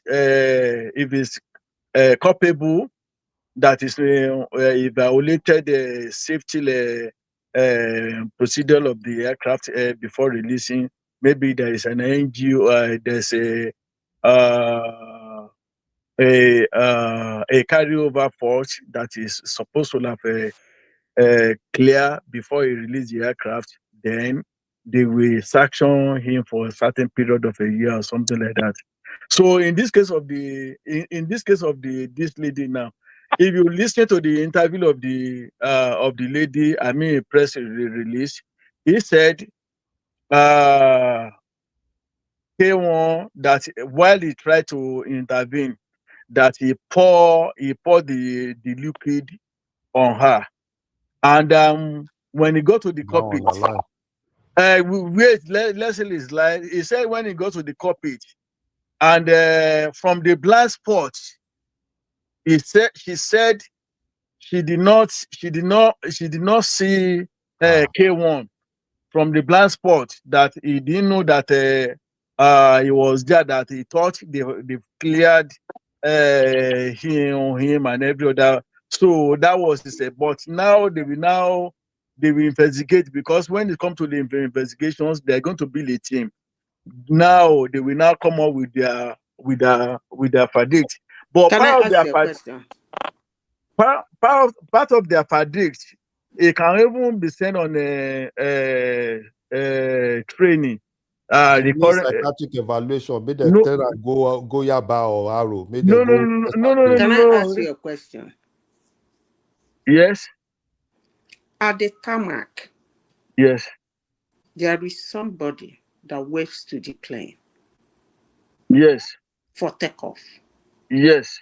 The question should be, as at the time the pilot was in the cockpit, has that flag been waved? We won't kill all of them. The pilot said he has hold been. on. The lady said the pilot said that she has been given clearance. Thank you. And So from the blind spot. Flag, let me finish. If the flag has been waved for her to take off, yes, there should not be anybody at the tarmac on the runway. So if there is anybody there, he shouldn't be blamed. It's as simple as ABC.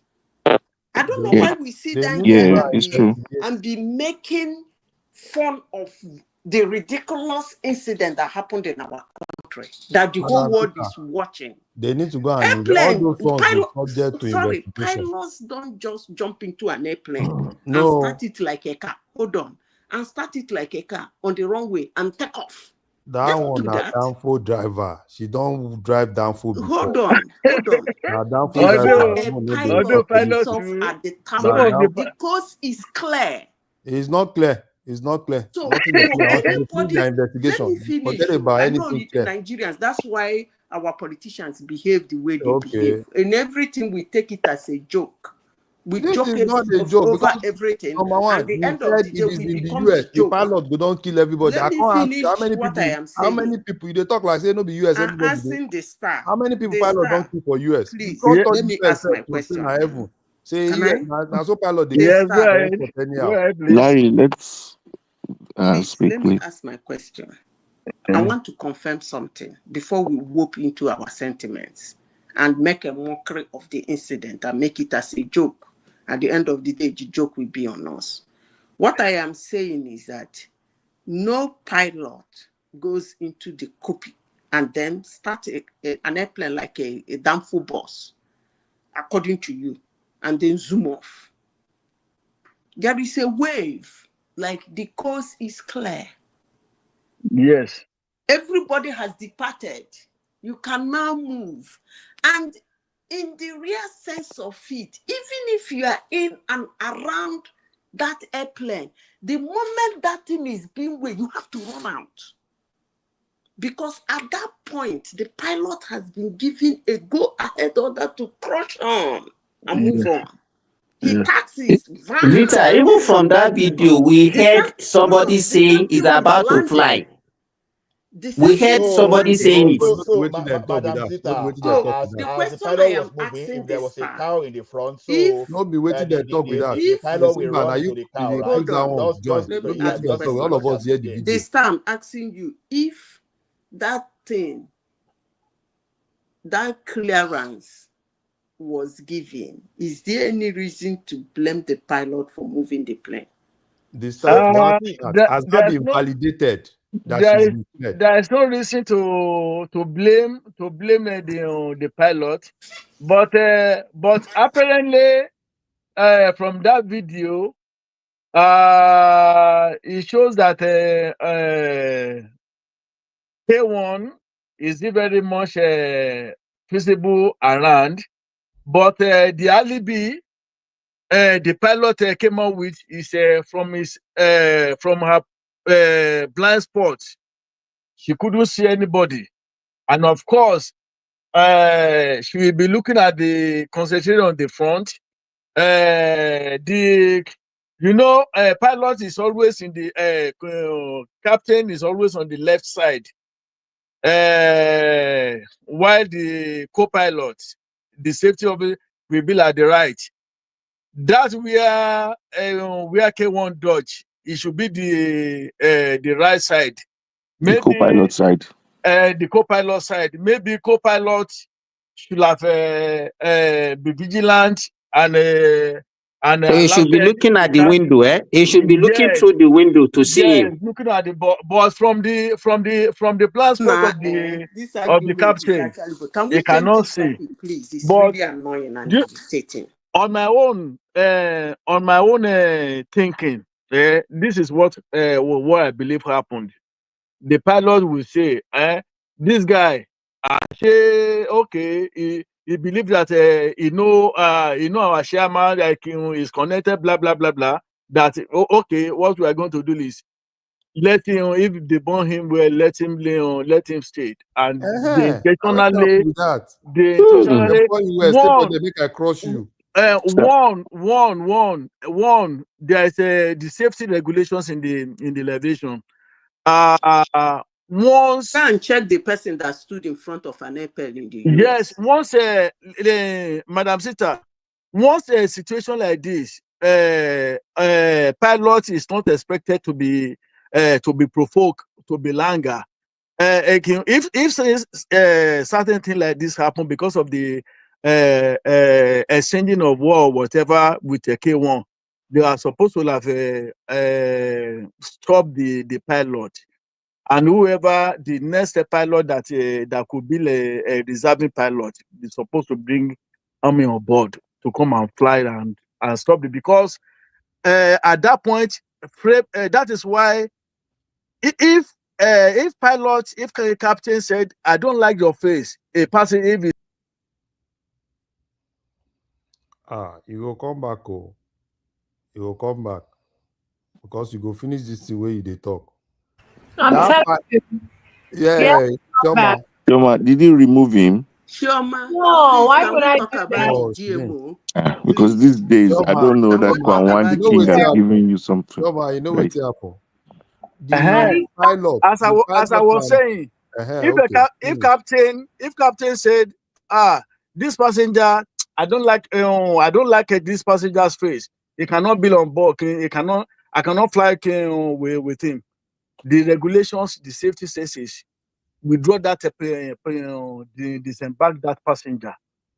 Even if you want to take any action against the pilot, you will still allow the pilot to go on that flight. Then when he comes back, you can now initiate investigations. But at that point in time, because it's expected that mental wise everything is in right frame of mind, But you could see that because of the intervention, the interaction that happened between, altercation that happened between the pilot and the K1, it has indirectly affected the physique of that pilot. And you see, and you know what? Most of this, the pilot, because of their training, their way of life. These are the people that fly, that fly here and there, and they went, they go to, their lifestyle is quite different from Everybody's people. one, yeah. Yes, so they can do.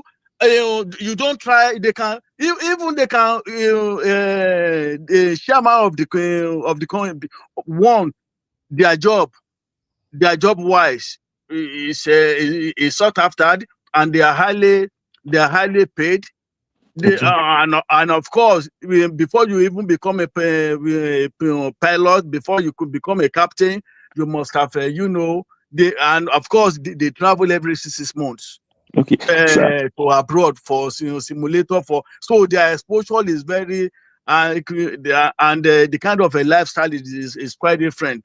So the mentality that what does this guy think himself to be? He's even calling my chairman. Okay, let chairman come and do his worst. Okay. But Sir, one more question, sir, on this aviation. What about the air controller?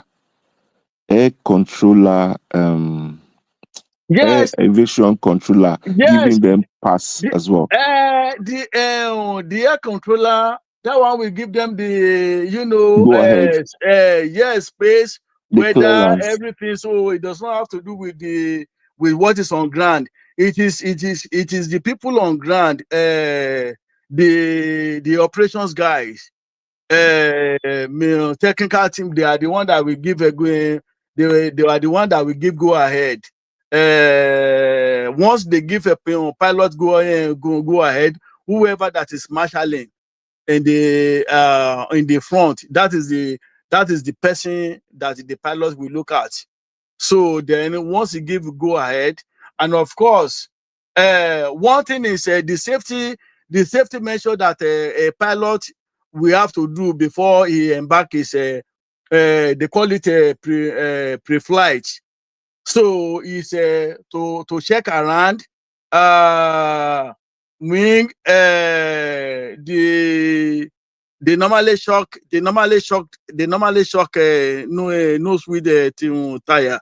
So once it is removed, whoever that remove it, it will communicate to the pilot. So then once that one is done, but the co-pilot, the pilot himself, of course, can look at their blind spot, to take but it is not binding. Like the lady now said, the pilot now says, from her point of a blind spot, he didn't see anybody. And of course, K1 is on the co-pilot side, so she may be right. You may be thinking that he's left and he was still there. So, but I'm sure within me that she knew that K1 is still there. You know what happened? You know what's in pay me pass. Yes. Two of them, even K1 and the owner of the aircraft, now the same Ijebu dem be.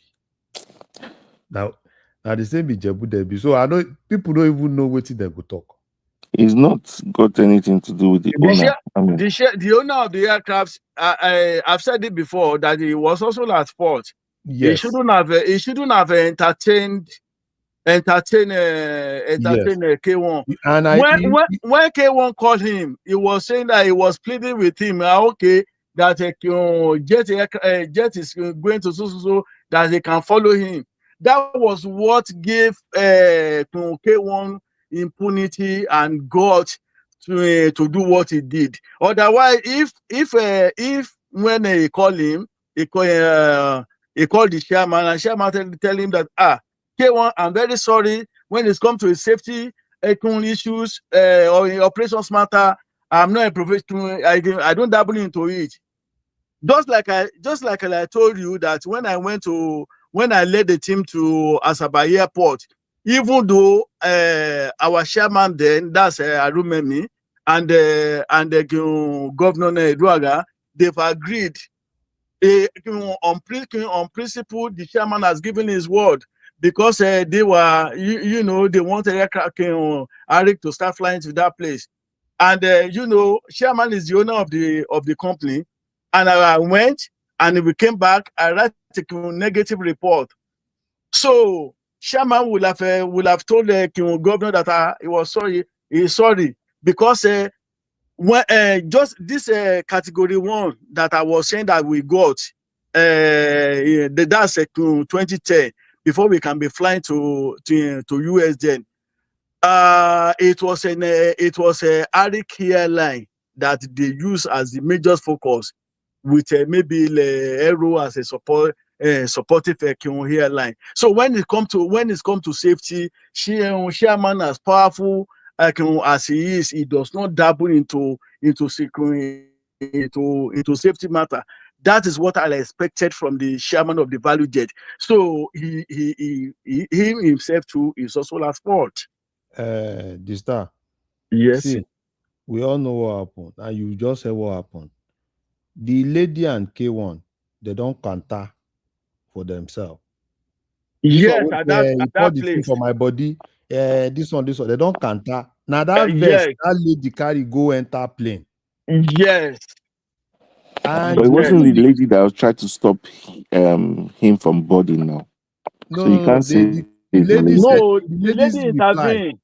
The lady has because he's the commander. Yes. They call a pilot in command as a commander. If truly the lady wrote that thing, the lady basically shot herself in the leg, because you are basically saying, oh, you intervene.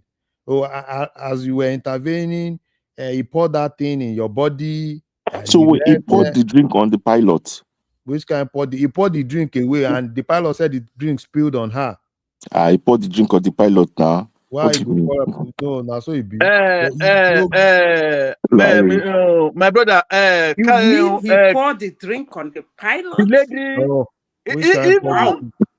If a K1 did not do that, the lady has power. That he really poured drink on the pilot? He poured the drink on pilots. Even if he did not, wait a minute. If a K1 did not even pour water, if he did not pour the liquid on the pilot, the captain, he has power to disembark the K1. That power, he has it. Because is the commander. Even the cabin crew, he can even drop cabin crew. That is once they are pilot in command, they have power to do, because you are not safety wise, you are not even supposed to argue. You are not supposed to provoke pilot, because the safety of the lives of every passenger are in his hand. In fact, thank you. Yes. Thank you. You've even said everything. Those we will just be going and going. The basic thing is everybody the para, the pilot the para, K1 the para. Everybody colo meet colo. Now wait till just happen with that. And everybody wants to their colo. Say this man say okay, go there. The worst thing is I will resign from this company. I will join another airline. That is the star. Why are you reading our mind? Why are you saying all this? No. I said that is my own thinking. But of course, I said what the official statement released by the lady, and I clearly say that with that official statement, yes, it may be. Even this your thinking. Yes. Zita asked you a question, and at least you are experienced in this industry that we are talking about. Yes. An aircraft is not like a car that you don't need permission to start moving. So, so why are you not saying that? Okay, you just say okay, if you know minister, you know this, I will just run you. Why are you thinking like that? No, Why no, you no, think no, no, no, Have no? they finished investigation and tell us that she followed all the protocol? Have they finished Let's wait and see now. So why should you not be wait and speculating see. something She that is has wrong? told you. The lady I told you think that I she think I followed. think that they're supposed to even take him to court and jail himself. You Let them jail now you him. go jail him now. Now you go jail him now. No, If they don't jail anyway, him, go in house, go jail him now. anyway, of course, if you listen to my analysis very well, I blame the pilot, I blame K1, I blame the chairman. So I did not exonerate any one of them. But naturally, if you are in the position of that pilot too, you could have lose your temperament. That what is all this? Even that temperament where you they talk. Yes. When person dey vex, there's no suppose even allow and make it even fly anybody self. Yes, that is why I said normally he reach here now. Maybe now one bed they fly and we all vest. Say you won't commode the bed. That is that job. Pilot is a very sensitive job. Remember what happened in India last 2 months? See the India one. No be the pilot. They say the India. Say he does it's India now. The pilot that Madam accident, Sita, that plane crash. Madam The Sita. pilot cut off the engine. He put off the Madam Peter, their job is very, very sensitive. It is every 6 months that they travel abroad on the less making fully paid by the company. For them to do, they will do medical, they will do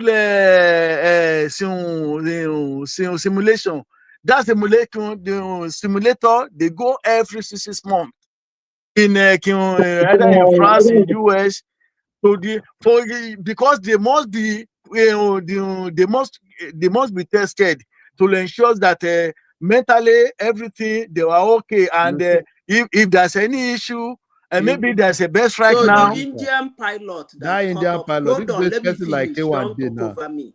The Indian pilot Madam Sita. Let me finish. Like Please let me finish. Let me finish. The Indian pilot that cut off the fuel engine, the fuel transmitter in that plane crash that killed everybody except for one boy. We don't know how he came out. Yes. So they didn't check his mental alacrity. No. Wait a minute. You see, most of the crashes, it is not it is human. Most of it may be like it's a human error. Take for example now, steel engine, maybe best strike, both strike number one engine, one of the two engine, for example now. So they are supposed to off that number one engine, that's a best strike. Then where they will now land in the nearest airport. That is what the regulation says. But now, when that thing happens, the pilot, they can be scared. Mistakenly, instead of offing the number one engine that had the breast strike, they can off number two. And this thing is engine of aircraft is not what you say. Let me. Before you know it, it's a crash.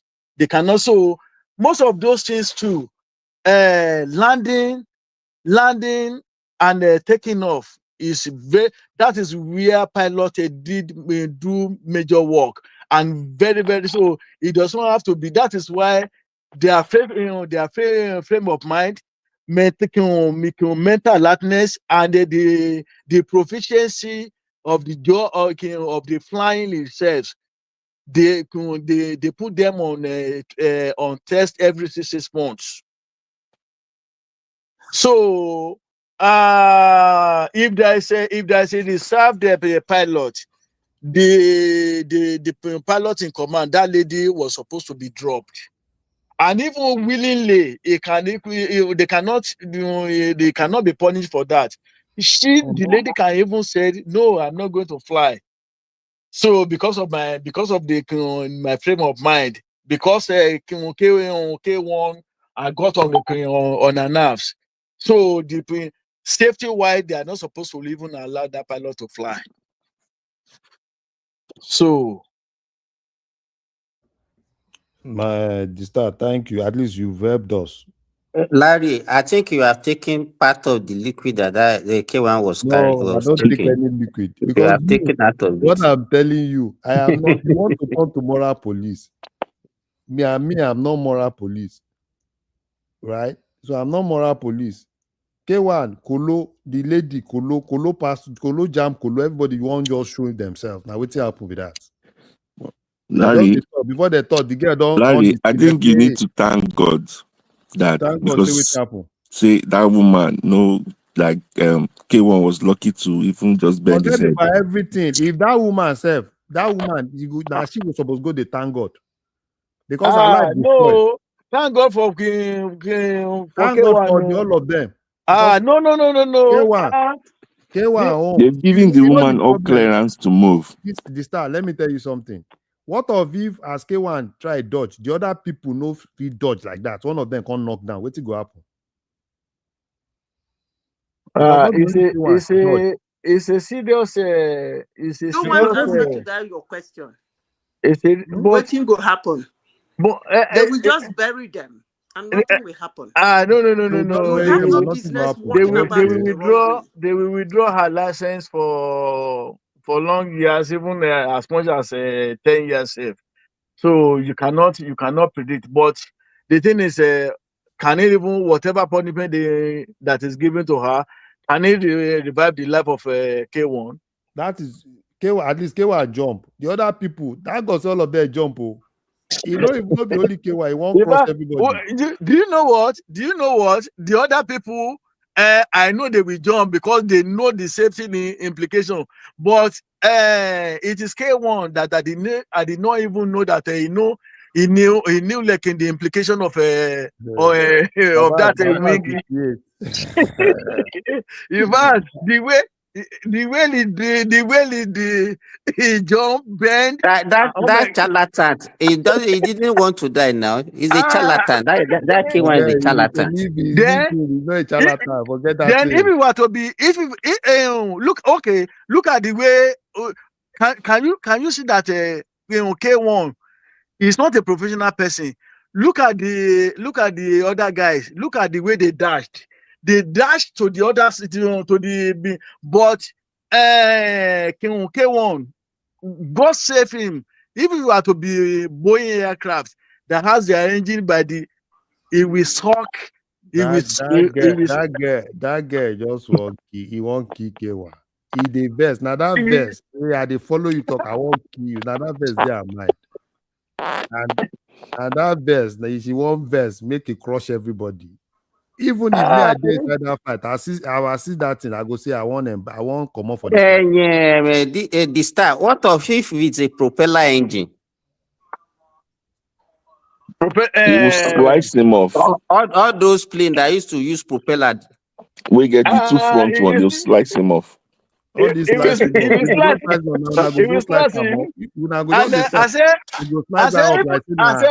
If it is Boeing aircraft, the engine, that trot, it's like a magnet. It will suck him with that hot something, they smash him. Yeah, that is why don't imagine it. Larry, K1 need to thank God and just sit in Nigeria for 6 months and pray. I was talking, all these K1 fans that are like Larry, that guy, this one, he should just thank his God. He will meet his Waterloo the way he's going one day. He no go meet in any Waterloo. Which kind of any Waterloo you go meet? I am responsible, but we have to. I know where your own grievance is coming from. Where is it coming from? Don't be today. Now those you are far for a lorry way K1 He don't But you are not serious. I'm an alpha. I'm not an alpha now. Me, I know where your grievance is coming from. Believe me, waiting concern. No. I just don't like the guy. The guy Yeah, is if you just don't too like him, arrogant. leave He's him. just Now too you are not arrogant for supposed my to like liking. him now. Then you You're not have supposed to to you like have him. you You have are not to supposed remove to like him sentiment now. when you are giving your submissions. Then so don't. So you understand? You now see where he's coming from. You are not supposed to like him now. You don't like him. Leave him now. He's living his life. You are living your own. His action is condemnable. So don't link it to anything. It's The condemnable. elephant in the room. He's a reputable person in the society, and he should not be behaving like that way. Believe me. You know the problem. You know what most of the thing I see in this thing. Yes. Some people bring political emotion into it. Some people bring the fact that he's close to Tinubu. That one. Yeah, that's what I was going to ask question. That is number one. Some other people are people like Simba. Yeah, I don't like him. You understand what I'm saying? They bring everything into it. Immediately when Simba came here, I knew that was where Simba was coming from. You can see that now. Simba has even told us where he was coming from. I don't like him. Because when Simba... He doesn't like people drinking and carrying women and all those things. It's his lifestyle. Oh. If you like, make it carry women. Oh. That one no concern me. I'm not a moral police. I get my own for my side. So I'm not a moral police. If you like, carry women. If you like, sleep with as many as you want. Him and them. K1 just embarrass himself. Otherwise, even for his level, he's supposed to even be, go on private. You know what happened to Baba? Yeah. All the money where they make, where he's supposed to enjoy himself, complete chartered private jet, make it charter. He don't need to buy. Yes. Chartered private jet. See the video as the video they do all in tea, they drink in Igbo for inside in private jet. Nobody did check out. But charter flight should be around. It's a little bit expensive too. No, it's not expensive for K1. K1 has the money. In one party, K1 can make that money to book chartered flight in one single party. So K1, what does that one mean? Look at the way you are talking. What does that one mean? What does that one mean? I'm saying if he had done that, will he get so does that mean you should be misbehaving in the society? Who told you? Who's talking about misbehaving? Like a return now, like return Abuja. Abuja will be talking of a minimum of 80,000 US dollar. So depending on the aircraft. You will not get that money. To return Abuja from Lagos. Return Abuja $18,000. You get them. Forget about that. He not even reach all those ones. Small boys. For him to be fighting, standing in front of the bus. Small boys, they fly private jet. They charter private jet for Lagos, for everywhere. K1 no suppose even for in level. You no suppose even reach that level. Yeah, make I check you. You no carry water. You carry water. You don't want to spend money na a problem. When you don't want to spend money, when you suppose, like say, when you get more money, you suppose at least enjoy yourself. Dey your car. You go they say na more and you won't follow because you like that lifestyle. Now wait till you go see for more. So what are you saying? Are you saying that K1 can maintain a private jet? Is that what you are saying? He can charter. You don't need to buy a private jet to It can't maintain a private jet. Private jet is quite expensive. It doesn't even need to own a private jet, but he can charter because you will employ pilot. Small boys that are not you employ engineer, technicians, cabin crew that will be serving level. Then they fly private jet everywhere now. Small boys, you go see all of them. Go Lagos, Sitamak, you go see all of them. Small boys. Even content creators, some of all these content creators are jets, are private jets. I don't think those are content creators. No, the one that he wanted to fly with, is it a commercial plane? No, No be It's commercial commercial plane. plane now. Na gbero If it were plane to now. be, if And it they were have to to be, tell if it were to be private jet, whatever. In They fact, will allow Gary is the bottle. no.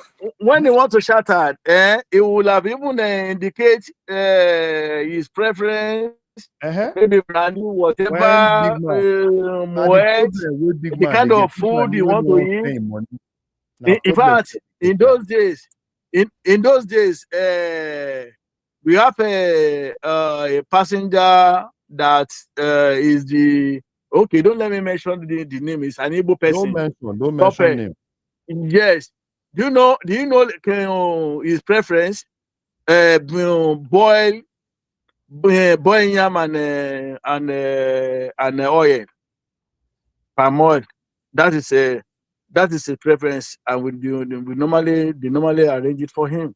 Now so it's supposed to be. Now KWAM cost him for his head. So He spend. He no one spend. They make money every Friday, every day. KWAM they play for everywhere. At least Thank for me, I you, know Mr. Star. At first, when Larry came here, Larry was arguing. I think he that got what? to you're arguing like, oh Me, no, I he's me, I right. You When know, you see, say they don't. Mr. D, when last did you see Larry on this platform? He just came purposely because of K1 now. He changed to broken English. Don't kill yourself because of KWAM. KWAM now you man. You know the problem I have with people. Okay, so I When just you want to ask here now, this case politically, how is it going to face now? Is it that Nothing is going to happen. so is Tinubu going to support him? Is Tinubu Tinubu not going to does support not need him? to. Is That Tinubu is going to the throw him problem. under the bus? You see, you don't put your political. You see the other people where they talk, the star. Now these political people. No. What is Tinubu's wait now? Make I tell you. What you consign Tinubu with this case now? No, because Why? if maybe he's going to support him as nothing if he consign. throw him under the bus. No, Is he he going to doesn't allow even him need, to be Tinubu thrown does under not the even need bus? to throw him under the bus. He doesn't even need to intervene. So leave Tinubu out of it. I've told you, Tinubu, minister. The star. Yes. Now them won't bring Tinubu You had minister too. Minister did not. Okay, no be we say make you go stop Molwe this thing now. You know, I know where they are pushing you to. The star, don't disturb yourself. Now, obedient. I know where they are pushing you. Tinubu, this does not even concern Tinubu at all. It did not concern him. So bringing Tinubu into it now. If he goes to the courts and he wins, and they now reversed it, leave all that's those they pay K1 damages for standing in front of the tarmac. What will happen? Larry, you can imagine if Rational Mind is on this platform today. He will say, hey, Olori Buruku, Tinubu. When I was saying it, you people will not listen to me. He's the one breeding all these people. He's the one encouraging them. Simba, you know the thing, immediately the thing happen. Obedient that they happy. They say, yeah, food don't come, no come chop. Food don't come. Before you know now, oh, na Tinubu, now because he campaign for Tinubu. Oh, that is Tinubu concern with K1 do. K1 na adult. He do waiting. But Larry, do you understand that maybe because he campaigned and he won, and maybe that was what gave him that ego? I'm thinking that he can stop a plane moving. No, which on the tarmac. Do you know when Vasu has been doing politics, Mr. D? I know it's been long. Okay, no be today. No be today. Because forget about it. You know when even for Buhari, he campaign for Buhari now. Yes, now you campaign for Buhari. No mind them. You know, say most of the people with the power for this thing now obedient plenty pass. Most of them they don't even know. They know nothing about Nigerian politics. They are just it's obedient that brought all of them to politics. This case is not obedient editing. This is just laws and people thinking that they're too big. Simple. It's got nothing to do with obedience. No, disturb yourself. Because if no be say obedient, wait till consign Tinubu consign this one. If you see all of them, now Tinubu then they shout, oh, what did Tinubu want to do? Oh, Tinubu go say me they no touch her. Oh, what did consign Tinubu consign this? Oh, wait, naturally, what would Tinubu do? What did consign? He not even not put Tinubu name for her. Even an adult. Listen to Tinubu is minister a now. loyal guy, yo. Go and read the minister thing again now. Minister said he cannot say that he has power to he said You know what he happen? recommended. If you don't know what Tinubu go do, before they give Wasiu 6 months, Wasiu don't say they go give her. Before they give her that 6 months, Wasiu don't say they go give her. But just now you to say go challenge him now. That challenge, now in choice now. Okay. He can't challenge. He can't challenge. Now in choice. But you know He what? will not, Larry, forget it. He will not do it. No, was me I caught, know say politically now. Forget it that was, thing. Politically, they go tell her and say, Baba, leave that thing, no challenge. Just take her like that. You understand what they talk? Just take her like that. But waiting me, they try. You know why? I'm very sure, Larry, from now he will go and lie low. No, he won't lie low. The basic thing, he go waiting be lie low. He no go do in business. He go to Lagos. They do in normal business now. But worst case You know what scenario, I'm saying is that at least for now, because you know the guy is just full lie of low. Wait controversies. now. Lie low in He's talk. Say the no go controversial work. guy. No, wait now. Mr. He Simba, should stay. Lie low. So He lie should low stay away no from go work, abi? controversy for now. And what do you say, Mr. Mr. D?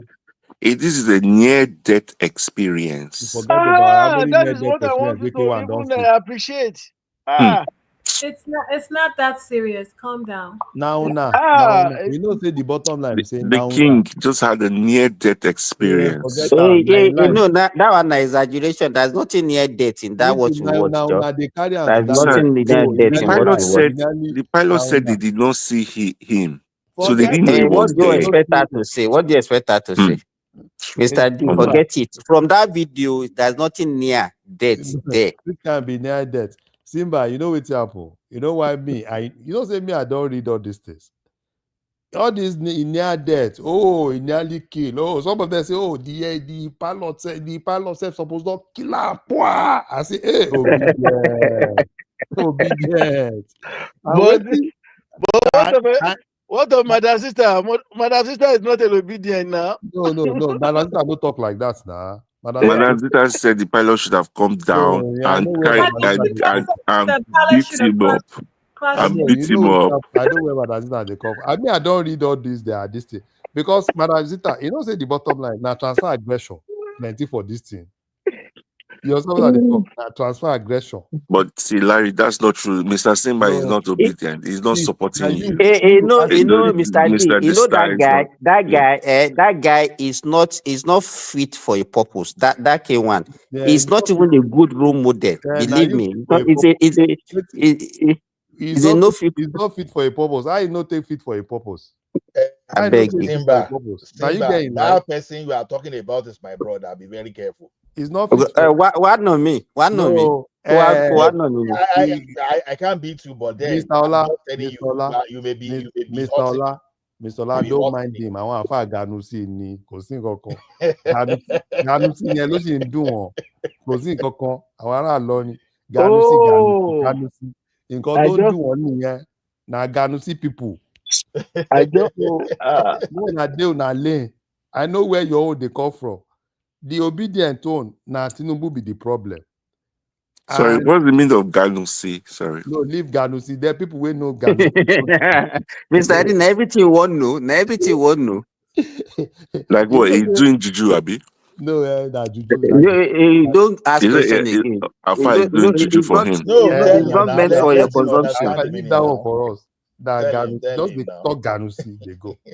We know what we How will you explain Ganusi? Explain to him now. No, we don't. That means Afa is the backup, or is the you don't confirm him or something. Nothing can happen. You know this. So even if it's not K1, let me tell you something. Even if it's not K1, if it's anybody related to APC, these people, hey, well, they most of the thing now transfer of aggression. Because but Mr. Simba is not supporting you now. Wait, I know where Simba. Mr. Desta is not supporting you. Why are you talking like this? Madam Zita is not supporting you. So it's not even like an obedient thing. You know, like how. Yes, now Simba be that. Is there time to transition for a little bit, or are we still talking about K1? Should that be quiet? No, you can talk about some other things, Jerry bros. May they just leave Tinubu. May nothing concern Tinubu. They do your own thing. K1 they do your own thing. Are different people. Not reconcile Tinubu with anybody. Waiting, Prince Daddy, you want to talk? Well, don't you be insulting the K1 the king. Don't insult another king here. So let's leave it like that. Simba. Okay. Sorry, Minister Prince Daddy. Good morning. Sorry. So you are So what not do you think? a king. You are no longer a prince. You are not a king. After I hear you talk, man, I promoted myself. After your princeship, you become a king. So Prince Daddy, did you watch the video of what happened? No, I didn't. Well, when the woman played it, so I don't know the background. It's a little bit confusing. I've heard all parts. So let's leave it like that. I would say.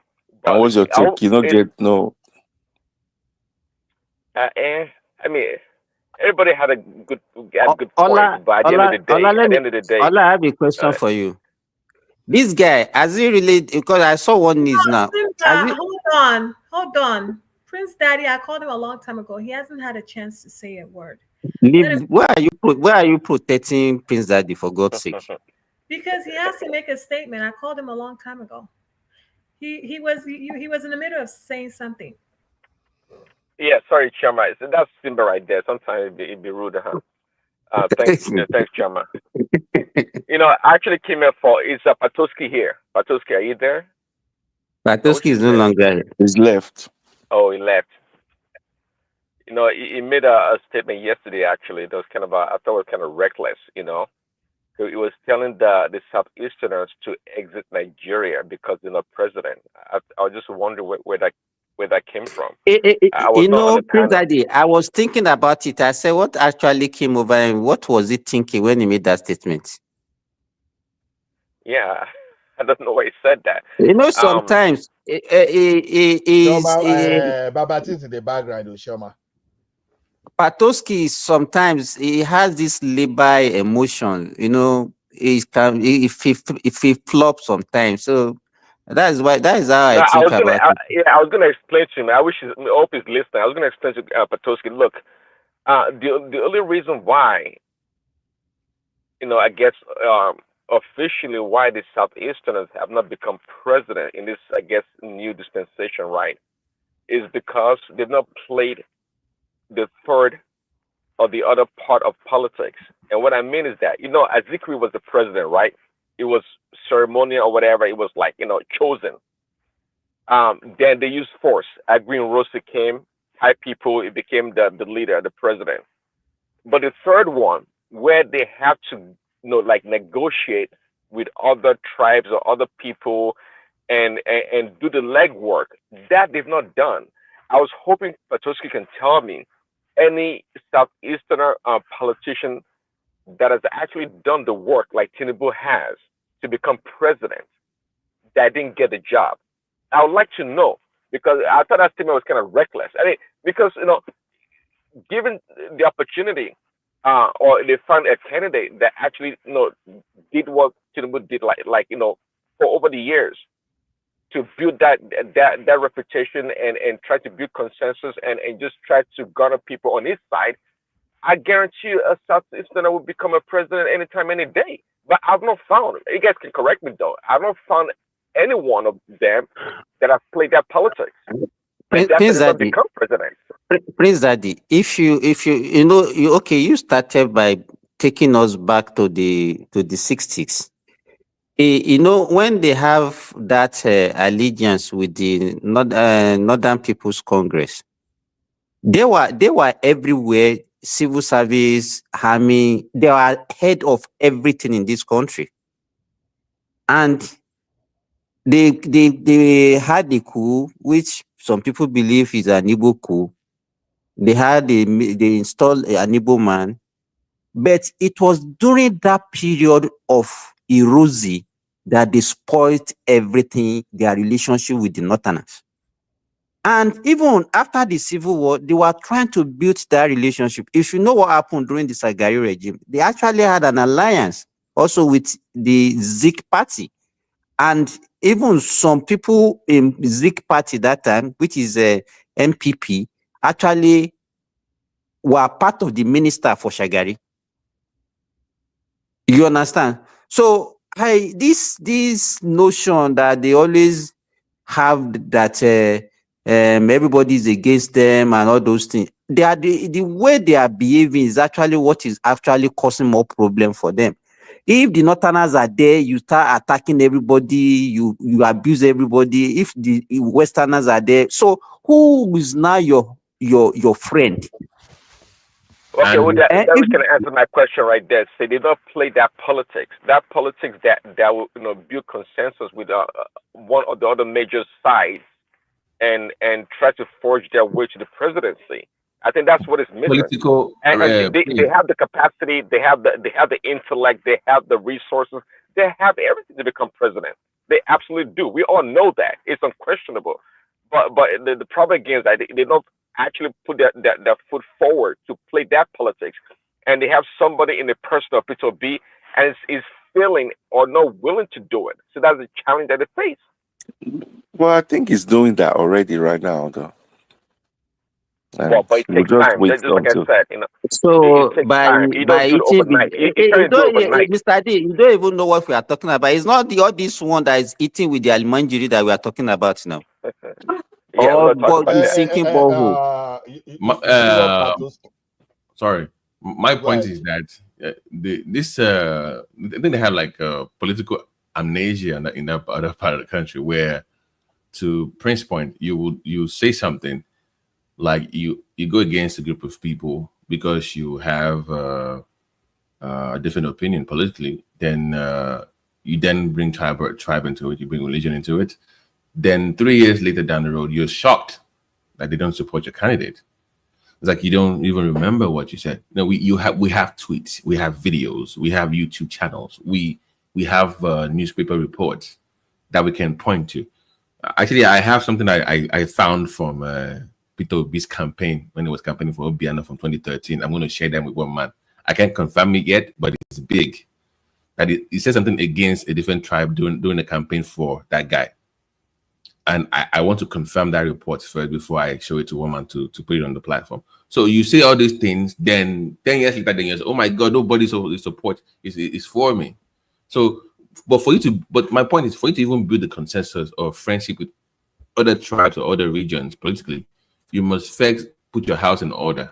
That means if you are leading the Southeast, for example, you have to speak with one voice. You had the Awolowo, even if they had their in a fight.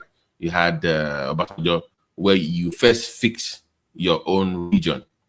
Like you call the Obas, the elders together and say, guys, I want to run for office. I need your support. Let's speak with one voice. They would not be the one to do the dirty work for you. Like you will see the way Oni of Ife was going around the north. It was going around the king, it was the one doing all that work. Then you have your business class do the same thing with the other business class from other regions. And even your religious leaders from the Southwest, they did all the work for Tinubu up north with their counterparts. But if you say Obi, remember Obi was not even their choice in 2019 for VP. They were mad that Atiku picked him for VP. They didn't like from that region. They didn't like him. They picked that they were picked for Atiku. They didn't like it. So when you don't have a consensus in your own region, or you don't build that support, it is very hard for the other regions to take you serious or to even want to work with you. They can use you for their own political gains, but they will not give anything tangible in the long run. But BT, if you are not looking at yourself and look at what you are doing wrong, and you start blaming other people for how will you resolve that? That's the reason why I said it starts from your own house, putting your house in order. So that's what I'm saying. Even till now, tell me how many Azes, how many high chiefs, how many businessmen from that part of Nigeria are really putting their weight behind Peter Obi publicly. They can't do it. But they have to for him to win. That's the way Nigerian No, politics but even last one, did they do it? And he won 90%. So this time around, it's still going to be. All this euphoria of he won 19%, he won 6 million, all these things. Don't you know that elections are different? Why are you banking on that result of that 2023? And that is what is giving you people that Simba, I don't even know yet. Simba, right now, if you go to Southeast or you go to even Nigeria and ask people how they feel on the floor, to vote, most especially if they're going to vote APC or more. Nobody would do it. So anything you like to you talk. said me as I did now, no be Nigeria I did. Maybe you don't So say and you we don't have as the they feelings come on out the this ground. night. If you call, let me tell you, all you people out there, come and ask people and see what you are going to get. I don't even know where people are getting all this information from. Let me tell you what my sister said. I mean that my immediate sister. You understand? She so much believed that if they try rubbish with Tinubu in 2027, that Nigeria is gone. So for you to be saying that we are not in Nigeria, go and feel it. It depends on what you want to wear. So I you was go for in Lagos throughout last week. I was telling BT. I was even asking people, I don't even know where they are getting that Nigerians are this, Nigerians are that. If you go to Nigerians, that is information bias. People just go and listen to what they want to listen to. You understand? It's just like maybe among ourselves now that I know that maybe we support Tinubu now, and I want to carry out survey, and I put it among us. And definitely you are going to talk of Tinubu. So if you are from obedient camp and you go and throw something among obedient, sure, they will talk of Obi. let me even tell so special statistically. Ola, come to the. In fact, the way they are even behaving is now bringing this tribal thing. The thing is at its highest moment now. You understand? So I don't even know. Even at least I'm in the North Central, and I know the feelings of the people. I know what people are talking about. So all this one that Mr. D is saying, I don't even know where they are getting it. So, Mr. D, we're not talking about getting 6 million. What I'm saying is, hold on, D. We're not talking about getting 6 million or almost. What will take you over? There are people in that country that still determine who becomes president. I don't like that way, but that is probably the only way to win the presidency. If you don't get those classes on your side, but it starts from your own people that they have to vote for you with the others. Oh, so this is where I get. No, hold on. If I'm running for office as a man from the Southwest, and all the Obas are against me, do you think people nobody takes it seriously now? That's the way it works in Nigeria. Your Obas have to be on your side. Your imams have to be from your own region. But nobody shows up for him. But that's Southwest now. In his own region, people will vote for him. That's what I'm saying. So to get the other regions that value that is my point, not your own people necessarily. I mean, the Southwest is not going to vote for him, but the North could. They're all negotiating right now. So we'll wait. You don't think you don't think if your Obas don't show up for you. No, I think is all this thing that you are saying is just a wishful thinking. You just don't understand what I'm saying. Like you don't want to face reality. Listen to me. Afenifere coming out for Obi was huge for him in the Southwest. It was huge for him. You need more of that. Is it maybe in your own part of the country it's not valuable? Okay, see, I just give a simple example of a PDP person I know, like as a family, they're in PDP in Delta State, and they've switched to APC. It is hard for them to sell to the people that for an APC, everyone's just looking, like they're just looking. But they know that there are people there. If there's an option. Let me ask you a question. Tell me 3 reasons why the Northerners will vote for Obi. Just give me 3 reasons. Don't worry, I'm not going to tell you, bros. Let's leave it. Let's see how it's going to happen. Then when it gets there, we will talk. Not me and you. Mr. D, or what's your name? See, I think we are mistaking North Central for the entire North. If North Central were voting Obi in 2023, you understand? He won 3 now. He won 3, so we're not counting that. Forget that. I'm discussing core North here, where he was. Exactly. Even the 3 he won in 2023 is not guaranteed in 2027 because you can say because of Christianity and whatever. So people will look at it, okay, Muslim ticket, and now there's a religious bias. So, but when you come on, when you talk of a North Central, Northeast and Northwest, if they put their sword on ground, you are not going to win. I was listening to people saying Kwankwaso They didn't even see. What Forget. about the coalition? Wait now. Whosoever they are going to bring from that north, you understand? This time around, the probability that is going to beat Obi is so. What am I even saying? I mean, the person they brought from the north beat Obi last time, right? If Obi So, heads the coalition, okay? if Obi, it doesn't change anything. Okay, look at it this way. So Obi, Now, so Obi, no, sorry, please, apologize, sorry, Ola. Go ahead. So in the ADC, tell me how Obi will win that ticket, because there's going to be a primary according to what the APC is saying, and according to reports. If they zone into the south, they will not zone.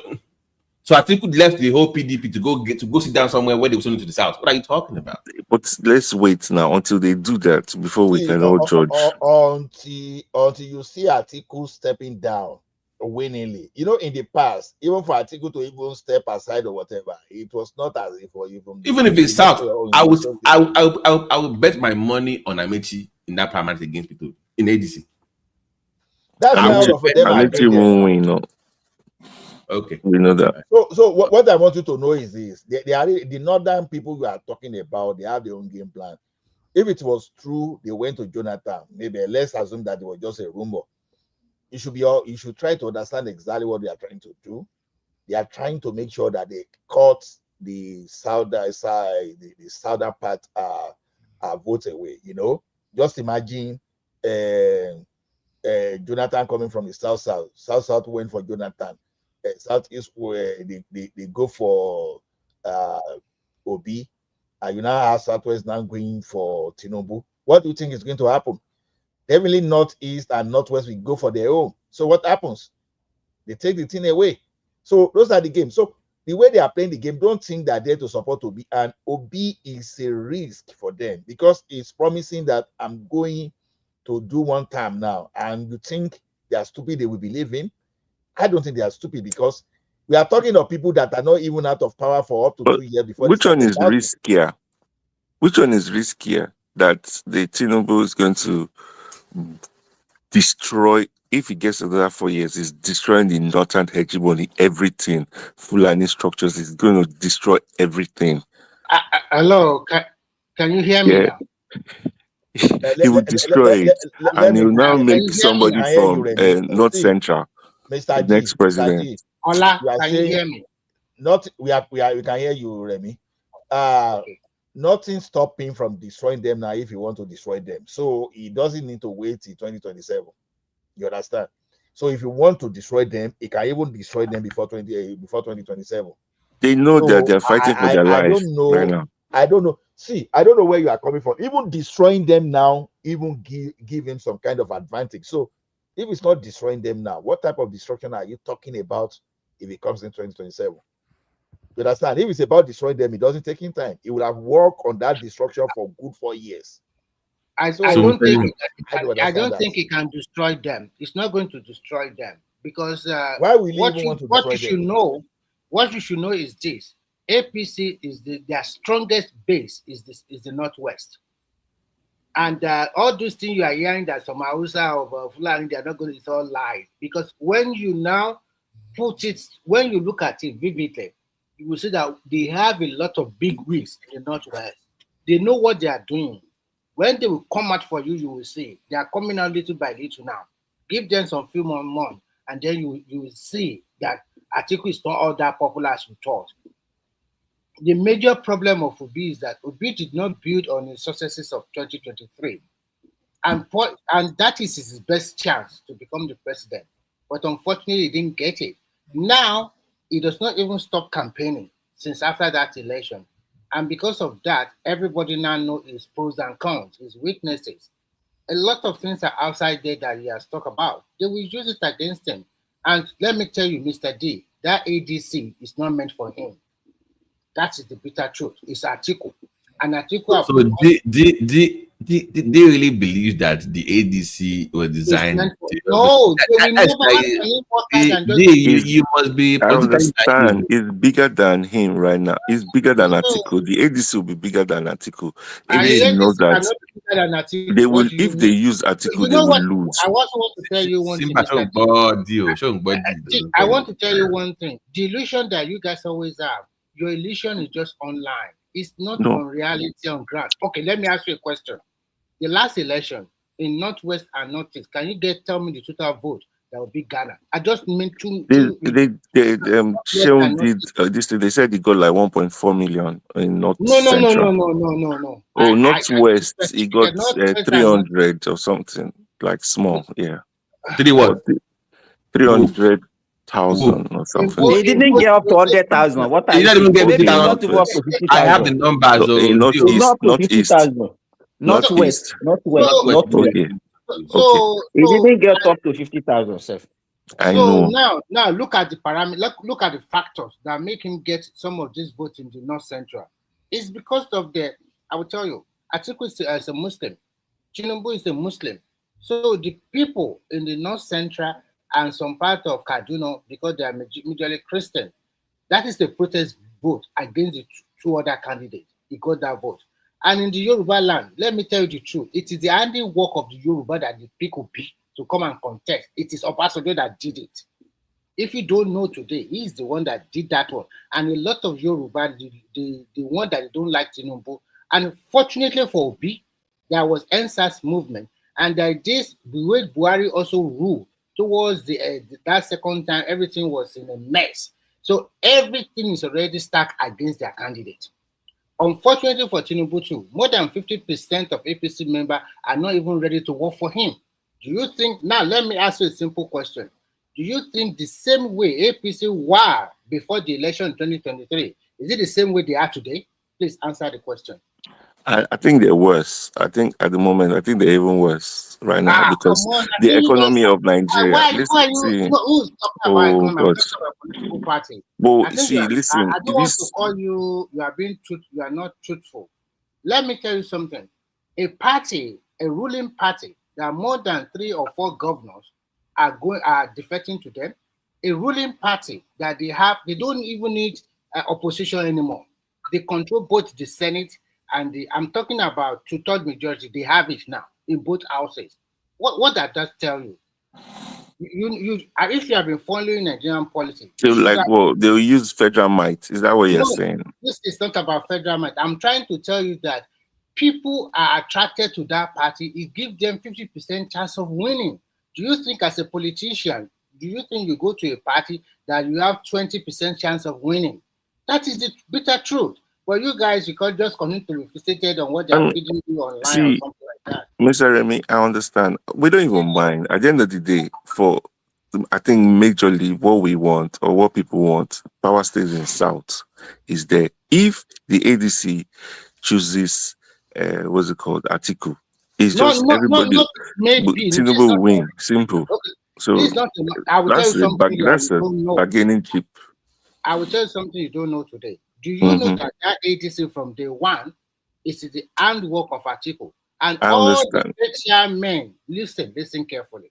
Yeah. All the state chairmen, people that are with old political posts in all the state for ADC, Atiku already dollarized them. It does not even give them dollar, give them naira. I'm talking about dollar. Do you think he's spending that money for nothing's sake? And they have already prepared against Obi very well. They know Obi will chicken out, and they have their own VP in mind. So you think they're stupid. They what's the end game for them? Who are they going to choose as their VP? They're going to lose, so they know. Of course, Tinubu will win. Of course. The whole point is why they brought Obi. They want his crowd. They want his crowd, but they don't want to be better. So they're going to offer him the VP slot. Nobody's going to give him. He's not going to leave Labour Party where he has the chance of being the presidential candidate. You asked about ADC's plan, and I'm telling you what it is. Now you don't have to agree with it.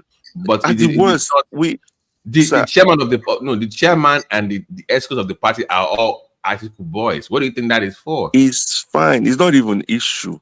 At the worst, everybody deal with Tinubu and it will destroy the hegemony of the North and all those people and all the crop of, like one woman will say, all the crop of politicians is going to cut all of them off from now to that 2028. They don't see anything again. So Atiku will not give Obi VP. Go and write it down. I mean, That let's will was come watch up at with the you guys. worst. We're already Yeah, standing they here. won't give him the VP, but they will No, stage him to the extent that even if Obi take BVP, then he's telling you how desperate he is. By the way, it's not just Mr. D, so if If Obi Obi accepted go VP, for if bid, he accepted VP now, I'll go and take card in APC. Then the purpose is defeated because Yes, as he a will not VP do it. to Atiku is not going to achieve anything.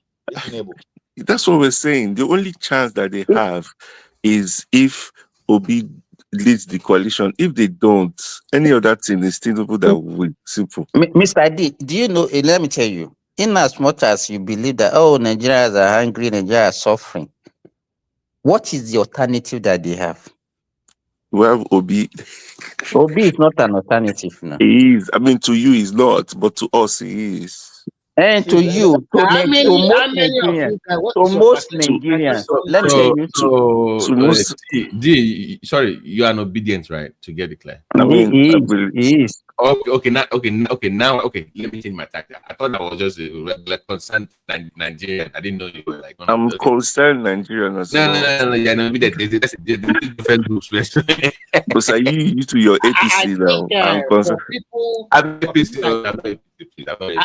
think for people like Mr. G, sometimes they will be embarrassed, but sometimes they don't know how to say it how.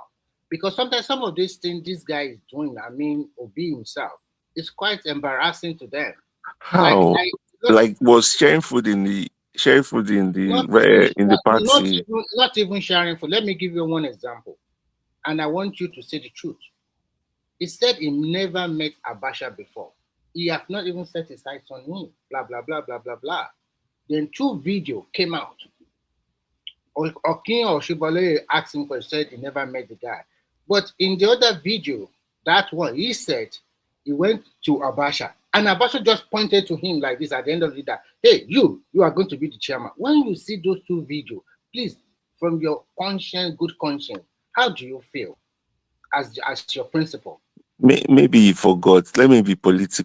So, you are really obedient.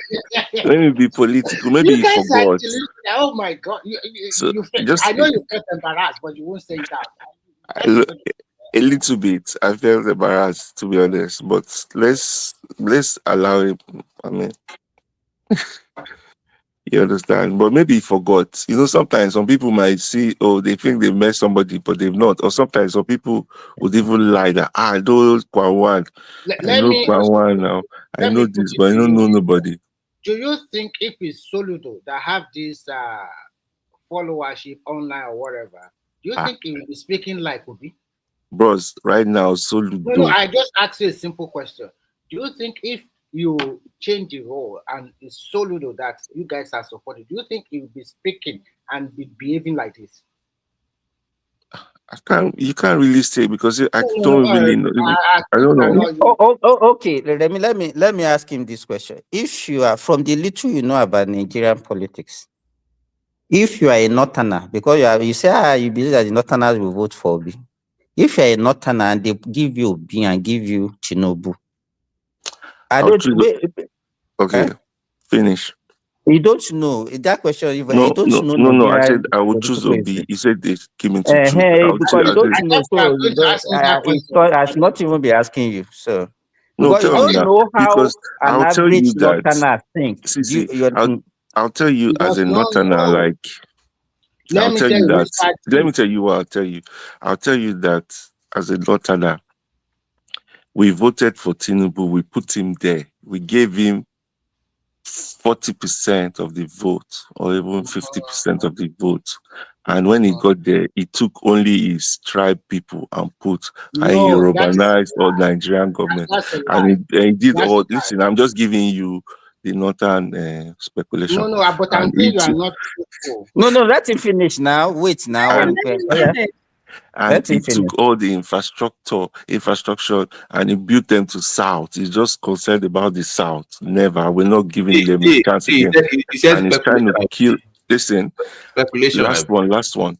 And he's trying to finish all our political leaders. This crop of ones is cutting all of them off. He's using EFCC to chase them when they know that all of them, they are bad together. He's using EFCC to chase everybody. You understand? The last, all the southern people that they would have voted for them is force them to join his party. Bros. Okay, can I come Okay, in so now? no, wait now. We have not finished now, Remy. Just hold on now. Okay, so now, so because of all this, I will not vote. So what will Obi do so because if I'm in Northerner and I have all this against Tinubu, I will now look at Tobi and say, okay, what will this guy do differently? What would Obi do differently? Obi would have compassion for them. You Empathy. understand that. Listen now. Empathy, compassion. You understand that people are dying, Boko Haram is killing them. Listen now. You see that, I don't talk to pros, small. You have compassion, empathy, you will feel them. You know there are people not going to school. He's going to build school for them, build water, you give them everything, protection, you will do everything. Okay, You don't even have any problem. Ola, Remy, always just calm down now. Calm down. We are not living anywhere. Everybody will talk. I thought you have finished because I just no. Ola want to talk. Ola want to ask him something. Ola, what you want to ask him? I said Jonathan built that school for them. So I think it's a compassion. In fact, it's like that empathy made them hate Jonathan the more. That's what you just mentioned. It's like. So what did you say? Sorry, I didn't get you. Jonathan built school for them, but it seems as that school even make them angry. And then they will not trust somebody that can even say that that can break the country, that they didn't trust, that they can break the country. But which one is worse? So you're just now saying that they want to bring Jonathan back because they think that is the best for them. Is that not you that's this saying? That is the card. That's a card for him. If he falls to that card, Jonathan will see all the things that he has stolen, everything that he has done before. Who is Jonathan to Nigeria? Do you think they will vote in him? No, what is it? No, it should come and tell us what he's going to do differently now from what he has done before. I don't even want him because if he comes, he's going to destroy all our plans. I bet you should go and rest in his place. Let's back to this guy. Jonathan, do you know that it's because of Jonathan that a lot of people were fired in Borno Northeast? Do you know that? Do you think they forgot? You guys, it's possible, but people are still buying every day anyway. Yeah, okay. You mentioned before. I want to tell you something. Out of all the appointments they made in Nigeria, the Northwest have the highest number of appointments. But they don't have the juicy appointments. No. Okay, I will tell you that juicy appointment. Maybe you don't know. What is juicy? Let me tell him. You should tell us now. Tell us. Let me tell him the juicy. They have all the scrappy. Don't tell him. Scrappy. You know, I don't know. You don't need to tell him. His own juicy might be different from your own juicy. My own juicy. My own political education is not as wide as that one. Maybe I'll go and I know, but don't now. You know what we're saying now. Don't be I don't listen. I'm a layman. Listen, I'm a layman. I'm not a prophet. I'm not a politician. I'm not even a spokesman. I'm just an ordinary person that's a supporter. Mr. G, yes, sir. Do you think Ministry of Defense is a juicy position or not? Not really. That is a cash cow. It is not. What's Nigeria defense budget? I don't know that one. Why are they complaining? Let me tell because you. Defense budget, they have a lot of asset liability that they are paying for. Juicy, this is like NMPC, like what's it called? Everything. You know, if you read it, hold on, please. So juicy political posts for politicians, not actual posts for the people. So it's about political posts for politicians, not the people, but the politicians. Yes. I mean, so their political people, they're not being given the juicy posts and all these things. I see. You You know, let understand? me tell you So, something. I will name some things now, and and I I want think let me give Mr. you one of the Davis. other things that they're getting angry at. Mr. Sometimes they D, will choose northwest. They will choose some You people. said defense is not Mr. D, Sir, let me listen see. to this. our defense budget is Mr. D, listen to 6.57 this, trillion. and I want you to tell me how you feel. Listen to this carefully. Ministry of Defense for State, National Security Advisor, Chief of Defense Staff. The Chief of Defense Staff is even more higher than Chief of Army Staff, higher than Chief of Navy, higher than Chief of what do you call it? The other one, Air Yes, Force. sir. Yeah. Yes, These are 4 positions. Do you know Yeah. that all these 4 juicy defense positions went to the northern part of the country? So they're professional positions. Health, Minister of So Health they're is from the they're north. professional positions. All the security top posts in that country went to the north. Police, who is police gone to? Only police went EFCC, to the who south. is But EFCC police gone is to? not now. Do you know Minister of Budget and Economic Planning? It also Budget and went to them. Economic Planning. Also went to them. Who is holding that position? It's also Budget and Economic Planning. I don't have those full information, but I'll get that one for you guys next time. But me, as a So you don't layman, have all the normal information you Nigerian, are talking as a about. layman Nigerian, no, you know that you guys are professional, No, you are not and a that's your layman. You are business, just and you speak about it. obedient online. What Everything is Minister of Agriculture and Food Security?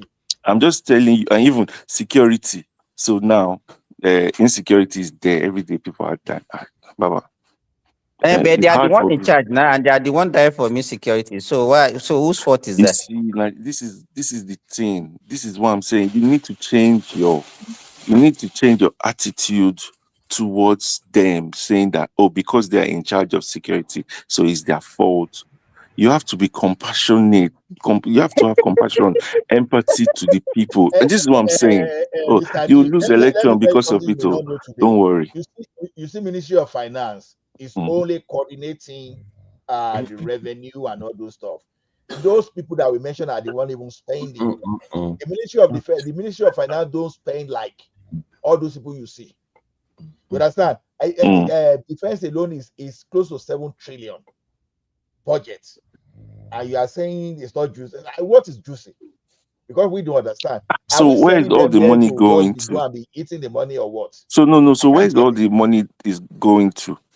Then it should probe them why there's insecurity. If that kind of amount is going into security. Hear this one out. What do you think about this one? Minister of Housing and Urban Development. Where is it coming from? So I don't even know. Me, I don't even know. But I'm Both giving you Minister what of the State Northerners are and the new complaining for. minister, they come from the north. There is no basis for their complaint now. That's what Let we're me say, telling you. they have many ministries, but there's some rubbish ones. We just did. The people just We are dead. Nothing's mentioning it happening. to you now, We're and you are giving saying the rubbish. juicy Is ones. there any ministry The that is even juicy one. rubbish? Don't worry. Next Those time I'll guys bring you all want the juicy CBN. ones. Those No, guys, let they me want ask you. CBN. If you don't even know anything about politics, when they mention defense, when they mention health is agriculture. So what can you even say? Even if you don't know anything about politics at all. No. Police The affairs. health, yeah, They're the in charge of health. police affairs. Listen, but Mr. Simba, the health, you know that Nigeria is not budgeting the right amount they put on the health. So what is the budget? What is the? Let me tell you. I don't If know, you are like looking at let me tell you. It's not when you as look the at the ministry of population wait that is now. Let me see supposed to what I be. want to say about Earth. Earth is not even only about our budget alone. Earth is the highest, is the one that receive top funding from NGOs, from multinationals all over the country, more than any other ministry in Nigeria. Do you know how many millions of dollars that comes to health? So when you are even talking about juicy ministry, that is where they have a lot of fun to even play with that are not budgeted for. Well, you have to explain it I to think if you people. look at it critically, it was evenly spread. So can we put this in the proper perspective, Remy? Sorry, I apologize, my building. So basically, what is happening tonight? Like, D is fighting for the rights of the political class. That's what I'm getting from I'm not fighting You for know, the right. I'm fighting for the he's people. doing this. He just campaigning for Obi now. Because I'm not whatever they fighting are for the saying, people, oh. fighting you are for not fighting People, for not the for people. political class. they are also they're also against you, right? They're Nigerians too, so they need somebody to fight for them. So Mr. D is now fighting for the ruling class to get juicy position. Okay, wonderful. Okay, good.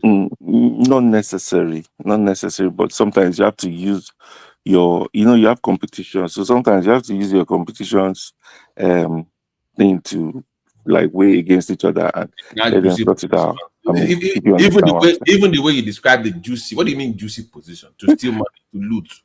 Can you not see on the TV when those northern political If your classes, job is to they're help the people, who fighting cares? every day that they're being marginalized? Yes, Mr. D, nobody cares where they put you in if you're there to serve the people. You only call it juicy because you want to steal money. That's what it is. Anybody calling anything juicy is about it wants to loot public funds. It shouldn't matter where they put you, the highest earning post or the lowest earning. It shouldn't matter. But if you match that they call it juicy, that means you're a thief. I mean, that's their own. So that's their grievance that they have. Mr. D, why should you even say if somebody at your level, you cannot even be taking everything that they are saying, you clan and sinker now?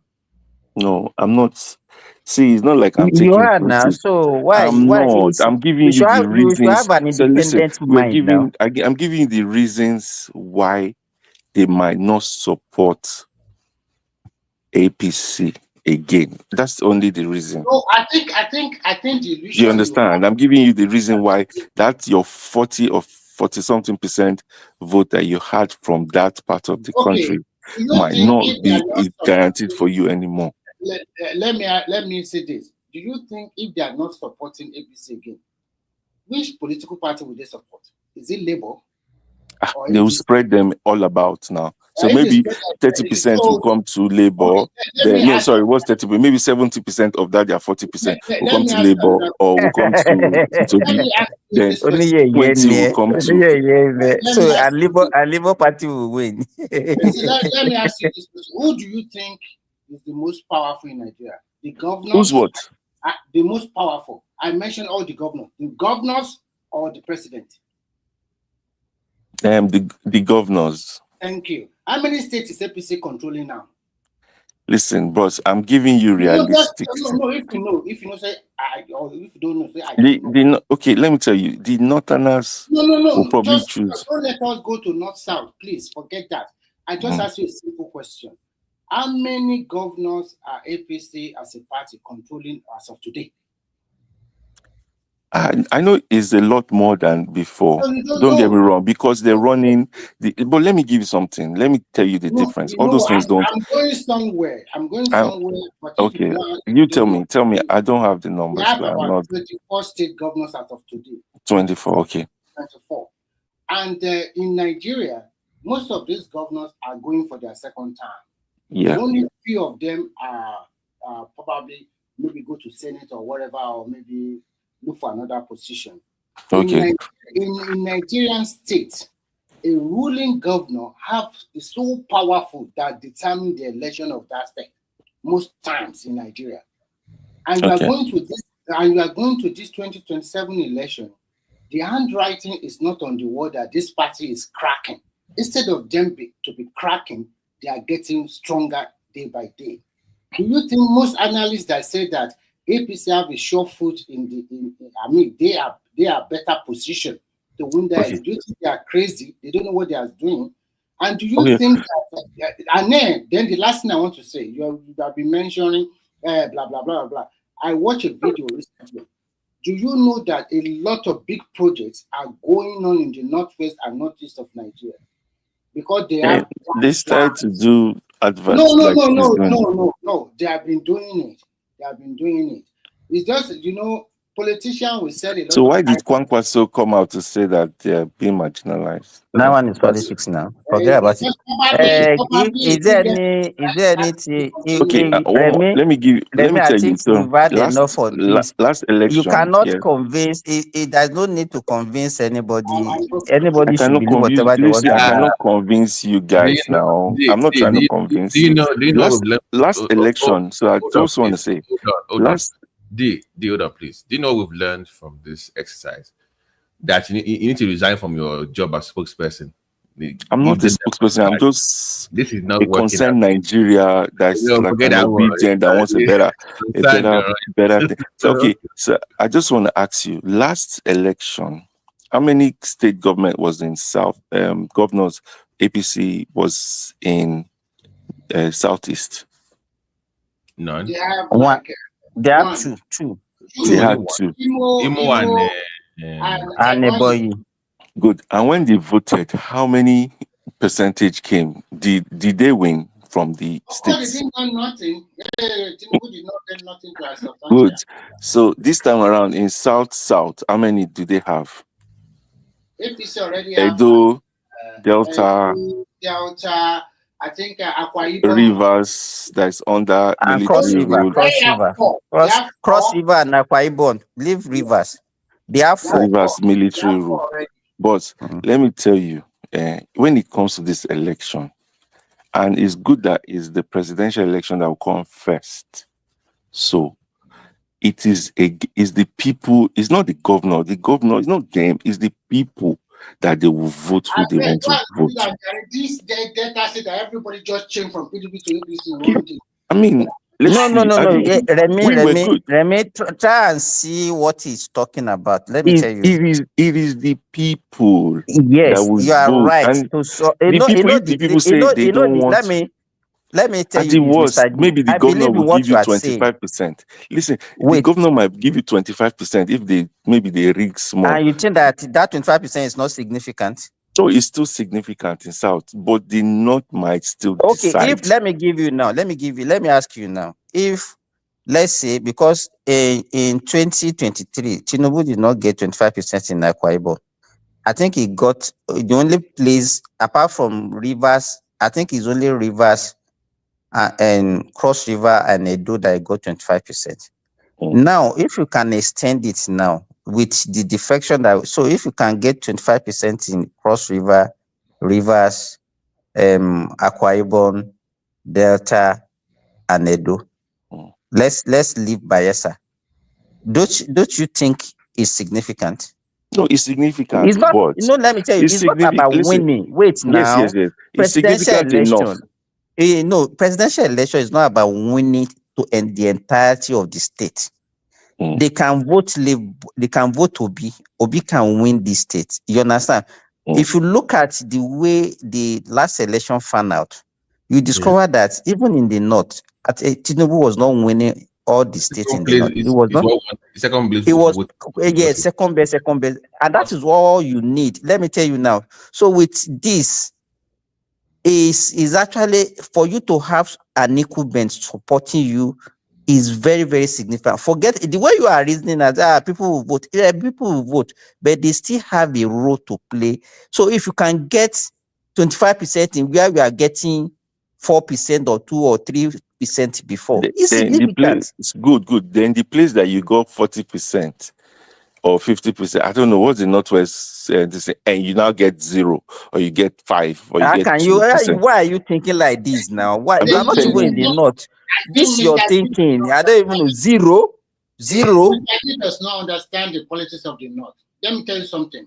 Northwest is different from northeast. I think what I'm saying. Listen. See now.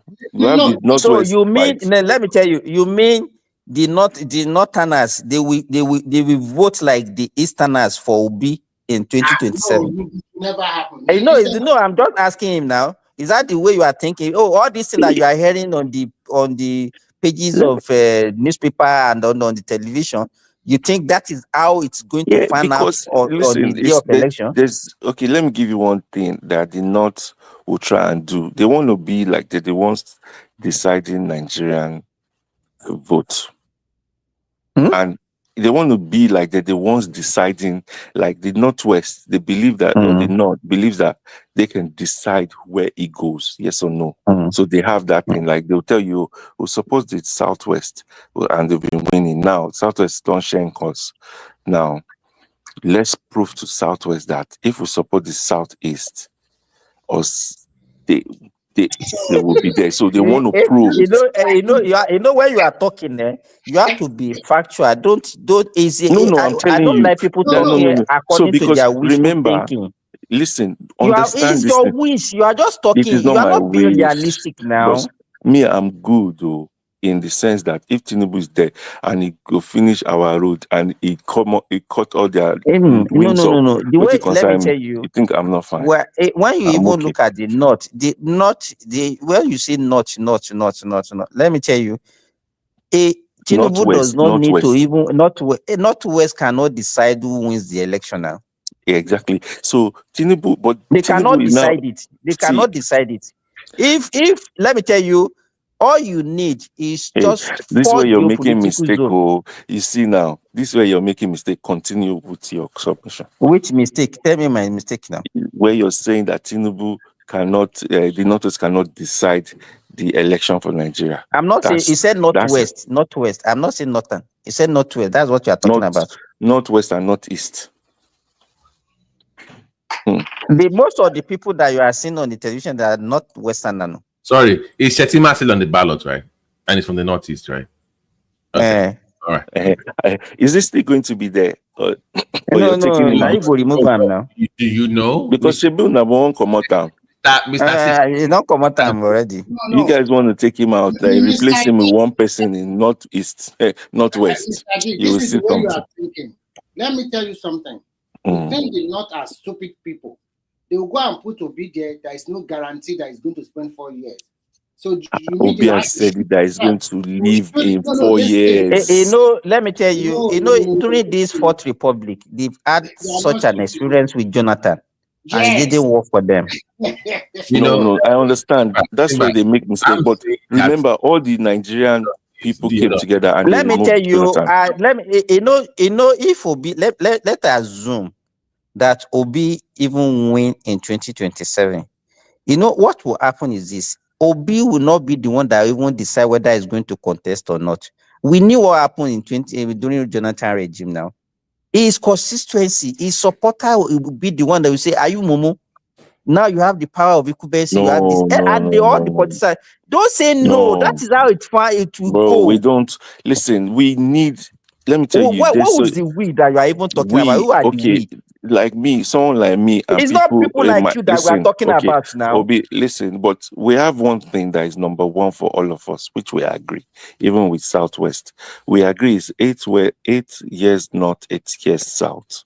Do we agree that? Even with my Southwest people, we all agree that, isn't it? So there's no way that is good that you have to give it back. And if it's me, I propose they should even put a law. Sorry. If that is the case, why is Atiku contesting then?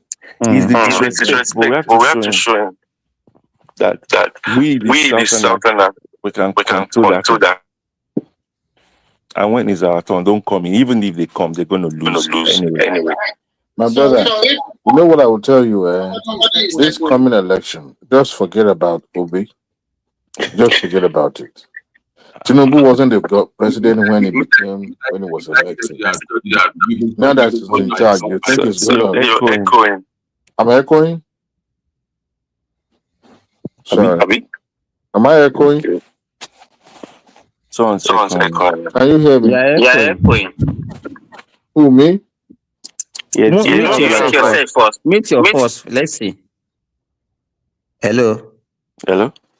So is what Adewale does it? Adewale is the one. You know what, D? I think I figured you out now. You've been trolling us for the past 1 hour. I think that's what it is. I don't believe you. That's what he does every day now. I think he's trolling that's us. what he does. Yeah, he's just. I think he's trolling. How? I'm giving you what I think. And I tell you, because earlier on you are pulling Madam AI where you say you are talking and you never come. Like you just. oh, I know something I don't know. So if you, So, Me, Mr. I D, don't know anything. No, what I'm did not you in any say? political party, but I'm just speaking as a concerned Nigeria as the way for us to move forward. There's two Mr. D, things. you are Like from the South, yes. Yes or no? yes, So what is your region plan politically? Future plan? Do you future know what plan, your politicians are doing now? but they're not doing What anything. kind of question are you asking, Mr. I He don't doesn't know know. anything And if about I that don't now. know, now I will tell him what your politicians in this region are. They are preparing themselves after the Northern 8 years for the presidency. Bro, Write it down. That's the policy they are playing now. You don't know. which part of which one? Which of the I South won't South are tell you you talking? because you are not political. I'm sorry to say this. Maybe you are trolling. Maybe you are Which going one? to. Is it the present? No, no, no. You can't be Is it asking me. Go back to your beer and feed them. okay? Good. No, I won't. Yeah, well, let them continue. My own is all ours. I pray and I beg all our South governors, don't get involved in presidential election. Don't use your money to go and support any body that is doing presidential election. So use your money to develop your area. They will spend their Don't money. use their money to go and be Don't worry doing about like that. what Oko has done to us. Look at now, money that they could have used to develop Delta is used it to go and do election that they're going to lose. So don't get yourself involved and play any politics. Hey, Like doing if Tinubu is the there, one they support have been Tinubu spending so before that Okowa. he What would. did they? Let me ask you, Mr. D. All the money they been getting before Okowa, what did they use? I'm just What did they saying use now it they for? be so all those times they'll tell you, oh, we didn't have electricity to do, we didn't have everything was on federal government, something that you cannot do. Right now there's a lot of stuff that they can do that they'll use the money for. So those times they didn't have, they'll tell you they didn't have stuff to use money for. Maybe, probably. Do you understand? But now they do. So that's their own. You know, concern me. Me, I know even. You understand? I mean, I'm just saying as a concerned Nigeria, no. This is how I'm looking at it. My own is if insecurity is fine. In fact, the only They thing, are and not I looking at wanted, it from a if concern. They are see, looking as at a it from concerned Nigeria, if you just have state police and we can come to Nigeria, they no kidnap us, they no keep us in any. Our life is rich. I'm good. But you are right. But unfortunately, I'm not even. I don't even cannot want more. My generally. hopes was very high before for Nigeria, but I don't bring my this thing down. Okay, make we just even get insecurity out. I'm good. Like for me, I don't even, like if they like to keep the minimum wage in a slavery way, no problem. Not then sabi. Yeah, I no even mind. Do you understand? But at least insecurity come down. We're good. Like we're fine. Do you understand? So that's it. I mean, that's my own point as a concerned Nigerian. Mr. T, if you're about to be truthful enough, would you consider the insecurity during Buhari 8 years, where the farmers other class is everywhere, where there's a lot of banditry and the rest, compare it today? Say the truth. Has it I think improved? it's worse now. To be Oh, sincere. no. I think I can see that you are really obedient now. Go ahead. No, realistically, I think it's worse. You are not being truthful. You are not being truthful. And I will tell you what happened during Buhari 8 years so that you can just oppose it to today. In Buhari 8 years, there is a lot of farmer other class in all the southern part of Nigeria, all the northwest.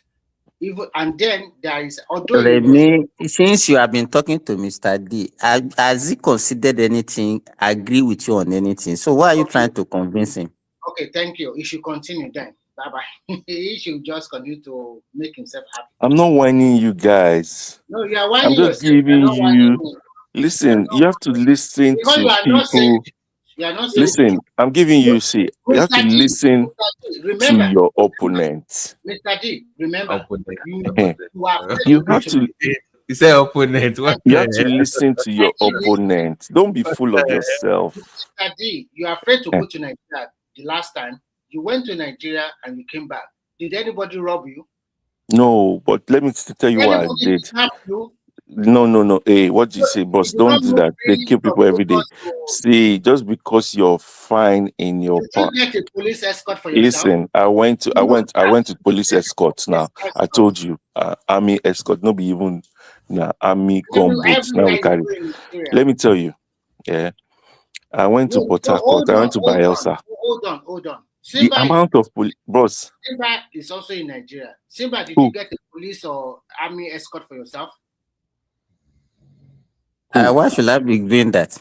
He's in Lagos now. You don't need army escort in Lagos now. Come to I'm not in Southeast and Lagos, come so to I just went to Southwest. Lagos briefly and came back. So I'm not in Lagos. So. Come, let me tell you, all the Nigerian soldiers and police, they're in Southeast, South. No, okay, me, I've never been to Southeast, so let me not talk. I went to Port Harcourt, I went to Bielsa, I went to Delta. All of them. I mean, that place, everywhere there is police. And I mean, I'm not going to say I'm out of it. Like the people, if they say they carry police, I go come and say no.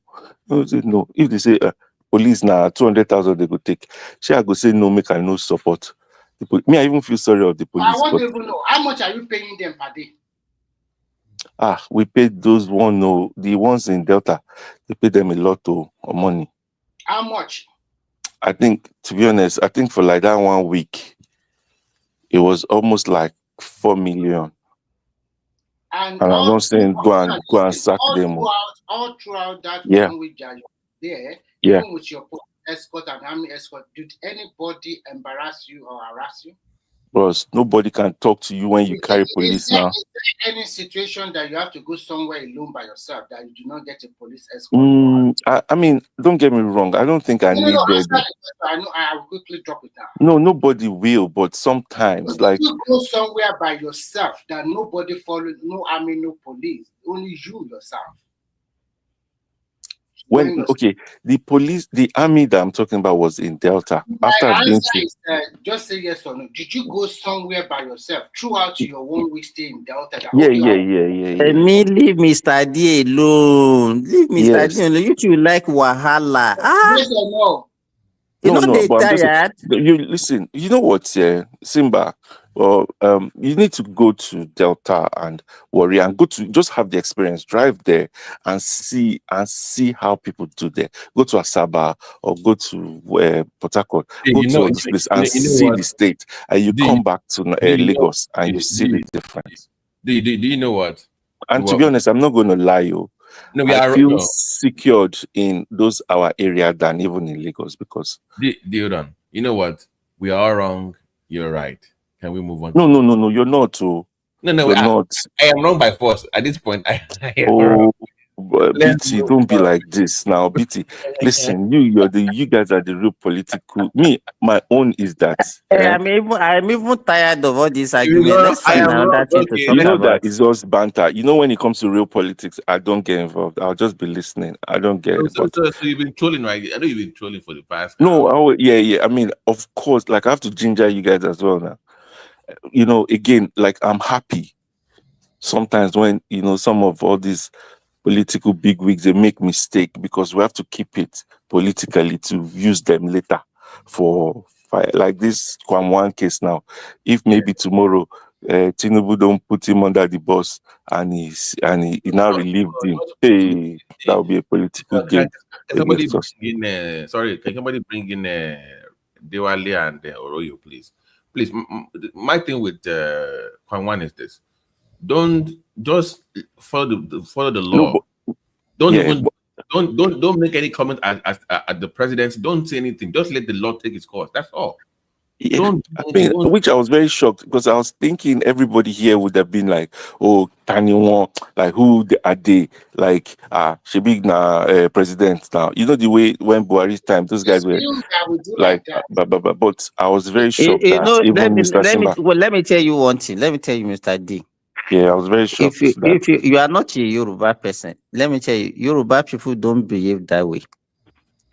All of us will not face one direction and just be talking. Just not for that. We don't behave that way. Give example here today. You will see that sometimes you have no, and this is why look. National Man is a Yoruba guy. Ola is a Yoruba guy. Maybe Babati and everybody. It does not mean that maybe Babati. Maybe you are doubting his ethnicity. Eh? No, Babati. Let me tell you, Babati knows. I know Babati is always on the right hand side. Listen, Babati is always on the right hand side. He's on the right place. He's not on the wrong. Babati never.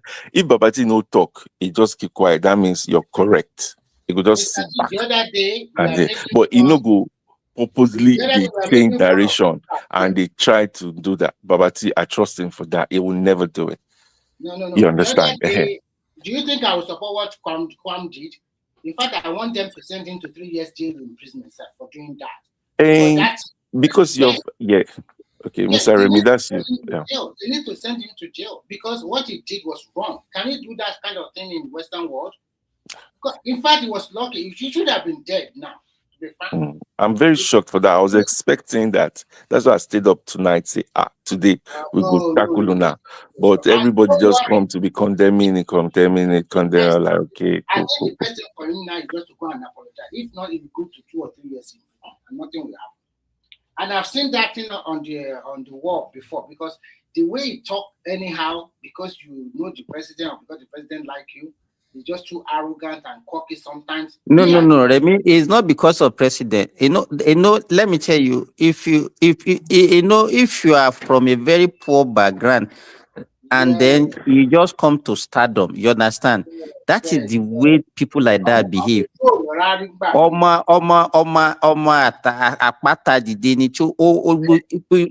His present status he doesn't know that he will get to this stage.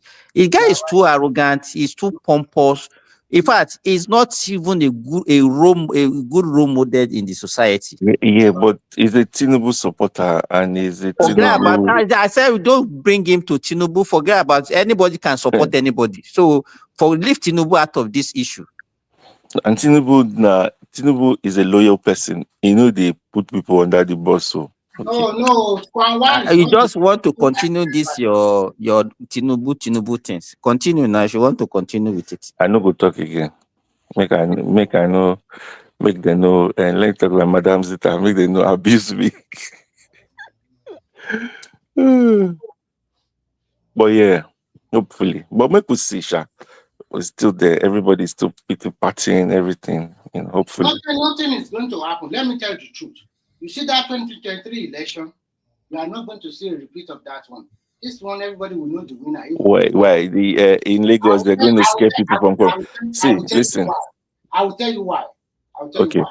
Yeah. Last 2 years, the last 2.5 years, have you seen something like NSAS process? Because they force people, they don't allow people, they go and shoot them.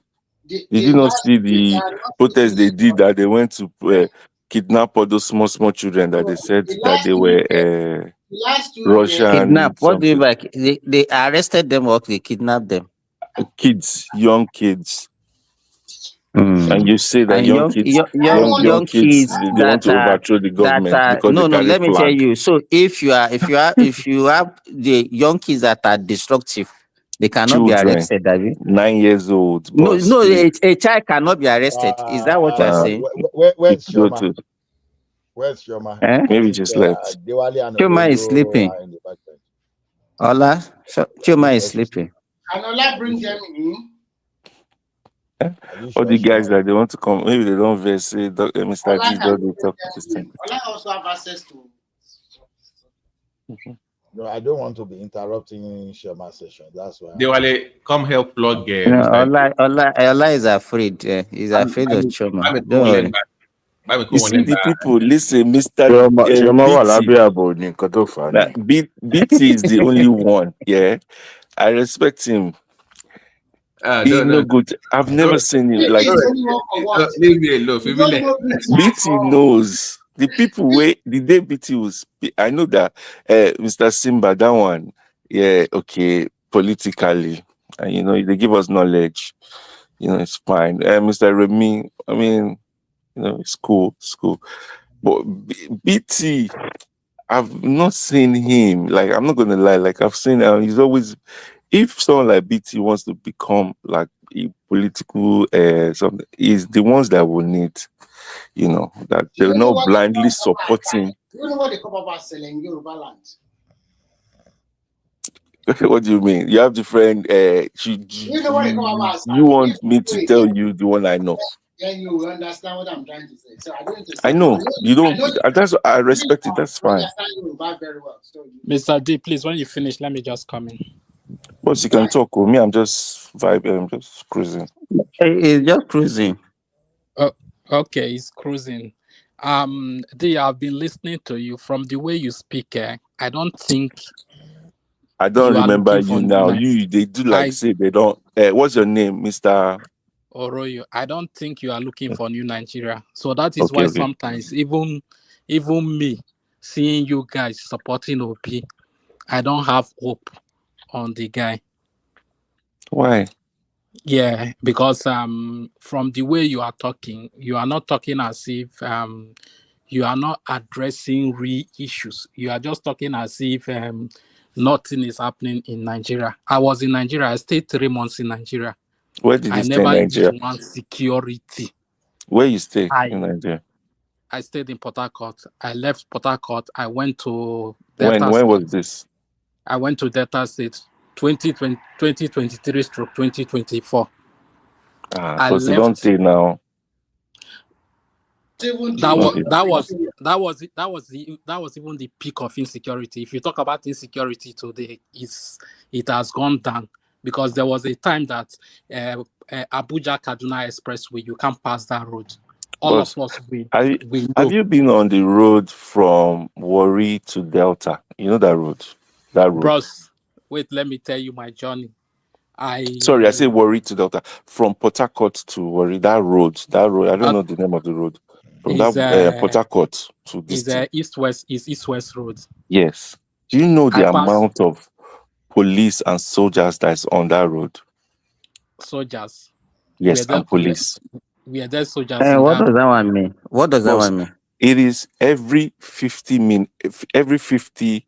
Then you should be that means you should be comfortable now that there are security now. Now, if you're not carrying a police or soldier in your car, you'll be harassed.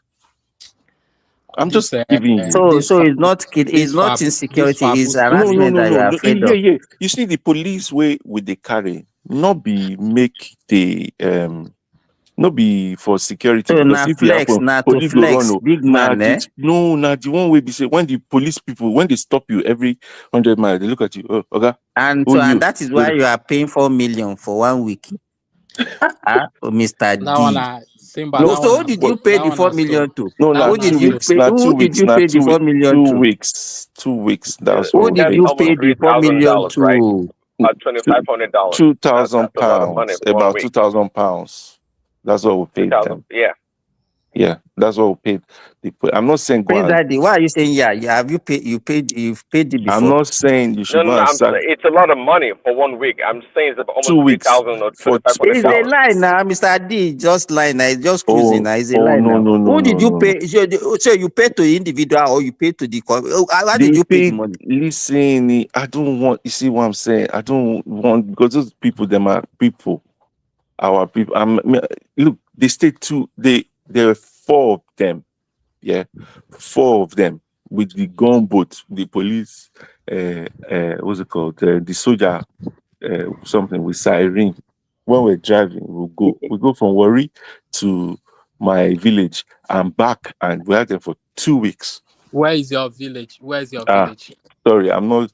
I'm from Kwale. For the fact you decided to live big, for you to live big and do all those things, that does not make it a normal thing for everybody to do. What I'm saying is, if you don't have them, you like the people that went, my guys that we went, the program that we went for, a lot of people were from London, and the guy that organized it, he did not want anything to happen to anybody.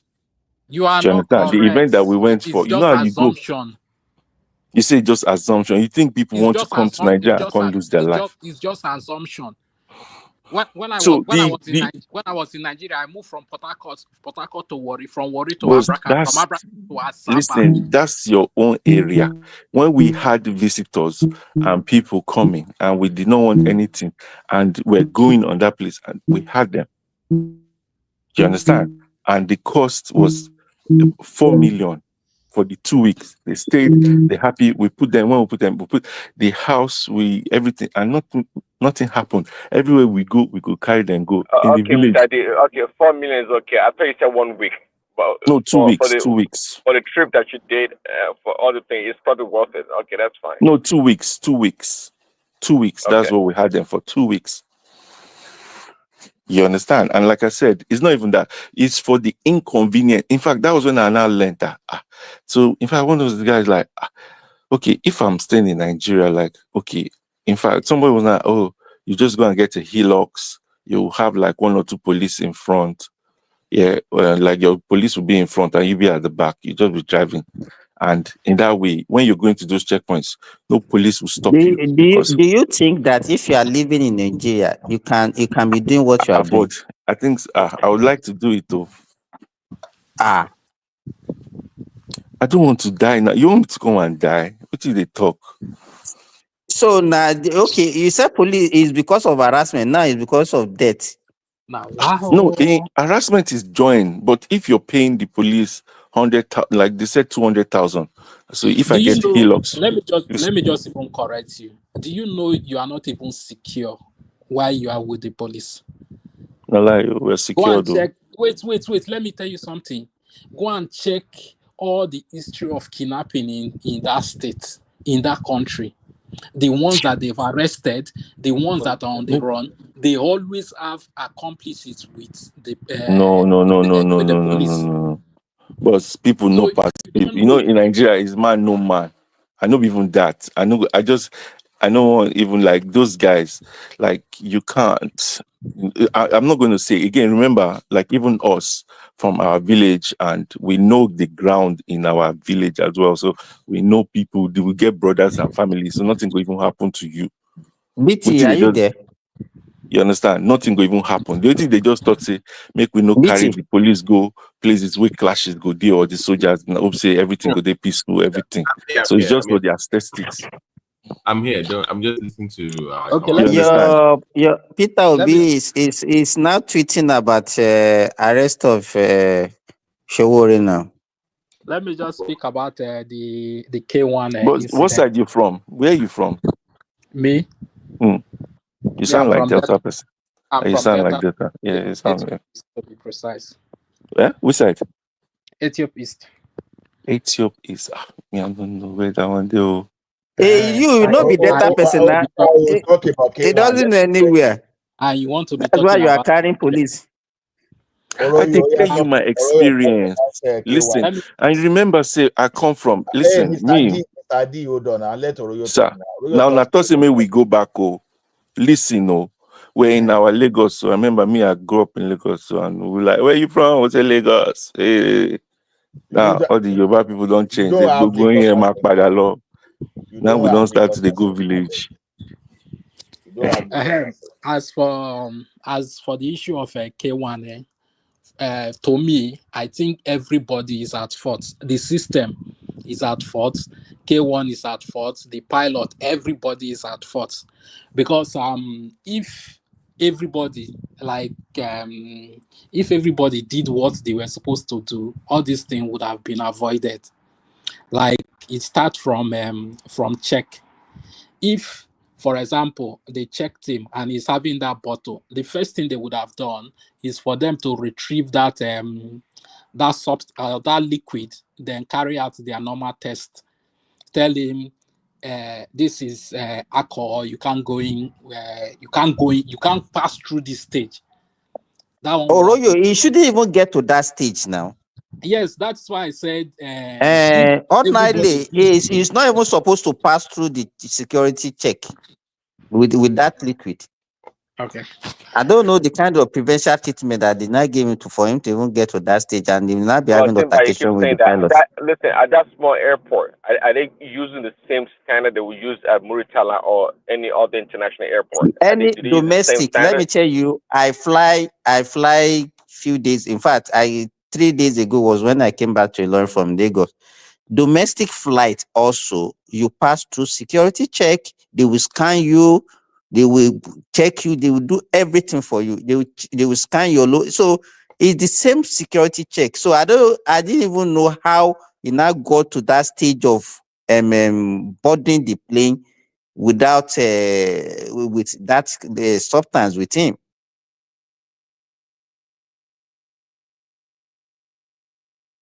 They will take at the point of this check. That is when they will take So actually, everything the airport in away Apple, from what you. is that? Which airport Even was let that? me tell Which you, airport was ordinary it? face cap, Hold on, which Prince airport was Daddy. it? I was using face cap. They said I should remove my face cap, ordinary face cap.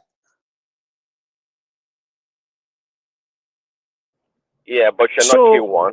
You're not K1, so of course remove your cap. that's What's the what big I'm deal? saying. That the security, even the security in that airport, in fact, they supposed to start the investigation from the security. How did it get to that stage of Did they boarding the purchase plane with after the substance? okay, Prince, maybe you were not here when I said that earlier. Let me repeat myself. I said earlier, moving forward on this platform, I'm going to adopt your own lingo, like calling black people you Negroes. I think that's what it's come down to now. So I'm saying like you Negroes, that's what I'm going to describe black people on this show moving forward. Just FYI. Go ahead. Why that? Why did you get to that? It pisses me off now because the way people behave, like I don't know this tarmac thing and the other thing. But go ahead. Go ahead. Okay, I will tell me bad not what will say. Exactly. So I mean, you've left me no choice. I mean, I have to call you God now. That's what it is. Do you know that Kemi Badino was boasting in his recent interview that she was the best student in their secondary school? No. He even said that in their examination hall, there was a boy that was cheating, and she had to point that boy out, and the boy was. When did she say that? Today? In a recent interview, it's very funny. Again. I was she even said that when she was in the federal girls college now, that it was as if she was in prison. So she was the best in the prison, or what is in the prison? I don't know. I'm supposed to. I mean, I'm done with that, lady. But see, she said that it's true. One of those things that they do in those secondary schools or those boarding houses, they tell people to now be cutting their grasses. That's not right now. So what is wrong with that? But she was just telling a life story. What is wrong with that? I mean, in a boarding school. Prince, that's our experience. You are missing the point. Nobody's talking about not sharing your story. We all have stories to share too about our experience in secondary school. The point is when you generalize and make it look like everybody went through the same. That is your experience. Don't make it look like that's the norm across the board. Everybody went through that. That's the problem. Or then don't use it for your own political gain. Why are you bringing that up? You don't live there anymore. You're not running for office in Ghana. You're running for office in London or wherever the hell you are. That's the problem. Not because she's sharing. Do you think something's wrong with her, Kemi? Do you think something's wrong with her? No, she clearly got traumatized. I was having a talk with some people about their experience in secondary school, and people came out, and I was amazed that people went through a lot. Even people talking about their being abused sexually by other. I mean, there was one I talked about. She went to a girls only school, and she was she went to don't let me say live program with the lesbian kind of thing in secondary school. I didn't know that was around back then, but apparently people went through that experience. It has been there forever. And they were sharing their stories, and I was I had to say it was kind of sad listening to it. But then I won't say, okay, then go out there and say because you heard that experience and everybody went through it. No, it was as bad as it was for them. It wasn't. That was something. Well, they probably asked her a question and she was just telling a story. I mean, no. Okay, Prince. The problem that nobody would even ask you. She just bring it up from nowhere. Nobody asked her any question about the police. Nobody asked her anything about secondary school. She's the one that actually always brings it up. Kemi, 1+1. For Nigerians, nobody asked it. She always brings it up without nobody prompting that. That's the problem. Talk about beer kilo bring it up for every time. Focus on the UK. Talk about the security. Can you just suppose that experience with students or people in the primary and secondary school or high school in America? They also have their own vices. Yeah, it's terrible. They go through a lot in America.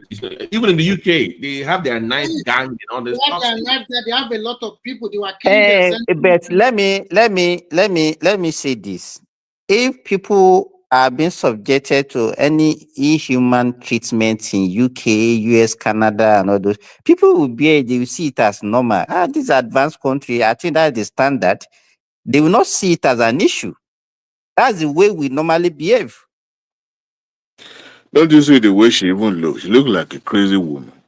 Very ugly thing. Diwali, why do you have to go there? Why do you have to It's go not there, even Diwali? about being Seriously. ugly. The way she looked, the same way she acts. Very unkept. She Let even me look tell you very something. unkept. Let me tell you something. Kemi Badenoch, it's easier for her to throw a root under the bus. She know what she's doing. I'm telling you this. It's only the bastard. I wonder how her parent, her immediate family, will feel the way she's denigrating the country of our father. I wonder what they are feeling. No matter how you're trying to become British, you are not Do British. you You are know that not. her father was on scholarship to Britain when they had You her can in imagine. So the UK? father exploited the system as well. But enough of that lady. She's not even worth discussing because she's not going to head. She's not going anywhere. She got to that position today by virtue of Nigeria, because if the country did not sponsor her father, she won't have that opportunity. She won't. She's probably going to be in Shagamu somewhere. Probably maybe selling kunu or gari. You know, all these privileged, spoiled brats that think they are the best that will ever happens to the environment where they are. You forget about that lady. It's not worth discussing for Ray. Let me talk about Babati's uncle, Ray Koi. Okay, because it's all these Ogun states that's always bringing shame to this race called Yoruba, Ogun State and Lagos State, and we always admit these two people, they are the one corrupting us. I'm telling you. Your brother want to buy. I don't know if he has a date with death. I don't know. How can a man, 68 years old man, think he can stop a plane from taking off by blocking and being in front of a moving plane? You know, Adewale was even putting his hand as if he want to use the hand to block the plane. The first video that I saw, I was even defending him that look, sometimes is a very stubborn person. That in a way, maybe, sometimes Nigerians has a way of dealing with each other. And I've seen people, boarding aircraft from the tarmac. You see now from the wing, they will come to the tarmac, then climb up and they'll go. It's only this place. In other advanced countries, they use bridge to board. I don't know why we always go through rain or sun. Or we will still use our board. Yes, I was going to talk No. I will not take that. Well, I don't know what you mean by only. Even in a normal environment, they board in the tarmac. Even in Dubai, Simba. When you are boarding, hold on now. Oh. I've boarded with from the tarmac before, but there's orderliness. They will use a bus to take you from the gate to where the plane is. Okay, and you can't just wander. Video. Everybody, did you see any other passenger? Now, I listened to Larry his submission earlier, and look, the guy might win the case on technical ground, but it happens to me in 2018. I was on my way coming back to the United States. Right, I got to the airport. Normally, at the ideal airport, you go through the security checkpoint. They will check you. Once you get to the inner circle where you are about to board, at least towards the gate where you are going to board, you don't have to worry about anything. You can buy anything at the duty free or whatever. I ended up buying a bottle of water at an exorbitant price. I believe the guy was even trying to obtain me. He did exploited me, but I didn't mind because I needed to drink that water when I get inside the aircraft. Here in the United States, you can buy water after the TSA. You can buy water and take inside the aircraft. I've done it before, even on international flight. I've done it before because the water that they serve inside that aircraft, except inside the small bottle. I mean, already bottled water. But most of the water is not always big. It's just a small quantity. You know what they serve in the aircraft now, and the aircraft is always dry. For those who know, so you have to hydrate yourself. And I bought this water with the hope that I would just sit down and drink this water once we take off. All of a sudden, the flight was even delayed for almost 4 hours. I don't know what happens in Lagos that day. It was when something happens around the Yoruba guy. It caused a lot of traffic. Then, by the time we're about to board, there was nothing much in my bag, in my hand luggage. The lady was even joking with me that, oh, you are traveling like that. I said, yeah, before you know it, she saw the water and said, no, you can't take this with you. I argued and argued and argued. They said no. So even though there's this international standard of IATA and IOC and all those agencies that oversees aviation worldwide, I think each country also have their own enhanced regulation, one way or the other, but it must not be below the standard. So that airline conducting another checkpoint towards boarding gate. Now I understood. It took me for a while, but I drank for a minute and I dumped the rest. But I was just imagining why they decided to do that. Which, to be honest, I quite agree that sometimes in a third world like us, we needed that extra security layers because you never can tell. Now, this Egbon traveling with a flask. I've heard somewhere that Vasil doesn't smoke or drink. But I'm beginning to consider that assertion that this man doesn't drink, because is it Agbo that you must be drinking every second, that you cannot wait till you get to your base in Lagos, that you now cause katakata for you to be And you believe when they even told you that it doesn't smoke or no, drink? for It's them a to even lie now. You should know that any let's even musician that let's forget about that assumption that it doesn't drink or smoke. Now that drink now cause katakata between you. That ordinary liquid, you can't pour it out. They said it was poured out and then it was not out. But between the time he poured it out and the time they boarded and they closed the gate, I wonder the reason why he was not allowed to board after he had poured out the liquid. I'm thinking that there's a power play. Maybe the captain came out and said, look, I'm putting my foot down. This is what's going to happen. And here is a man who probably never regarded any woman as human being. So he's just going to do whatever he does. I mean, this is somebody that is always in control anyway.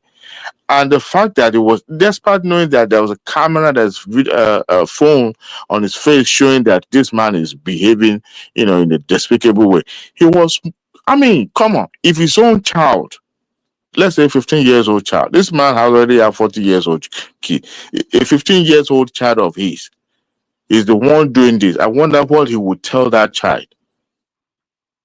God save him. He ducked. If he had not ducked and the wind caught up with him, probably by now we'll be organizing his 8 days without prayer or 3 days without prayer. I said, waiting Payam. I say, oh, he acted stupid and the aircraft Payam. It's unfortunate that is, honestly, no matter how he's trying to whitewash or trying to twist it, that video cannot lie. This man, they were begging him. The official was even, rubbing hands just to plead with him. And he said, so because you know somebody, or tell me, the people that even at sitting in the economy section of the aircraft, they are not less important than you. How much did you pay to your loan? You are not the owner of that aircraft. I am of support that at any length they want to go with this man, let them make him a good example. At least he must what do pay you the think price. they should do? What do you think they should do to those security that actually allow him to get to that stage? There's nothing they will do to them. What I foresee is that this case will die natural. Probably it was not even checked. Probably it was not checked. They just say, hey, K1, and he dash them some few money and they allow him to go. Possibly, because I wonder how you think you can be able to carry flask, go through the security checkpoint. And if it is your people like us now, they will be scrutinizing us and be asking, oh, go drop this, you can't go with this. Ordinary perfume. Perfume, they did not even allow me to take perfume. I still want to know why he was not allowed to board, despite that he poured that liquid out. I still want to know. Yeah, but I think, sir, sometimes when somebody's enraged and is angry and they forced him and the pilot don't look, say, if this guy that's angry like this, if we're on the same flight, he might get very angry. He can come and break the door. He can come and open the window. I don't want him to be on the flight. That is stupidity at its best. What you understand? Sometimes it's just like when you're going to the club. So those bouncers, they'll be like, once they are showing sign of anger, they won't let you're coming inside the club.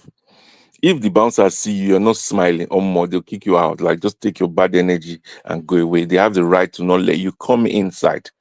And once you start arguing and being those kind of, and it's those same people that they are destructive from the gate. They're the ones that will cause trouble. But So the, they the, the, the identify them and pilots agree. too that took off without considering those who are underneath the aircraft.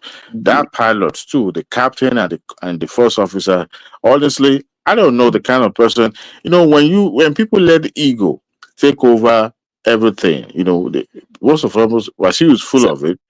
Now you also have people that are, power tussle. They want to like, okay, yeah, you are the captain, but you shouldn't have. Like somebody said on this show tonight, a security operative should have been called.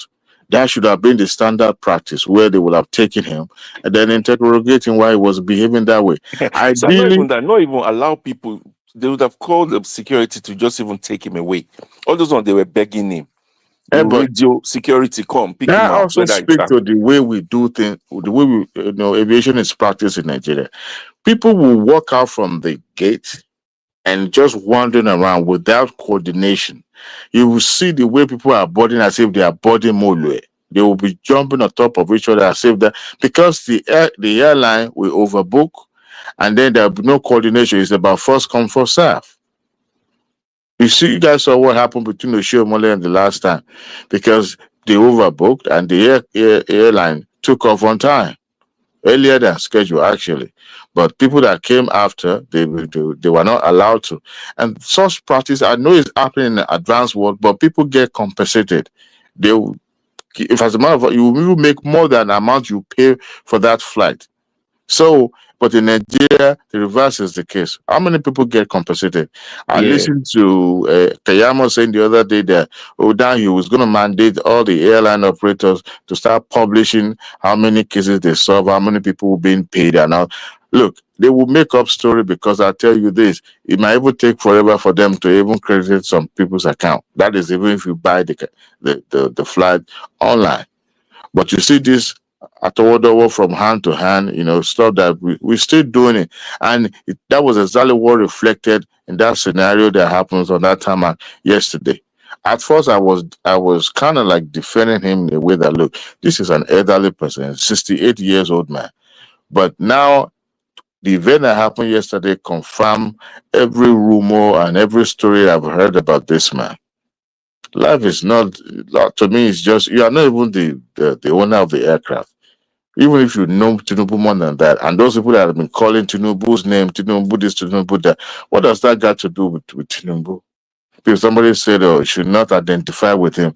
Look, your own family member, you can't deny them. You can't deassociate yourself from a family member. What has joined you together has joined you together. The same way he knows Tinubu and Tinubu knows him. And I don't think, even without Tinubu interference, that story will still die natural course. Because this is Nigeria. Who else is going to prosecute him for what? They will give him fine. And now they will say they ban him till the outcome of the investigation. They will find a soft land for him in one way or the other. That's the Nigeria way, or Nigeria style. I mean, how many celebrities has been prosecuted and has been sentenced to prison? My fear now is that the story has gone international and it might affect his brand, affect him if he goes outside the shore of the country. And you could see it's going to take a long time to repair that. But the man should have known from the onset, why are you getting yourself involved in this? Ṣé èdè ni àbí àṣàsí? No, Edinio, and it's I in don't fact know. that the guy that is what he's going to. He's been doing it, and this one is just come to public space. And he He knew will do there was another one. a camera on his face, covering him, everything. He knew, he saw it. I mean, that's the way you can you imagine if somebody like on your Well, face is fighting maybe he was even drunk. Maybe he was even drunk at that that stage. because what could be inside that cup? When I was told that I could not take that water, even though I wanted it so badly, I obliged because this is aviation. You don't argue. They have a right.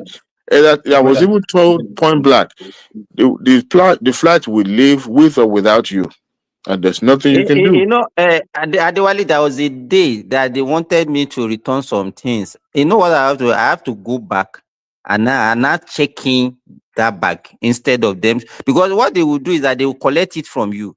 You understand? So instead, I can't give them those materials. So I just have to check in that bag. Mm.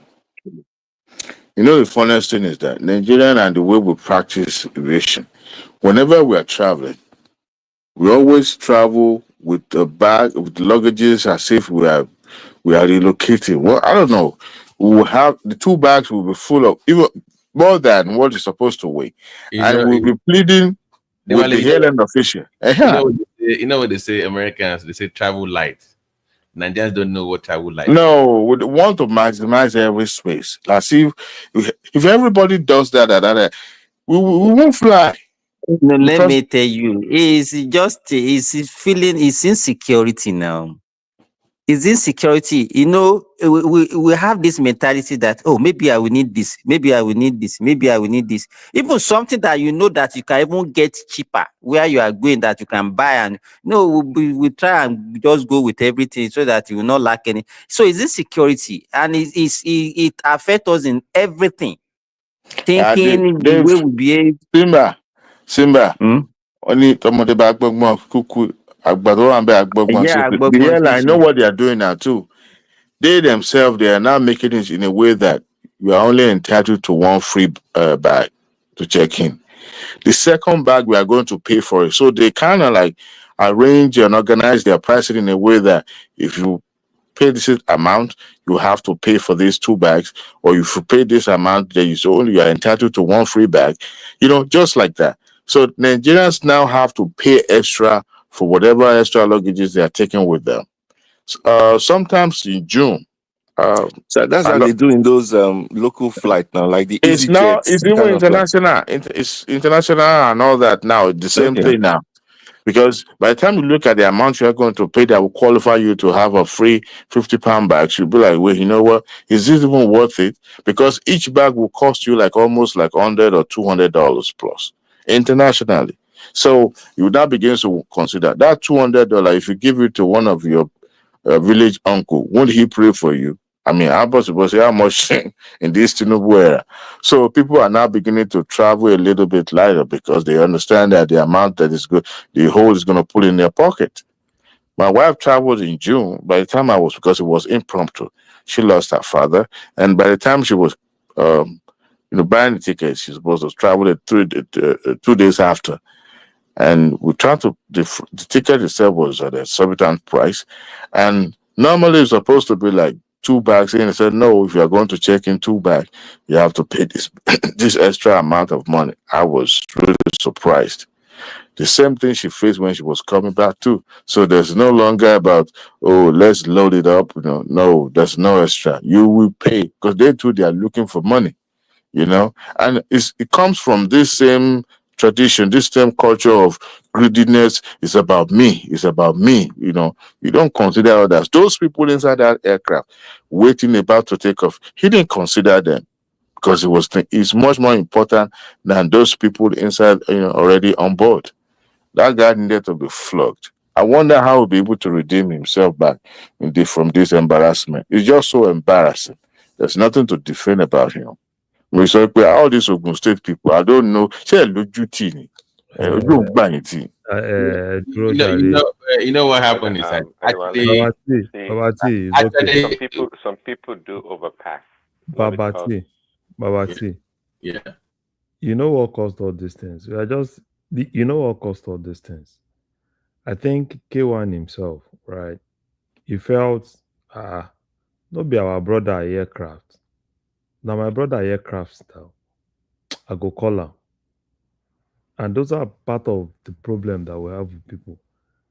Because this whole thing, right? And I know why K1 flies value jets is still now my brother own. Because he doesn't pay for it. Maybe they sponsor him. No, it's not like he doesn't pay. He's one of the he kind of like promoter, okay, or influencer or something. Yeah. No, it's not even influencer. Person will get value jet na monster now. Now the guy that owns Rare Monster is the owner of value jet. Larry is even okay. The person that's sanctioning or that so is Keyamo not an Ogun State person? No, Keyamo is not an Ogun State person. What's concern Keyamo with Ogun State? Who told you? His mother is from Keyamo is not all these.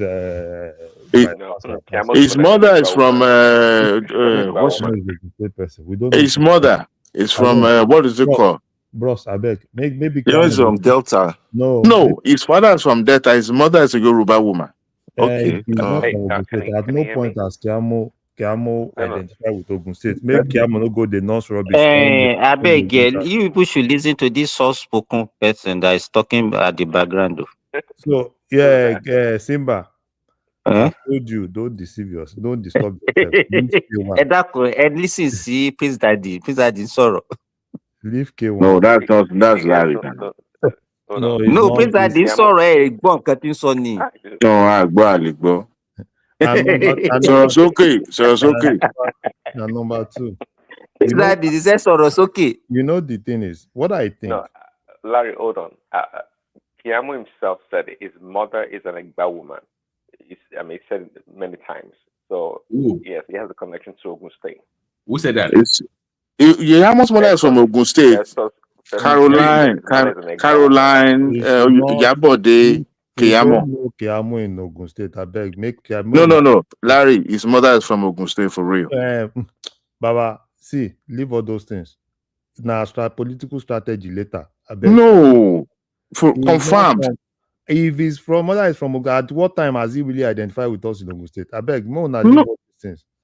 Caroline, he confirmed it on even channel television when his dad died in 2000. His mom is Abeni. I didn't know. Abeni, no, Larry, but so Larry ti mo lára kikini ti kewa ngbe kakiri. He said it's agbo, that is not water. It's agbo. See, you should go and keep staying with Delta. Delta cannot be hot. Identifying. He never said it's not from Delta. It's just that his mother has been gone for a long time. Do you know Keyamo's middle name is Deni? That is his middle name. I didn't know that. Oh yeah. That is. I'm sure. BT, you think I don't know all these things? Okay. So why are you now saying as if what we're saying is not? Is coming. I know why the whole thing is politics. Keyamo should stay where he is. He's in Delta APC. Should stay there. I know. Well, it is town brother now. It's his town brother. Where your mom from? Is that not? How can you deny your brother, Larry? He's an Ogun State man. Brother. You know, it's not Larry. He's not coming to contest governorship in Ogun State.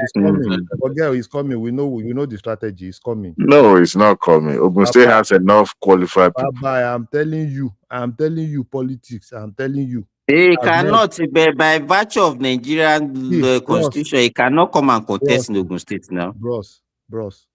You can contest anywhere. This is not the first time I'm hearing this. Even Wale self. They've told Wale to go and sit down. Wale is doing some rubbish in Ogun State. They've told him to go and sit down. All of them. What happened to a man from Lagos, Yayi? No, Yayi be our governor. That one. Any other thing, they just deceive themselves. But that Adebutu also endorsed him. No, Adebutu. My worst case scenario, Adebutu should go back to House of Rep if he wants to do anything. Being given a ministerial position. No, which kind of minister? Adebutu minister. Waiting, you know. I beg, so is it because the owner of the aircraft is from Ogun? That is why that guy is misbehaving. You forget that thing. Which guy? He's supposed to be brought to the if not I think they should take him to court and jail him for two months or 3 months. Jailing will not remedy the shame and all those that she brought to himself, to his brand. You know the thing that actually happened, because the bottom line is this. Okay, you can't take this thing. And this guy poured this thing the guy poured and they said it. Okay, when he was pouring it, he spilled on somebody and all this. All those things are unnecessary, right? If you are saying, okay, fine, you can't take this thing, and if he decides to pour it, Larry, let me ask you this: how did he get that thing to that stage? How did he get that? He's not even supposed to get. Yes, now that whatever is carrying. Wait, let me tell you something. That thing is carrying, right? It's not just been carrying it. If you go and look at K1's every K1's video, K1 So has, it is juju, wait, Abi? it's It not open juju, surah any. it's wait now. You've heard what they said about that thing now. They said he has some medical issue, and they said he has to be going with water. And if you look at K1's video, I can tell you, if you go on internet today, that same flask. Which medical issue will now be? You will say you will be going with water. Which medical issue? Are Larry, you not it's doctor? only BT, for Larry, God's only in sake. Nigeria, or Larry, if it's on his flight BT, from BT, you are London, he here will and you not do kept that. quiet, and Larry, Larry you is live, talking like this. you live Wait here. now. If Wait. anybody, if you are traveling Let through me the airport, talk. you have to Then you declare have to what be you have, drinking and water then per second per authorize second. Let to me So carry those things me, with you. let me so talk. during diabetic insipidus, See, Àtọ̀gbẹ ló ní ni. if you read, wait now. You see, the problem I have is this. Everybody has their own personal thing, right? And if you've been following this thing, if you read what Bolaji Basia said, and the reason why it goes with water, right? That he actually identified the what did he reason. say? What did Bolaji Bashir say? Go and read Bola. At least the How can I closest. be reading? So So if you can't who read, is Bolaji Bashir? Bolaji Basia is the closest friend of. If you know, Airport, Larry. No, wait now, Baba, make I He finish. should make his I medical want to. report. Let He should me. make his medical report available. It is No, not. to who? No, it is not necessary. No. But the fact, Let me tell you. If you want to fly, let me tell you. Wait now. If you want to fly and you have a medical issue that will make you to require certain thing, that the onus lies on you to present it to the airline. K1 does not owe you anything to make it public to you.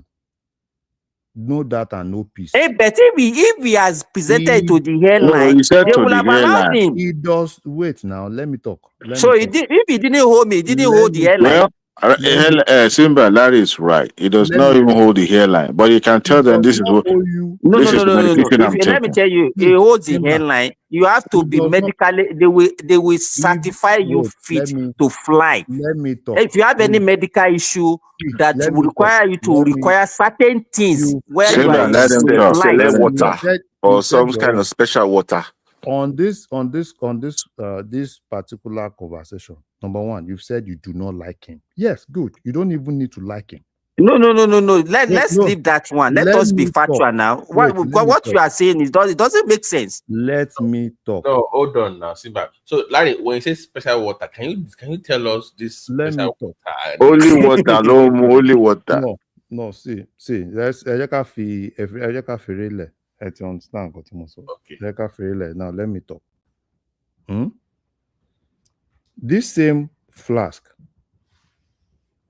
I can tell you that if you go on internet today, you will see nothing less than 30 videos of K1 with this flask. During flight, Abi, or in the public? Okay, in the airport, at least in the airport, you see nothing less than 10. I don't even know what you are defending. Okay, continue what you are saying. Say your own now. If you are done with your own, let me say my own. Maybe it's empty, but like they don't despite carry the that security lapses with water. that does anyway. not give him the right to go and stand in front of an aircraft. Wait. Let me say my own. Simba, say your own. Are you ready? No, continue what you are saying now. I just don't agree with what you are saying. No, just continue. I'm not the only one you are talking to now. Talk to others. You agree with what I'm saying now. Maybe me, I don't agree with what you're saying, but I let you say it. So now let me say my own. You don't need to agree. Right? Go ahead now. Mr. Adewale said something. I was listening to everybody. He said something that is very, very germane, which I think Nigeria needs to work on. Process of checking in. We can't continue with this mode of checking in. Because all these things wouldn't have happened if they had checked in properly. And that's exactly what caused this whole thing. If they had checked in properly, they would have told him, Oga, if you carry this thing, no.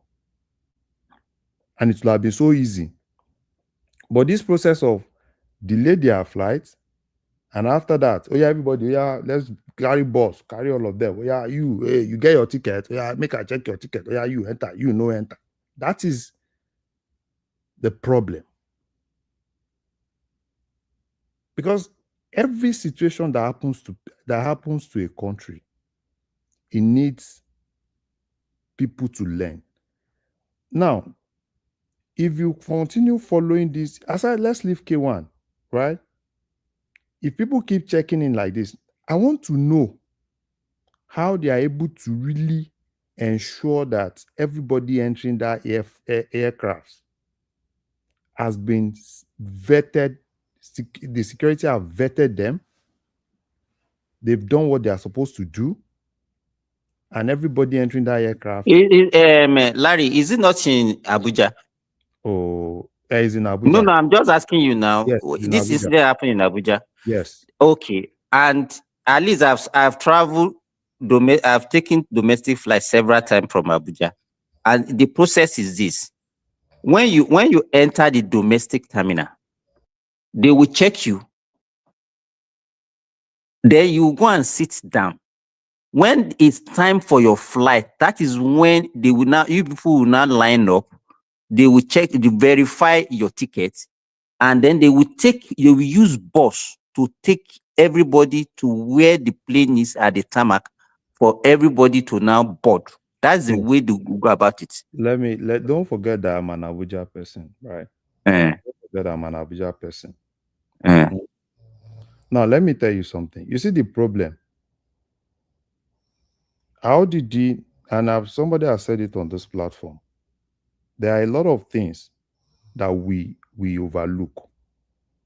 With what you said, you basically said, oh, it's gone through the normal first security check. I said it earlier, if you are listening to us, that probably because of his popularity, the security did not do the needful for him. All those things, they are just things that is because of anyhowness at the airport. And once you don't do what you are supposed to do as a country, and when things flop, next thing you want to do is, it's because of this. No. There's a lot of things that go wrong in this whole process. A lot of things. And even the Keyamo himself, what I expect him to do is to have some lessons learned from this and work on some things. If you look at the whole thing, the other guy was carrying the other K1 guy was carrying one bag. It's just like Bole Kaja. And he doesn't even speak well. He doesn't even speak well of anything. Oh yeah, you can enter. You can't enter. Oh, that thing, you can't cut. It's because I looked at the whole thing. And one thing that came to my mind was like, how did we get here? How did we get here?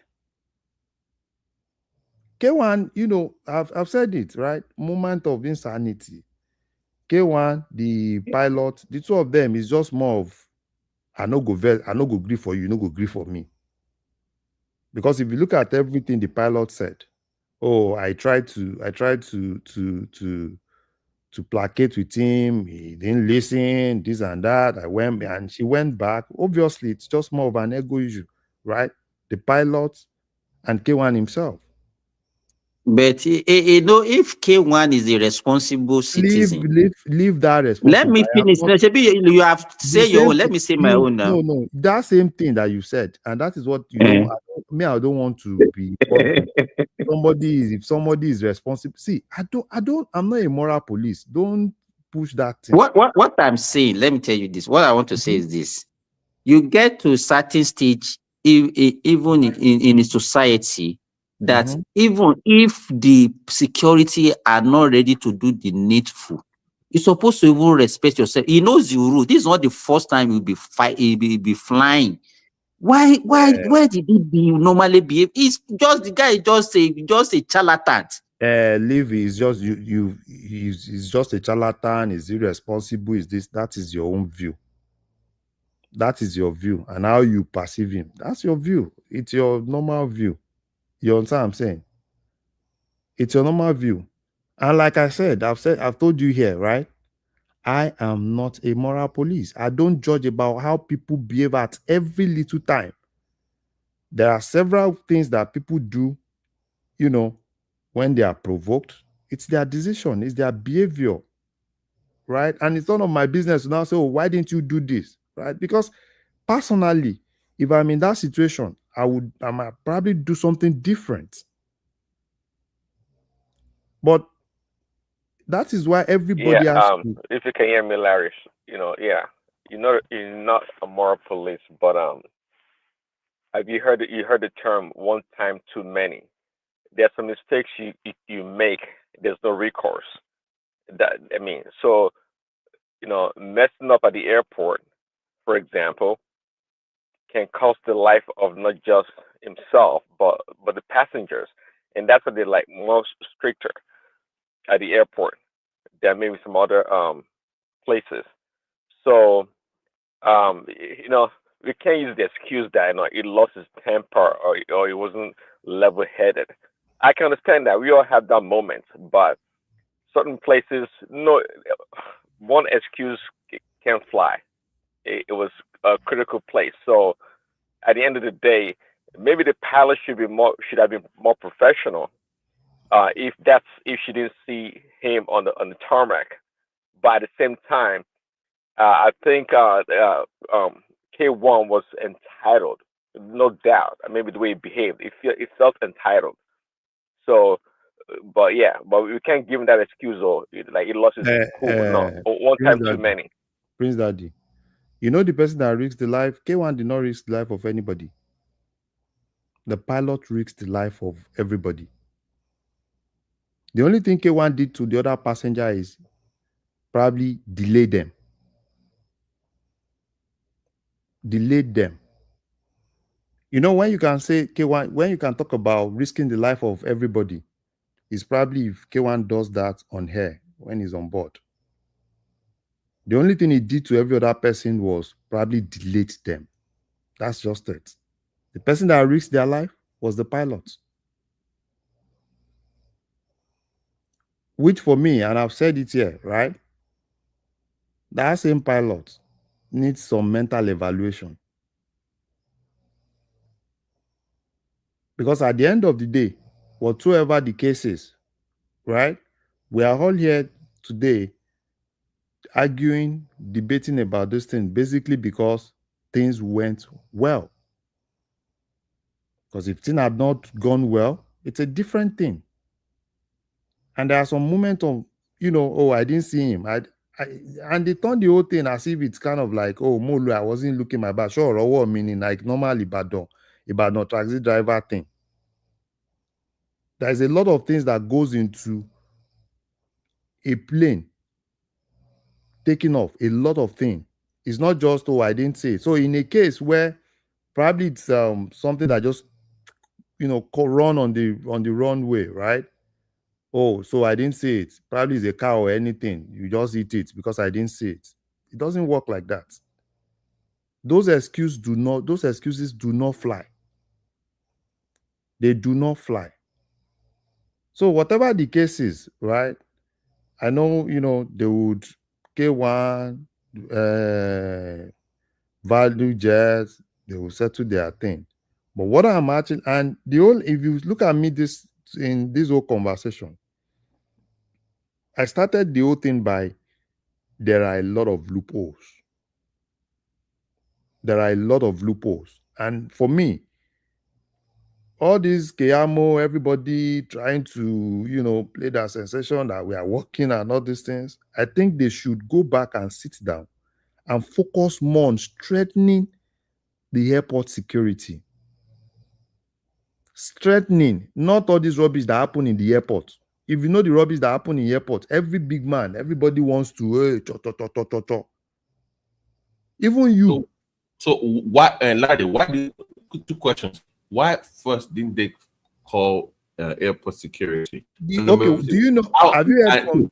No, it's two questions. And number two, do you think this happens often in the airport with big men? Yes. It happens almost every time in Abuja. Almost every time in Abuja it happens.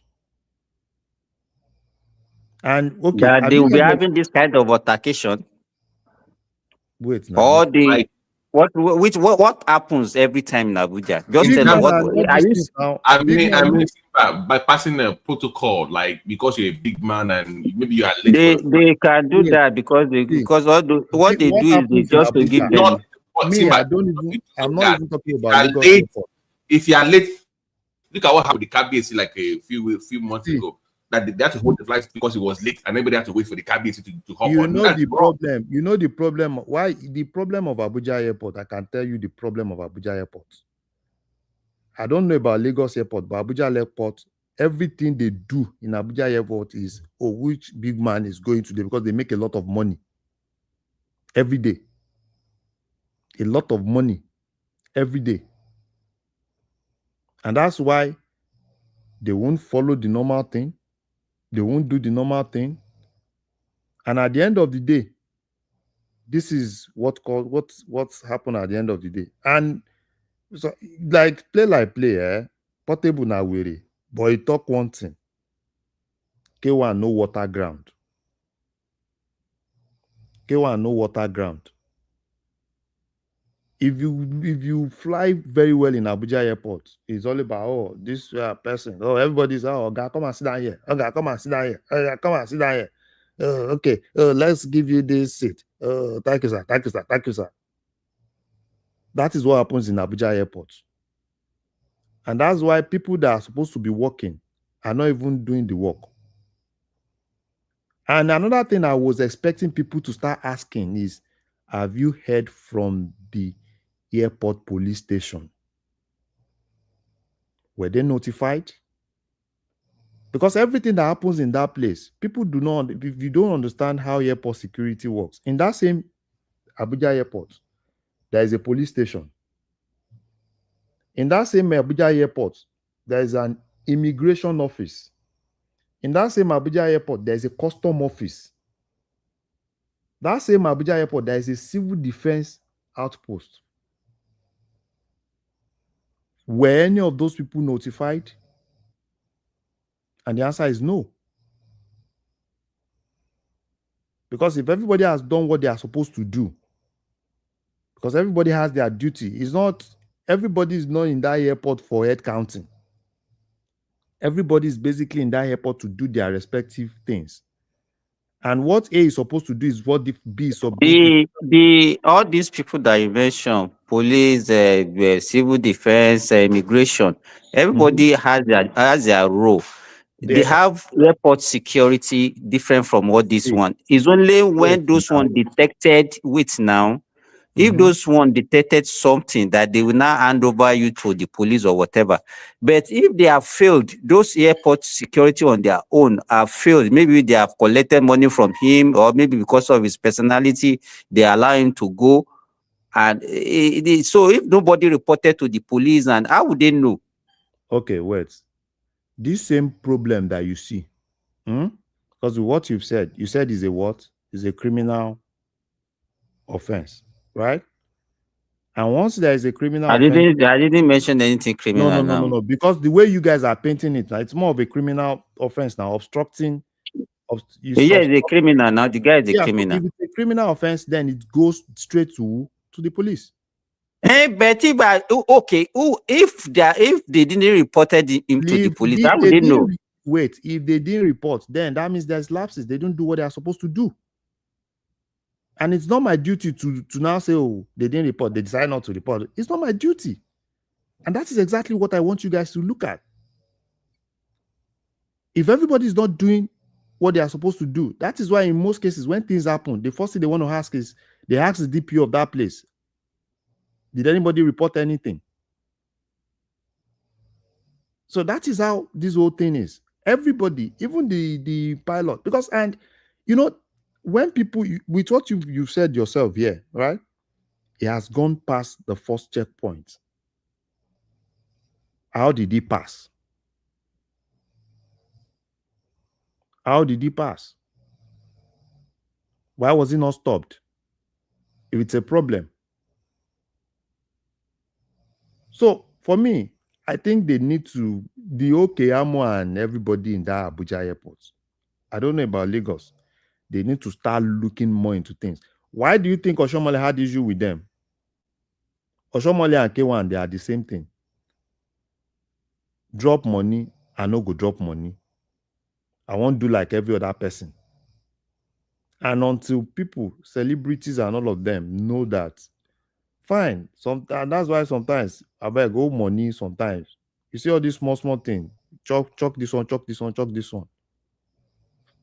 You use money to buy some things. And probably K1 now needs to go, and for me, right? If you want to enjoy your comfort, you pay for your comfort. And I've said it here.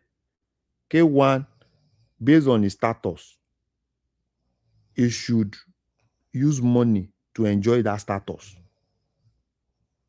If he's not using money to enjoy that status, I want to, you will see what you want. If your status warrants that, you no go enter Molue, no enter Molue. Nothing can make you enter Molue. Focus on that thing. He has the money. He should spend the money. As we talk and everything, Davido every time smokes igbo on in his private jet, and he goes with it, and because he's paid for it, and he gets the comfort. Larry, What's happening? Larry, I hear you. 100% support your assertion, because this thing is even security is a security. So are they trying to say that any other person can just beat the whole security and get to that particular place? I think they should look at the whole situation holistically, so that they will address the issue, not trying to blame one person. All of them from A to Z, they are at fault. So I support your submission. Larry, let me also add something to it. When you look at that incident, we should be thanking God that I think that particular jet, the engine is at the tail of the plane. If it were to be by the wing, it would have sucked all the whole people outside, and you would have seen a very horrific death. And I don't know why the pilot started that jet, knowing very well people are in his front. So it boiled down to how we regulate things in our country. And we are stuck with an outdated system from A to Z.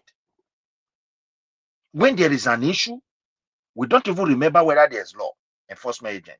We want to solve it, this ego is very bad. He himself may be wrong, but the worst of all is the pilot that started that jet. I'm telling you the truth. That's my submission. Can I also contribute? Yes, Hello, guys. contribute. Okay. I've been listening to you guys and even Larry and everybody. You guys have made a wonderful submission. But how we look at it from individual angle, especially the KY himself, I think maybe he's tired of life. Because sometimes if you're tired of life, you take some stupid action. Look, man, whatever you have, blame all the rest of them. You have your life to live. You have been traveling from far and wide, and you know the airport protocol. And when Larry was talking about the bottle he always carry around or something like that, is that a juju box or what? Because everybody knows that you cannot carry water. And if we know that the system in Nigeria is bastardized, but at the same time, you have your own life. If it's other way around now, what will happen? You are gone and you are gone for life. That's my contribution. I just think it's plain stupid. We know the system is bad, but at the same time, you yourself, you do not even cherish your own life. You are playing with death. So I just see it that way, that everybody have a portion of blame, but for him not even caring about his own life, the children, his wives, his family member, and at the same time doing such an action is totally condemnable. That's my only two pieces on that.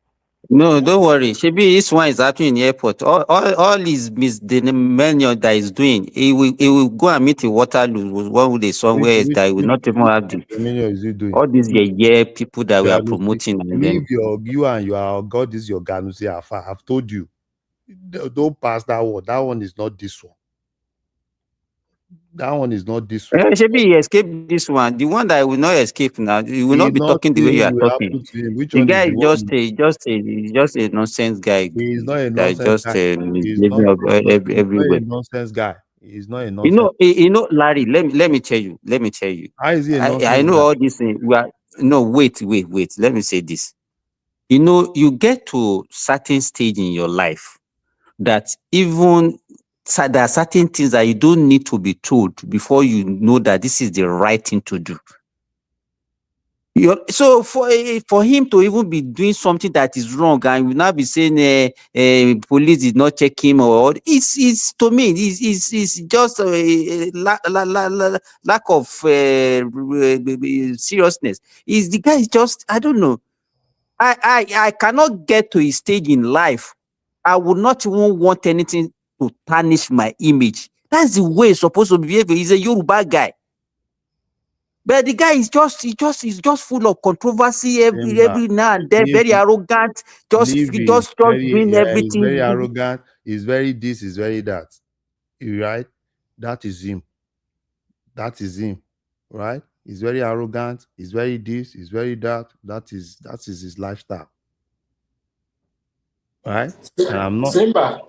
that is his lifestyle. Yes. Simba, boy, you can't blame him now because what is wrong in your own place might not be the same thing in his own place. So when you are doing something, your mind will tell you are doing the right thing. So the people who are supposed to checkmate, who are supposed He's an Agbero guy. That's why he's behaving like that. He's an Agbero. No, he's He's not an an Agbero. Agbero. He's an Agbero guy. That's why he's behaving like an Agbero. Forget that thing. He's not an Agbero guy. He's not an Agbero guy. What basically happened to him was let me tell you, if not because of he has money, who's K1? Tell me. K1 what education does he have? What does he even have apart from money? See. Forget about these things because the society has so much degenerated that everybody worship money. Who is K1? Does is that somebody that K1 because yes now? See, Simba, you are just deceiving yourself. I'm confused. What side are you on this? It's like, are you on He's just supporting him. He's supporting him. He don't listen that he's saying blah blah blah. He wanted to be condemning every other person just because of K1. That's what he's doing. You want me to say my? I think he's KWAM1 fan. He's a fan of him. That guy is blaming the minister. He's blaming the security. He's blaming because of he want to justify rubbish. Babati, you want to hear from me? I want to Canada. I want to Japan. No. Babati, you know why? Why I'm actually against Simba. When Simba first came here, right? He started this whole thing. All the thing he has been doing. And that was when I knew that there's a bias. Right? Along this look at my message. Don't look at me. Look at my message, Larry. Let me talk. Along what this I'm line, saying. No, wait now. Let me talk. You've talked. Let me talk. Along this line, on this call, next thing, Simba said, I don't even like him. That's another bias. You understand what I'm saying? Oh, his behavior. That's another bias. And that was why I said, I am not a moral police. I will only talk on this particular situation. I've seen some people say, oh, he's very stubborn. He's very arrogant. See, all those things are personal behavior. Right? I've seen people, you do something, some people feel that, oh, it's being pompous, yes, that's your normal. Because everybody on this call have their Larry, own. to distort your flow. I just want to ask a quick question. Don't you think the responsibility of a passenger is to know the rules and regulations put forth that you have to follow before you get on the plane? See, No, just as answer res- the question. Is it it his is responsibility? wait now. It is responsibility, but in a situation where things are in a society where things are not done properly. Ah, Yeah. Larry, before you continue, quick question. That November show that he has, October show, how much was the ticket? Babati, leave that one. No. No be on top ticket now. Ticket, Alexis promotion will sell tickets now. That will not be issue. No, I know even shall go come because of you have spent money on if KY long K1 time. so You have na spent money London now. several I go times. leave America, go London because of say I won't go. If I need K1, if he won't come America, that one a different thing. But what But I'm there's been just saying, some occasion in the past that you have spent money on him. no. What I'm just saying Because I is see you as a very conservative person. no. What I'm just You are saying is not. when we what I Manda want. no afa Ronnie Larry afa Ronnie àwọn àáfàá lọrin èèyàn gbé èèyàn burúkú ni gbogbo yín èèyàn burúkú ni. Láre ganu sọ̀rọ̀. Ó ganu sí K1. Bàbá tí ẹ mọ̀ nǹkan tó ń ṣe wọ́n èèyàn burúkú ni gbogbo wọn. Ó ṣe kankan ó bú àwọn àáfàá ńgbà kan àáfàá burúkú wo ni wọn ní bú àáfàá tó bá lọ ganu ó ganu nìyẹn. Ṣáwọn àáfàá yẹn ló wá ń sẹ́ǹdì ìdìtínsì ni. Àwọn ará Ìlọrin gbogbo àwọn ará Ìlọrin nǹkan tó ń bí wọn nú ni àwọn ará Ìlọrin ló ń tì. Èdè yẹn máa di dójú ẹ̀. Èdè kankan ò di anybody. Àáfàá kankan ò lágbára láti ṣe nǹkan kan fún K1. Èdè kankan ò di anybody.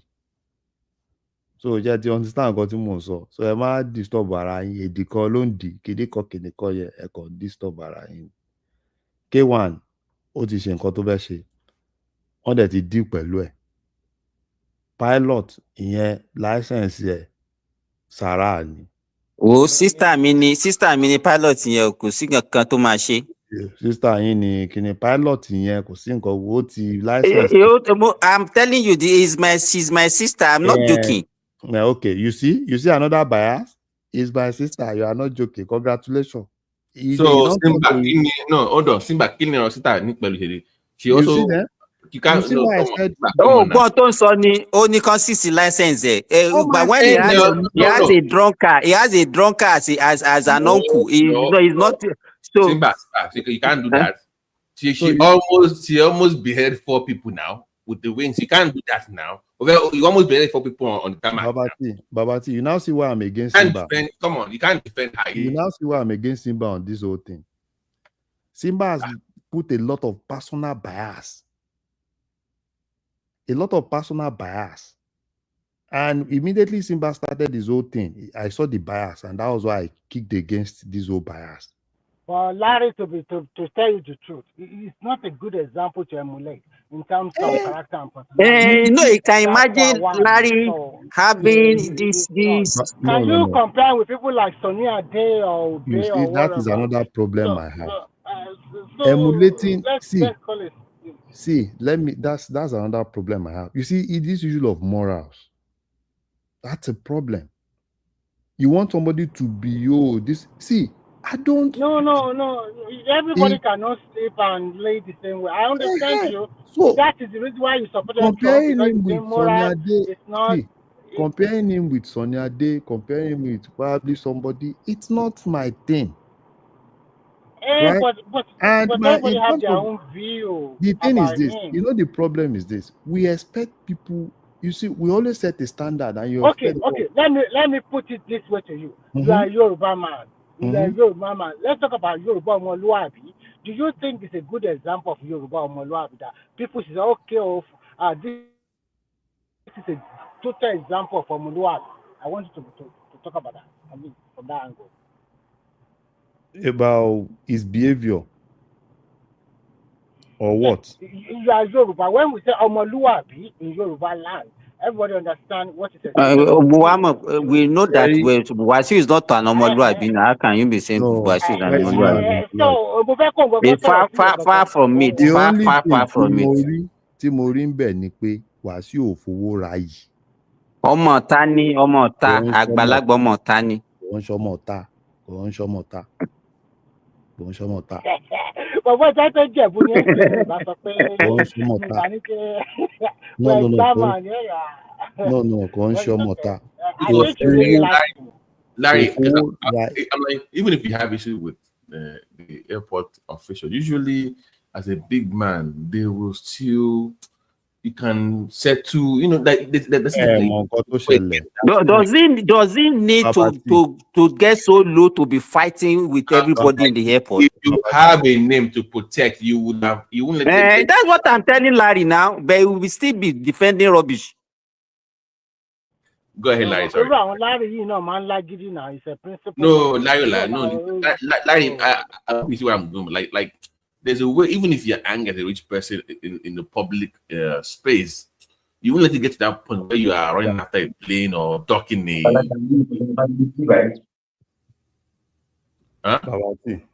Yeah. Sharing nǹkan tó ṣẹlẹ̀ ni pé sharing gbà mí wà tẹ́ pé tó bá ti fowó ra nǹkan tó believe pé ó yẹ kán try láti fi ọ̀wọ̀ wọ̀ ẹ́.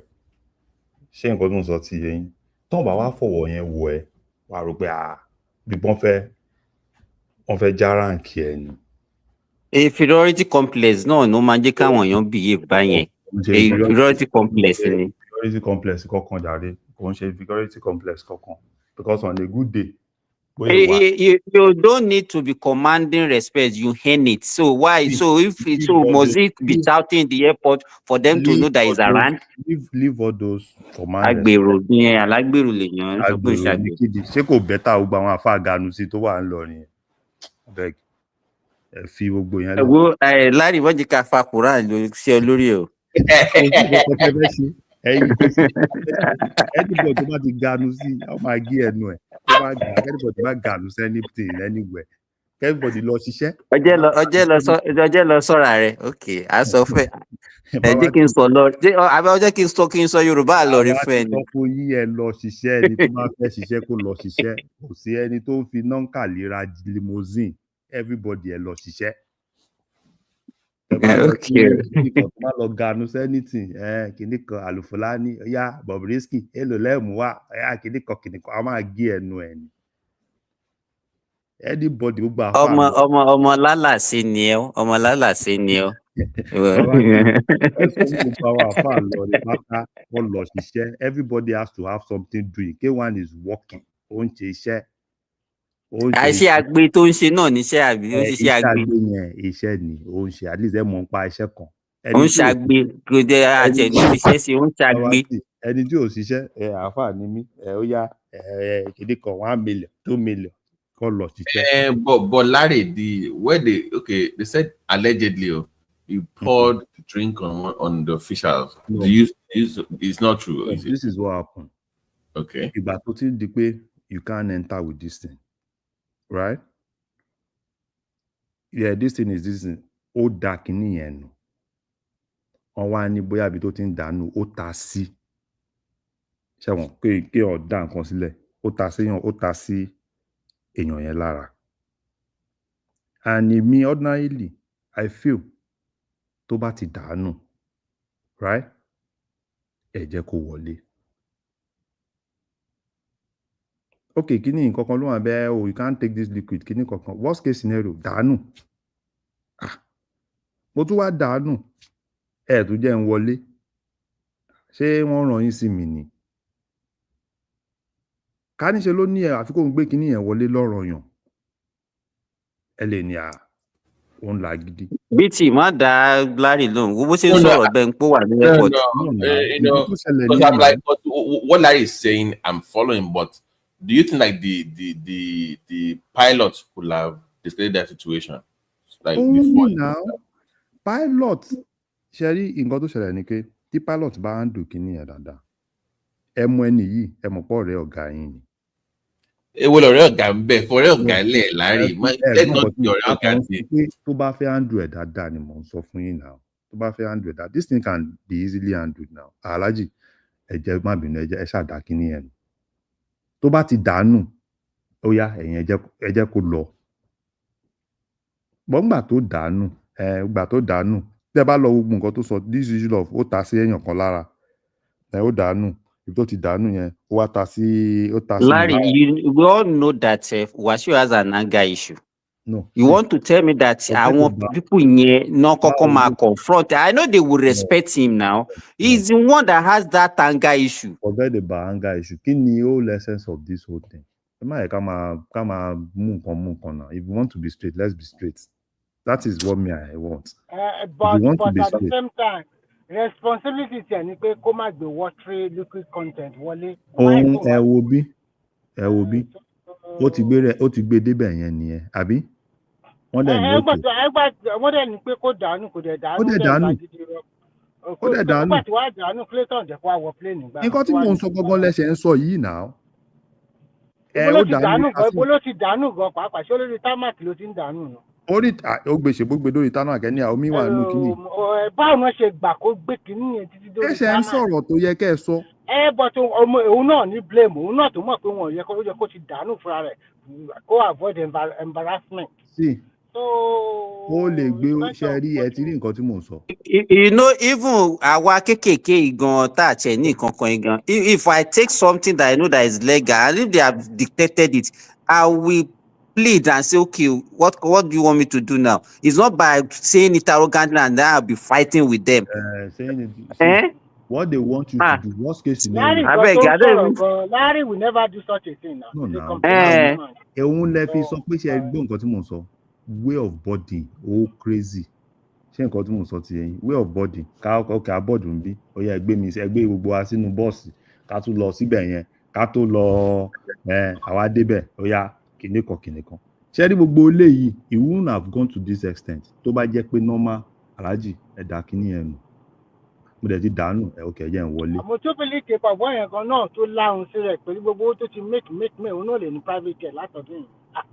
Private jet no easy ẹ̀dẹ̀ ń sọ private jet bẹ́ẹ̀ ní àwọn òun tí náà ò lè ní ṣe fún private jet. mẹ́kọ̀ọ́ ṣe fún ná pounds wọ́n ná dọ́là wọ́n ná gbogbo ẹ̀ fún náà. Ìgbà tó jẹ́ kóbìnrin yóò máa lé káàkiri wà ní ìṣòro ra private jet.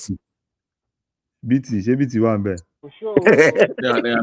ẹ tún gbọ́ mi tó tí obìnrin yóò máa lé káàkiri kí ló kàn yín rẹ̀. Ṣé wọ́n gbàyàwó Simba ní báyìí torí àbí girlfriend nìkan lórí wọ́n gbàyàwó ẹlẹ́kẹta nìkan tó kọ̀ sẹ̀yìn bí ìgbàyàwó rational mind Tinubu gba girlfriend ẹ̀ kan. Rẹ̀mí ṣé o ti gbogbo nǹkan tó bí Simba ní gbogbo nǹkan tí mo mọ ibi tí Simba ti ń bọ̀ mo mọ ibi torí ẹ̀ bó ṣe ń dákò Simba inú bí Simba burúkú ẹ farabalẹ̀ wọ́n ti fún 6 months àbí yóò ṣe 6 months yẹn kọ́ tó fún 6 months yẹn gan villa gan wọ́n á ti sọ pé villa aláyé wọ́n á ti pè villa aláyé wọ́n máa dí pẹ̀lú ẹ̀ o bọ̀ wọ́n máa dí pẹ̀lú ẹ̀ 6 months yẹn wọ́n á ṣe o so wọ́n á ṣe at the end of the day wọ́n máa ṣe fàájì ẹ̀ lẹ́kọ̀ọ́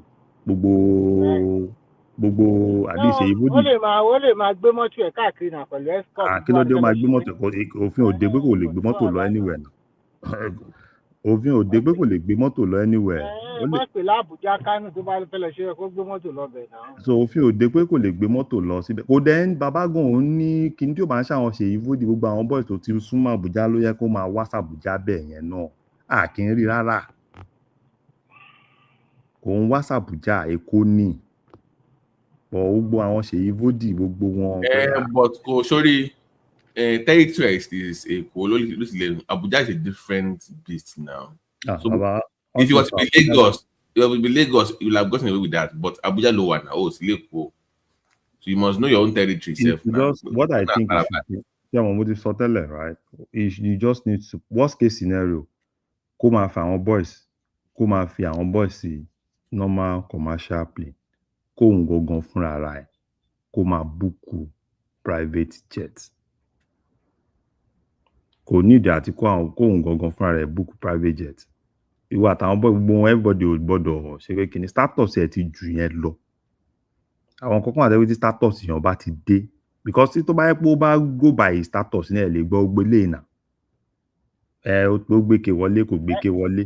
kò bá máa ṣàgbó nínú plane kò bá máa ṣàgbó pẹ̀kúta lónà náà. téèyàn bá ti dé level kan level yẹn ni kò maintain level tí ò maintain yẹn ló kó sí gbogbo ilé gbogbo kó yá gbé báàgì ẹ ó yá gbé kinní kan ó èkìní tó gbé yìí ó lè gbé level yẹn ni tọ́lọ́run bá ti bless èèyàn kéèyàn maintain level yẹn kó dẹ̀ dúró pa síbẹ̀. Because so that ìdọ̀tí. ṣéèyàn lè attribute irú àwọn nǹkan bẹ́ẹ̀ sí pé lack of proper education àti exposure náà affect. No, Sherry, because Remy, why are you repeating this? I will call somebody an agbero. Say what that. Kò ṣe lack of proper education kọ́ nìyẹn. Remy, see, kò ń ṣe education nìyẹn, right? Education kọ́ ni pé kò fẹ́ ná owó síbi tó yẹ owó máa ti dá ẹ lóhùn, kò ń ṣe education nìyẹn. Lifestyle nìyẹn. Because education. Kò tiẹ̀ fún yẹn ra yìí. Yes, education kan ló máa sọ fún ẹ bó ṣe máa ná owó láti fi ra yìí náà. Education gangan máa sọ fún ẹ bó ṣe máa minimize, bó ṣe máa economize ni. Education ò sọ fún ẹ pé kó ná owó yẹn. Because education máa àwọn tí ò lówó tó gan gbé private jet náà. Education máa sọ fún ẹ pé ọmọ gbọ́dọ̀ wà kakú pẹ̀lú owó bó ṣe máa náwó yìí. Education nìyẹn. So kò ń ṣe education. Lifestyle ni. So when you are big, you are big. That's lifestyle. It's because of the society. Somebody like Wasi is not even somebody that is supposed to be reckoned with even in society. But because we value money, that's all. What value is he adding to the society, for God's sake? No. He's not a good role model. He's just a useless. What value is he not adding? What value is he adding? What value is he not adding? His behavior and everything is not something to emulate. I don't even know, in your own personal corner, I don't know if you have a better behavior than him. I don't know. I'm not a public figure now, so what are you saying? Yeah, that's why I said in your own personal corner. I don't know. What I'm saying that Larry, jokes apart, you get to a stage in your life. You know, people. When you are saying, by the time you get to that stage, people are. You see, this issue of is not adding value. I disagree with you completely. What exactly do you know? How much do you know of K1? So what is it? Tell us now. You know him. Tell us this. K1, enlighten me on that. K1 has one of the biggest farm in Ogun State. One of the biggest farm in Ogun State. K1. And he has a bread factory also. He has a bread factory. He has a water factory. He has a resort. Okay. Right? He has an hostel in that same Ogun State. So he has a whole lot of things. I beg, Larry, middle level rich people náà lè ṣe. Èmi ẹsẹ kó máa sọ pé ó ní multinational corporation, big one, as in big time. Àwọn the multinational ó tún bá wọn jà fífẹ́ omi factory bóyá gbogbo ẹ̀ náà ju 1 plot of land lọ. I don't know. I'm just saying. You don't know now. I told you that someone has one of the biggest. Wait now. Kí lorúkọ omi ẹ̀ bóyá ó popular gbogbo Ògùn sí àbí gbogbo Southwest. No, mi ní ìdàdí sọ fún yẹn lọ ṣe research yín. Wọ́n kàn máa sọ yẹn fún yín. Ẹ mọ̀ yan now. Ẹ mọ̀. The only thing tẹ́ mọ̀ nípa ẹ mọ̀ pé ó ń kọrin. So when he said he doesn't have. The only thing ó ti wà on stage tipẹ́tipẹ́ more than 30 years. When you say he doesn't, what I'm Remy, when you say somebody does not have value, I'm just negating that. No, at least for the few things that you mentioned, I can agree with you on that. So if you say kò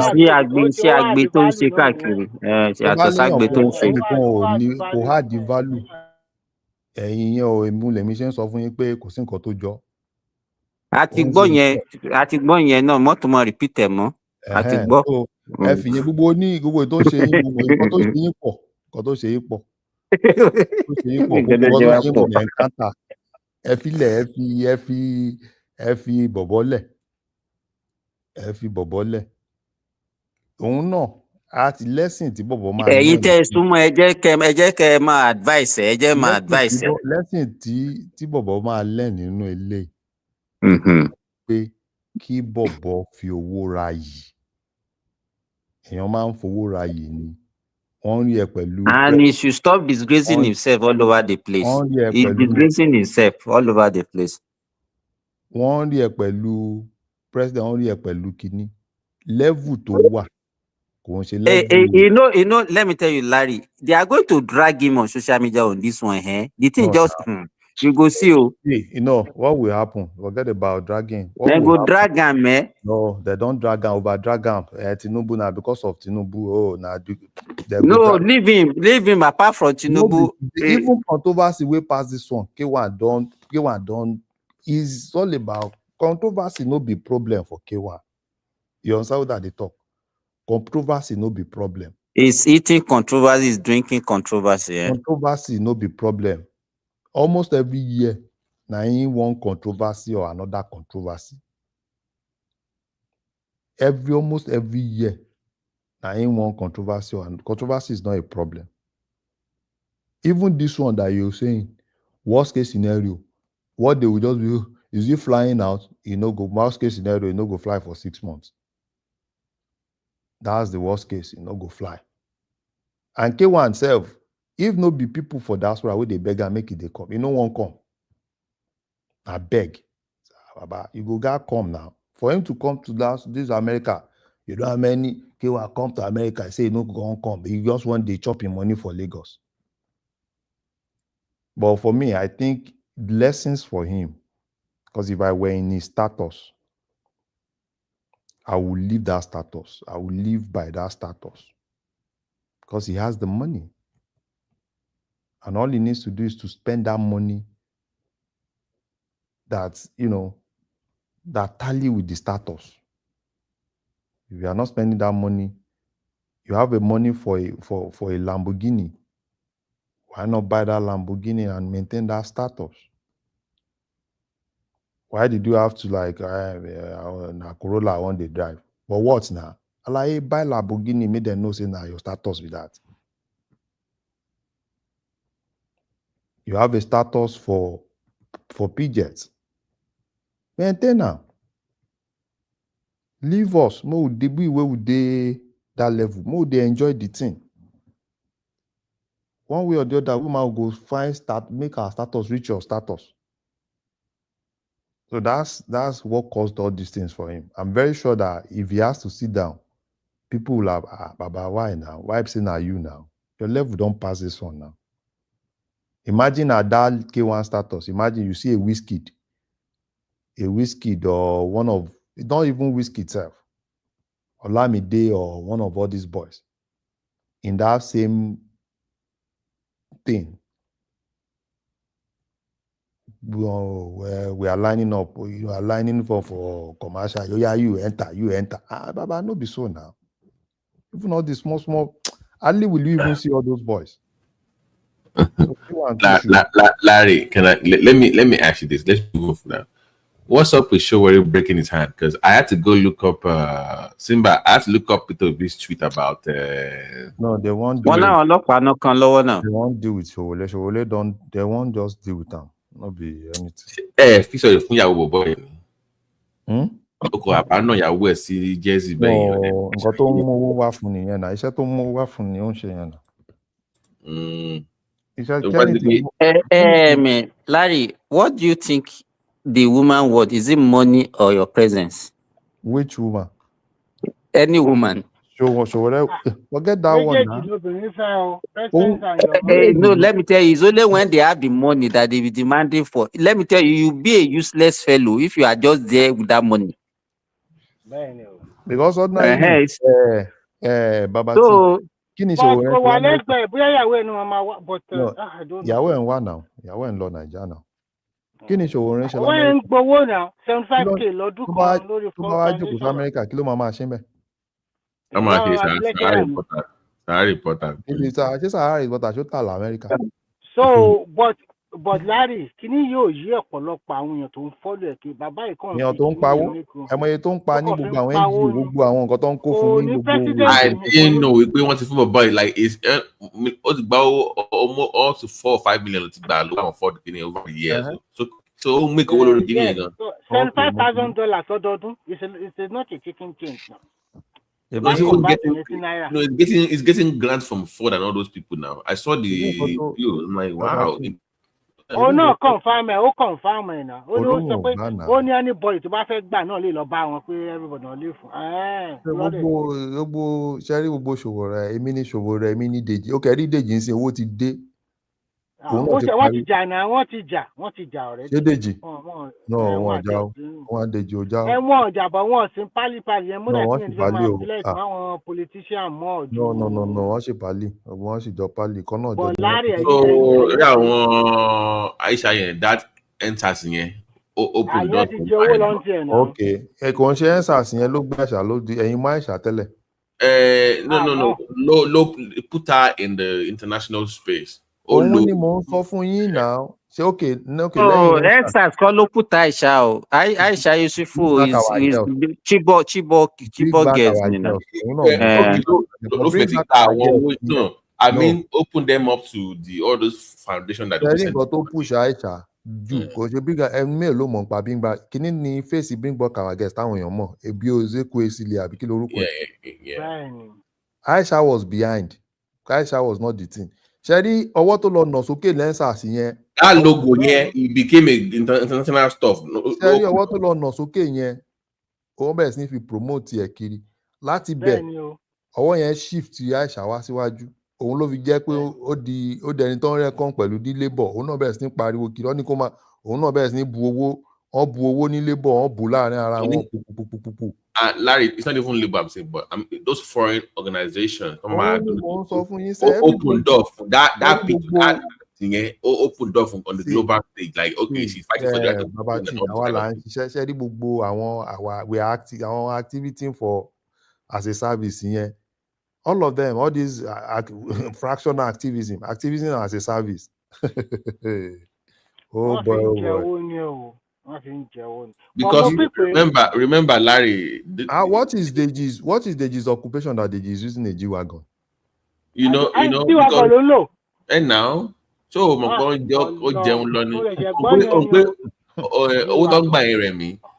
those monies are tax free. Because they are they are all tax-free money. So if they give them 100K from one World Bank, it's free. You can't tax it. So warfare, you're not getting money. We are activists. We are fighting for non-profit, whatever. Yeah. Lórí irọ́, activism as a service. Lórí irọ́. Kẹ́mi náà ti mọ̀ ní Bàṣà ti mú Amnesty International mi kan. Click my discuss. Click my discuss. Pariwo káàkiri. Iwájú pariwo káàkiri náà máa gbà tèmi. Ẹ kò tún bẹ́ẹ̀ lọ. Kọ́sà dédé dé. Ó yà bí ẹni kó lo G-Wagon fún ọ̀gá. Àwọn dọ́mí pọ̀ Nàìjíríà, àwọn dẹ̀ máa fọ́lò wọn dọ́gbọ́n. Rẹ̀mí wo Serapu. Everything Serapu is suing. Wetin Serapu dey do? Everything, every government district, we are suing. Everybody just the cash out. Bẹ́ẹ̀ni, cash out. Everybody just the cash out. Because Nigeria now. Let me give you one, Larry Babinu, that can make that you will get funding tomorrow to Bashi. Just I want one in prison without trial. On a global stage, there's funding to fight for this. There's money in that thing, I'm telling you. Just this person, it was 10 years ago, no trial, nothing. You will get the funding globe, I'm telling you. Hey, Babati, iṣẹ́ díje iṣẹ́ bẹ̀rẹ̀ nìyẹn. Iṣẹ́ mọ̀ pé àwọn kìíní, all these people, wọ́n mọ ibi tó wà láwọn kìíní. Dèjì iṣẹ́ bẹ̀rẹ̀ iṣẹ́ yẹn ni. Ìjọ́ tí mo gbọ́ bẹ̀rẹ̀ iṣẹ́ yẹn mo ní, ọmọ oró, wàá ṣe eré, wọ́n tún ti fẹ́ ṣí type. Wá focus lórí àwọn media tẹ̀pọ́n ti. Ó wá bẹ̀rẹ̀ sí ní gbogbo àwọn kan tó ti wà ní DSS custody. Ó lóun gbà wọ́n lẹ̀, òun ṣe kìnnìkan, òun ṣe. Funding ni ó ń gba owó from abroad they will send you money. We thank you for service. If they are like let's say bloggers or journalists, it's even more money for you. Ọlọ́run ọba. VDM gan gba tiẹ̀. Mo ṣe work kan last week ní ó ti ń pọ̀ nìyẹn.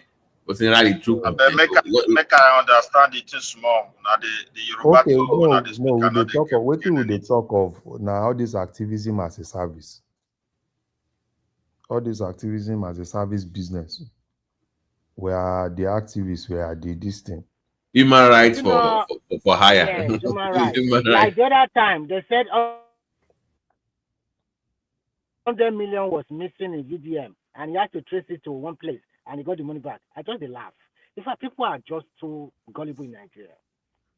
Everybody's just fighting for their own pocket. Look at somebody they call activists using G-Wagon. In fact, I think Showore to yearly, that guy, we have more than 100 million from all this funding. And they will be the one championing the cause of the poor people. Yeah, so me, I You even know, ask And using myself, G-Wagon. apart from Sahara reporter, Nigeria has a lot of gullible people. Immediately you start abusing the government, they turn you to a hero. Mm-hmm. If you want to be popular in Nigeria today, just be that person that abuse government. You know, everybody starts saying, "Yeah, you are saying the right thing. You are And saying do the right one or thing." two protests. Do one or two protests, even if you are 20 people. Hey, but Yeah, okay, look at this very dark man or whatever they call him. If you see the people that are following this guy, I now look at the guy and say, who is this guy? Safe. How did he? And I don't know. you The know guy is that just some of his activities is illegal. You will go and find WhatsApp messages of people. Anyhow, you go and bring it to the public. no. That is It's illegal. definitely what he does is blackmailing people now. Yes, and then you go Yeah, and even like it will say some people will say, okay, somebody borrow money from me, he didn't pay, and then he will now go to him and then he will use blackmail to collect the money back from the person. And now, is that not what And that's Nigeria? what they are promoting. Remy, but is that not what gullible Nigeria wants? is that not what Nigeria wants? Oh, my helper is helping you or something like that. Is that they believe that, you see, the problem with Nigeria is, number one, people's brain have been so wired that they detest people that are rich, they detest people that are in government. They believe that immediately you are anti-rich people, you are anti-government, then you are speaking for them. And that's the strategy. That if you want to go into Nigeria now, everybody want to just be that, either you are anti-government, you speak, hey, everybody will start hailing you. This is another VDM, you are doing good. You are doing good. And immediately those people, those association of activism as a service identify you, say you too, you are getting popular, they'll bring you in. Have you not noticed that everybody that comes up that is trying to do one or two activism, one way or the other, Deji, Showore, very dark man, they bring them into their clique. Everybody, one way or the other, all of them will just, if you like, see them, they do meeting self. Meeting of activism as a service. Because Showore, everything Showore does now, I don't even know what Showore does. Either Showore is pushing one agenda on Sahara Reporter, he go just lie, put for Sahara Reporter, blackmail people. Next thing is, oh, I'm organizing protest. Because that's what he does. And that protest too is a business. Because there are some people, their work is to arrange people for protests. If you want to go to National Assembly tomorrow, you want to protest, you need 100 people. There are people that you can give that job. That's their own job. Arrange 100 people, give all of them placard. And tell all of them, you share 10,000. 10,000 times 100 people. That's what some people do. That's some people's business. So activism in Nigeria, is No. Why do you think? Why do you I think? want to ask one question. Yeah. Is it not the police that invited Sowore? So how did you get to breaking of hand? Is what I don't understand. Yeah, the police. The police don't respect human rights. They fought him, and it became They fought him. What do you mean by fought him? What do you mean by they fought him? The word that we use that they roughando him as usual. The way our police No, wait. Before you start blaming police, do you know how even Showore himself behave? He behaved like a tout. What do you mean by it doesn't mean? It doesn't mean, as far as it's not I'm fighting. very sure that if he controlled himself, he was not struggling with them, they will not just go and be beating him now. they are Say when there Yeah, with we a have seen toothbrush several and videos just a before this wait, that it will be the police will be passing and then you'll be harassing them, you'll be causing them, be doing that. How can you be at that level in society? I don't even know what we want as people, even in Nigeria. Is the politician the kind of level he is, he should know how to talk, he should know what to say, and he should know how to behave in the society. But if you are at that level and you are behaving like tout, let's you are look at behaving it from like a different tout, angle now. they will treat you like a Someone is tout behaving also like a now. tout.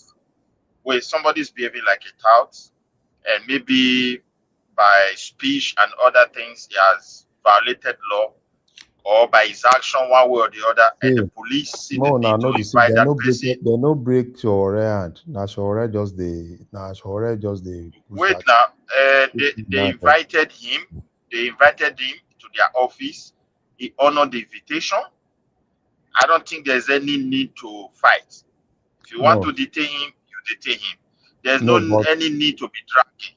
wait Because if now. you go to police office, yeah, we Wait, allow you to say was that say Shore something. ready to go as a gentle civilian? Right? If you know when he was going, He did he went there was as a gentle civilian. wait now? No, you carry every protest, carry everybody there protest. They say they give police 2 hours to release her. Now gentle civilian be that one. You know how many people went carry go that police invitation? And those people, Yeah. what they said was they gave police 2 hours. Before Sheola even entered, they said Sheola will go in and in 2 hours they must release him. No, And see, and police, the before thing is that that one police is different. the police already got a warrant. If the police invite somebody, you're not going to do it in like a marketplace. They prepare a What do you place where mean? you're going Midwest. If police invite you, just that means they randomly. invite you to their station or whatever. And you're Yes. supposed to go there. Yeah. Why are you going there with a lot of people? That's the question. It doesn't Why mean is it a it must does that you must it does go with it thousands does of it people? does that doesn't mean But in a nutshell, at the end of the day, they get a warrant and they detain him. So nothing anybody can do. So if they like, they can keep him for no, 2 they will months or ensure 3 self, months. they will keep him to because no judge don't they self. Judge don't go, all of them don't go, they don't Let go him just holiday. rest for 2 or 3 So make months. sure we go relax. Voila is They just too they much. give our food for them. Better they give our food for In them. fact, sometimes when I just look at Nigeria, I just choose a to laugh. go with Something you whosoever you cannot want do to go in with. the so-called America self that you are living. Can you in all Hello. honesty, a policeman in America stop you and you are trying to talk back or do some kind of thing, you are gone. They will just shoot you and nothing will happen. More na leave Showore business be that. You know this. You know waiting they go get money where you go get with this arrest with the arrest now. Larry, I even want to ask you who is in pole position for next Ogun State governor? No, na Yayi be our governor. No, It feel like there's one other rep guy that is coming no, up. all those rep guy now. No, Go and nobody sit down. will stand Can you Yayi. please bring Simba back in? I think he's back. He wants to come back in. Babati, Yeah. I hear It's say Yayi una now. don dey cook. I hear say una don dey cook something for. We don dey our brother. We don dey cook something for Egba. Make them go sit down. Oh, na Oh, Yayi who? be our governor. Who is cooking what? I'm also and the boys. I'm also, but they want to push Sharafa. You know, I'm also ADC. still in APC. You know, I no, think you no. can't leave APC now. You No, it's know, in you know, APC now. you know. It was in ADC, and it was close between him and the guy he put for ADC. They almost beat Dakwabiodun. If you remember, yeah, they almost beat him. So I don't know if they're gonna go to 8 because back then ADC was not even that relevant, but now they are relevant now. So if they explore that side, you never know. No, that guy, you know, that guy went back to PDP now. He wanted to be deputy to Baba Jebu, but he's back in APC now. And yeah, I think it's still Yayi to lose, actually, honestly. No, it's Yayi now. But you know, I'm concerned about Yayi because it's too the way it's been moving lately. It's too liberal for my liking. No, it's not liberal. That guy is everywhere in Ogun State, everywhere. Don't find out any contact I be. His consistency project is fantastic. That He's guy, doing But who are the Ah, one building it? No, they are fantastic, but they are being beat by Warabi. no, And Awarabi that's call. no, they complain now. People know why you they complained the last time now. You know, remember what happened? Like why you but his response was, I give it to the best. Mọ nǹkan tó ṣẹlẹ̀ àwọn èyí tó gbé fún wọn tẹ bá lọ wo fídíò kan ní online tó gbé fún wọn tó ń fi string wọ́n fi ń ṣe gọ́tà string wọn ò lórin rárá o wọ́n kàn lọ wá string kan ọkọ̀ kò kíní kan papọ̀ wọ́n fi ṣe gọ́tà táwọn èèyàn ń tákù wọn pé ṣé owó tí Yayi kó fún yín lélẹ̀ ẹ fẹ́ ṣe rubbish tẹ fẹ́ ṣe lélẹ̀. Baba, leave that thing. Yayi is the next Ogun State governor. They should just go and sit down. That guy is the next governor. What about for Lagos State? I think I like that Abiru guy, that senator from that Lagos State is too. That Lagos State, I think that Lagos State, I don't know what they want to do for that place. So the fight still there. You know what? Left to me, honestly, I want that speaker to be governor. No. I know.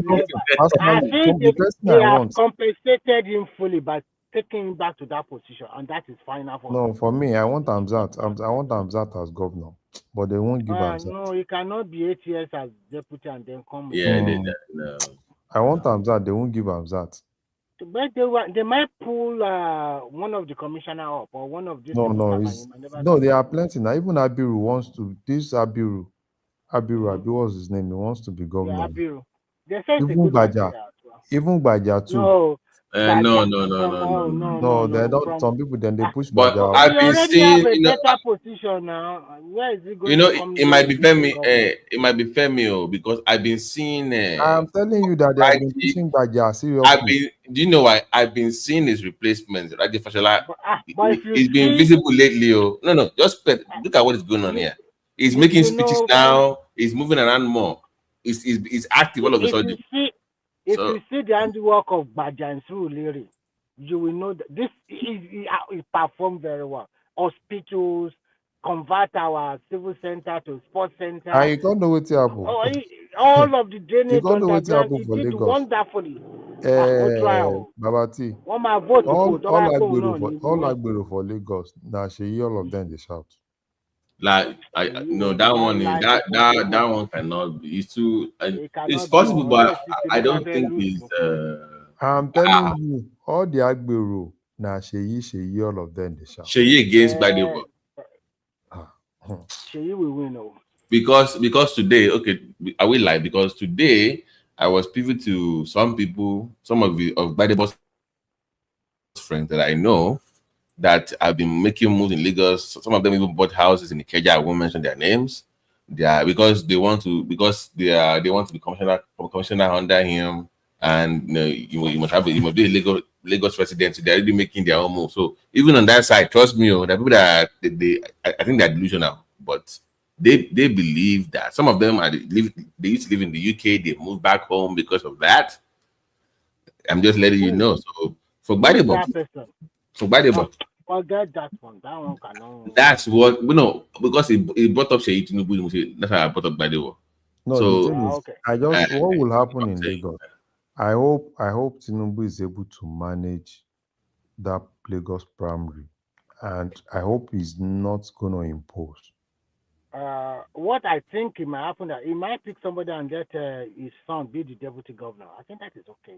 I don't even be getting his son as deputy governor is bad. Is bad for his. You can't. Why is Sanwo-Olu is from? Is it from Lagos Island? Which senatorial district? Sanwo-Olu is from. I think is from this Ekpe side now. So I think it's also more from Lagos. Ekpe. Okay, just cause so they cannot go to Ekpe side anymore now. Probably maybe Lagos mainland or maybe Lagos Island. Either of them. But I like that Abiru. I like that Abiru. Abiru is there. It's a lot, right? It's a lot. We don't even. All of them don't even know. At the point they were like, they will just go and pick somebody you don't know. no, Tinubu will just go and pick somebody, and if he doesn't manage it very well, because APC, the way APC is, there's a lot of grumbling, particularly with this local government election. But at the end of the day, they have said it now. The problem with it is, let me tell you, that party is a party that you have to line up. You cannot just come from nowhere and then put So the way it and is, if you want to make agiri, they will throw you out. They don't care because that's the way they have been doing. You have to line but you know, but you know the thing, Remy, this time around, they even them, because that 2027 they want to be very careful. Of course. They want to be very careful because 2023 has taught them a very big lesson. And so you can't go with Sheyi then if you want to play safe now. No, Sheyi is not there at all. They can, I mean, I'm just saying, you know, Sheyi has been, you see all these Agbero people. Sheyi is popular among them. The major work of Sheyi is post-Tinubu, not now. So basically, post-Tinubu, after 2031, then probably they might push him to senatorial seat if he like that one. But not now. That would be commissioner. They can't go senate now. Commissioner will go general. Sheyi in Senate. Post Tinubu, Sheyi does not have anything. Sheyi should just focus on his business. Sheyi should just focus on his business, which can post Tinubu. To even make nobody will even make Sheyi minister. I think to me, it's Remy, let me say, who is pushing your governor from Oyo for president? Why is it? I've been hearing all this, you marking up and down. Right? Why? No. 65 billion. And that was like suspicious. All this. Bala Mohammed, I did deputy. Really? Yes. Bala Mohammed, I did deputy. But Asha will not test the ground. The former presidential candidate. He is the one sponsoring that party now. Only sponsor PDP. So they moved that thing to Ibadan. I forgot. Yes, yes. He's apart from Ibadan, he's the one sponsoring majority of people now.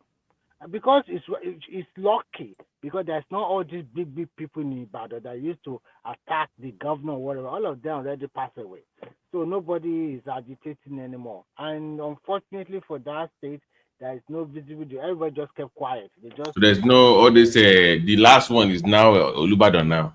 Doesn't have time for all that. So there's no time for nothing, nobody to. But I think that party might lose the gubernatorial election to probably APC. No, they Tinubu already now. That is for APC now. They already made that deal last time now. But Tinubu want to first say anybody that want to go for election 2 or 3 months to resign now. We shall speak in the next 3 months.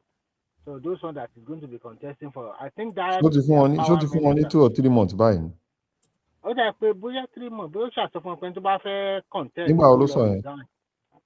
Just is it last week or some few days ago? Yes. For what position? Ministerial position. If you are going for political post, then you have to resign. I never knew that Tinubu told them. Because I want to even go interest. Mo sọ fún yín náà pé mo ti ń gbọ́ tán ti ní ẹ̀dùn kinní kan ta ló mọ ẹ̀dùn tí ó bá ṣe Tinubu ta ló mọ ẹ̀dùn ní Ògùn. Ẹgbàálẹ̀dùn náà ló fẹ́ lọ ṣe gọ́vnà fún Ẹgbàá ti ní ẹ má dá lóhùn jáde tọ́ra ẹ̀. Ojú òkòrò nìyẹn náà. Kí ni tí ẹ̀dùn ìjọ látijọ́ tó ti débẹ̀ iṣẹ́ wo ló ṣe? Ọpẹ́lọpẹ́ Cardozo. Ṣé o ló ṣe ń bẹ̀?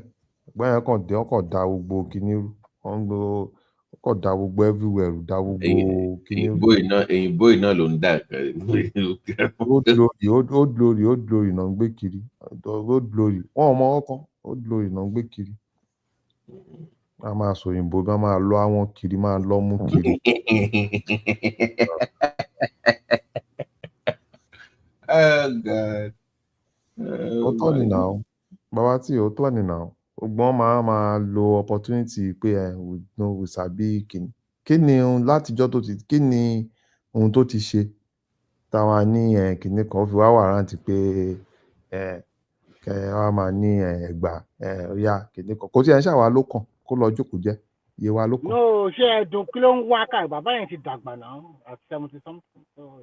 Wálé 70 báwo? Ó dá mọ̀ tí ó dá mọ̀ tí. Ṣé Wálé ò lè ju bí sí? Súnmọ́ 70 náà. No, Wálé ò tó 70 o, ẹ fẹ́ pa ni. How old wa bàbá yẹn? Bàbá kọ́ ni Wálé náà, Wálé Ẹ̀dùn Minister for Finance. Báwo ló ṣe wá di bàbá? Á ti tó 65 o. Báwo ló ṣe di bàbá? Báwo ni Wálé Ẹ̀dùn? Probably in its early 60s now. Early 60 kò lè ju bóyá 62 or 63 lọ. 70 lọ kí ló dé? Máa Wálé bá di 70 kí ló wá dé? Èmi náà kò ti dàgbà kan. No. But I like him, he's a very silent achiever. Nǹkan tó fi ń gba yín náà nìyẹn, is a very silent. Tó dẹ̀ ń sọ rádaràda lẹ́nu. Èwo náà ni ò ní gbá wa ń bẹ̀ bọ́gbó wọn náà síbẹ̀ yóò ní gbá wa. Kọ́ndẹ̀ jókòó síbi Rẹ̀mí. Ẹni wà bẹ́ẹ̀ náà ní gbá yín náà kó jẹ́ tó wà pòsíṣàn ṣé wọ́n gbá ọ náà ló bá ti wọ̀. Kó dẹ̀ ra jókòó síbi tó ti rá ń jẹ mù láì kó má kọjá ayé ẹ̀ náà. Òun náà ò ní kọjá ayé àwọn èèyàn ò fi bẹ́ẹ̀ they are not cut off for politics at all. Kó jókòó yóò ń ṣe politician náà jókòó kóra máa jẹ mù láì náà. Ọlọ́run ló fi ẹ́ síbẹ̀, Ọlọ́run ló fi mùlá sí ẹ lọ́kàn. Ẹ wo ọ̀gbẹ́ni kinní náà, ṣé ẹ gbọ́ pé ẹ gbọ́ pé ọ̀gbẹ́ni náà communication òun náà tún àtẹ̀pọ̀ òun tún gbọ́ pé òun náà tún ó fẹ́ máa gbórí sí. Ṣé Ẹ̀gbá ni bàbá yẹn? Ẹ̀gbá ni. Bọ̀ nǹkan tí mo kàn láì communication tó ṣe ń sìn. He has one of the biggest farm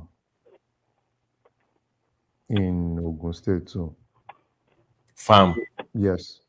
Communication. Kí ló kan pẹ̀lú?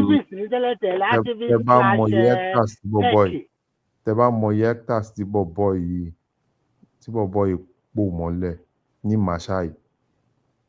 Oh my God. Tẹ bá mọ iye hectares tí bọ̀bọ̀ yìí pò mọ́lẹ̀. But what is he doing there?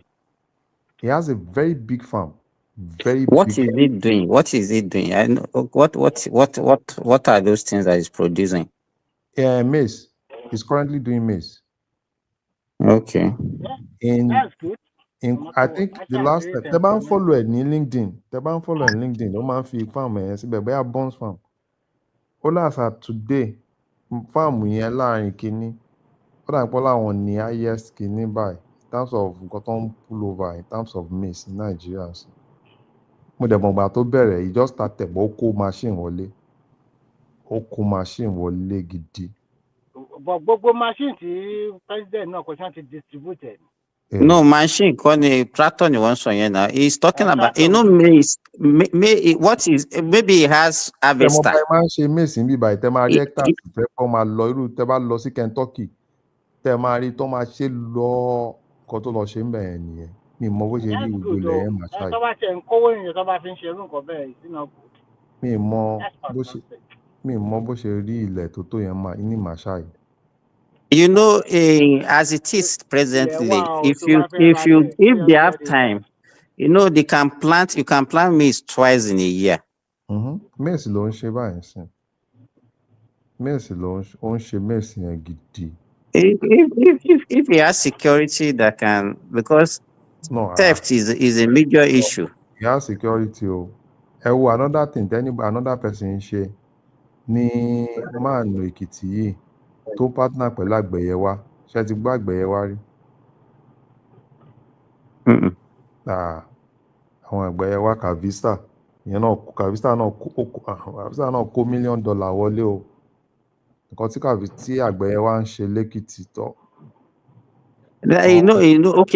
Larry, what you are saying, you are just buttressing what I used to say, that government does not need to put money and say they are buying tractors, and there are a lot of people that have that money that can invest in agriculture if they provide an enabling environment.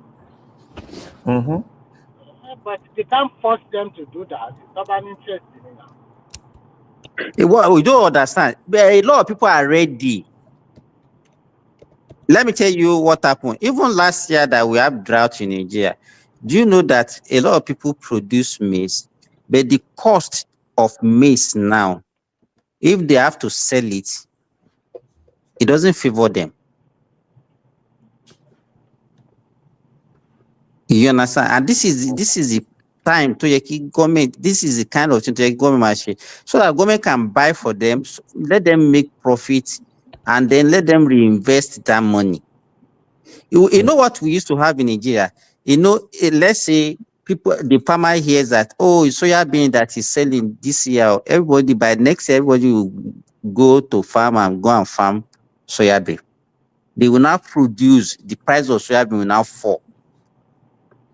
You understand? And it happens like that with maize also, because year before that last year, we were buying maize for like 700 naira per kilo.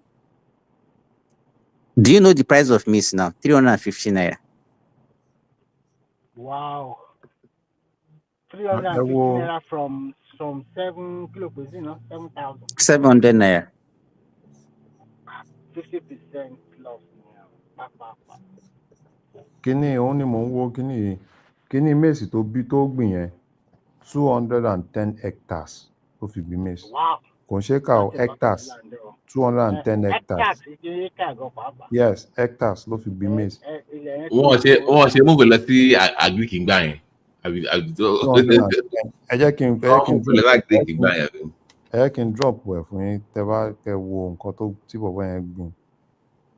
Ẹ jẹ́ kí n wo tí n bá lè kọ́. Hello, guys. Good evening.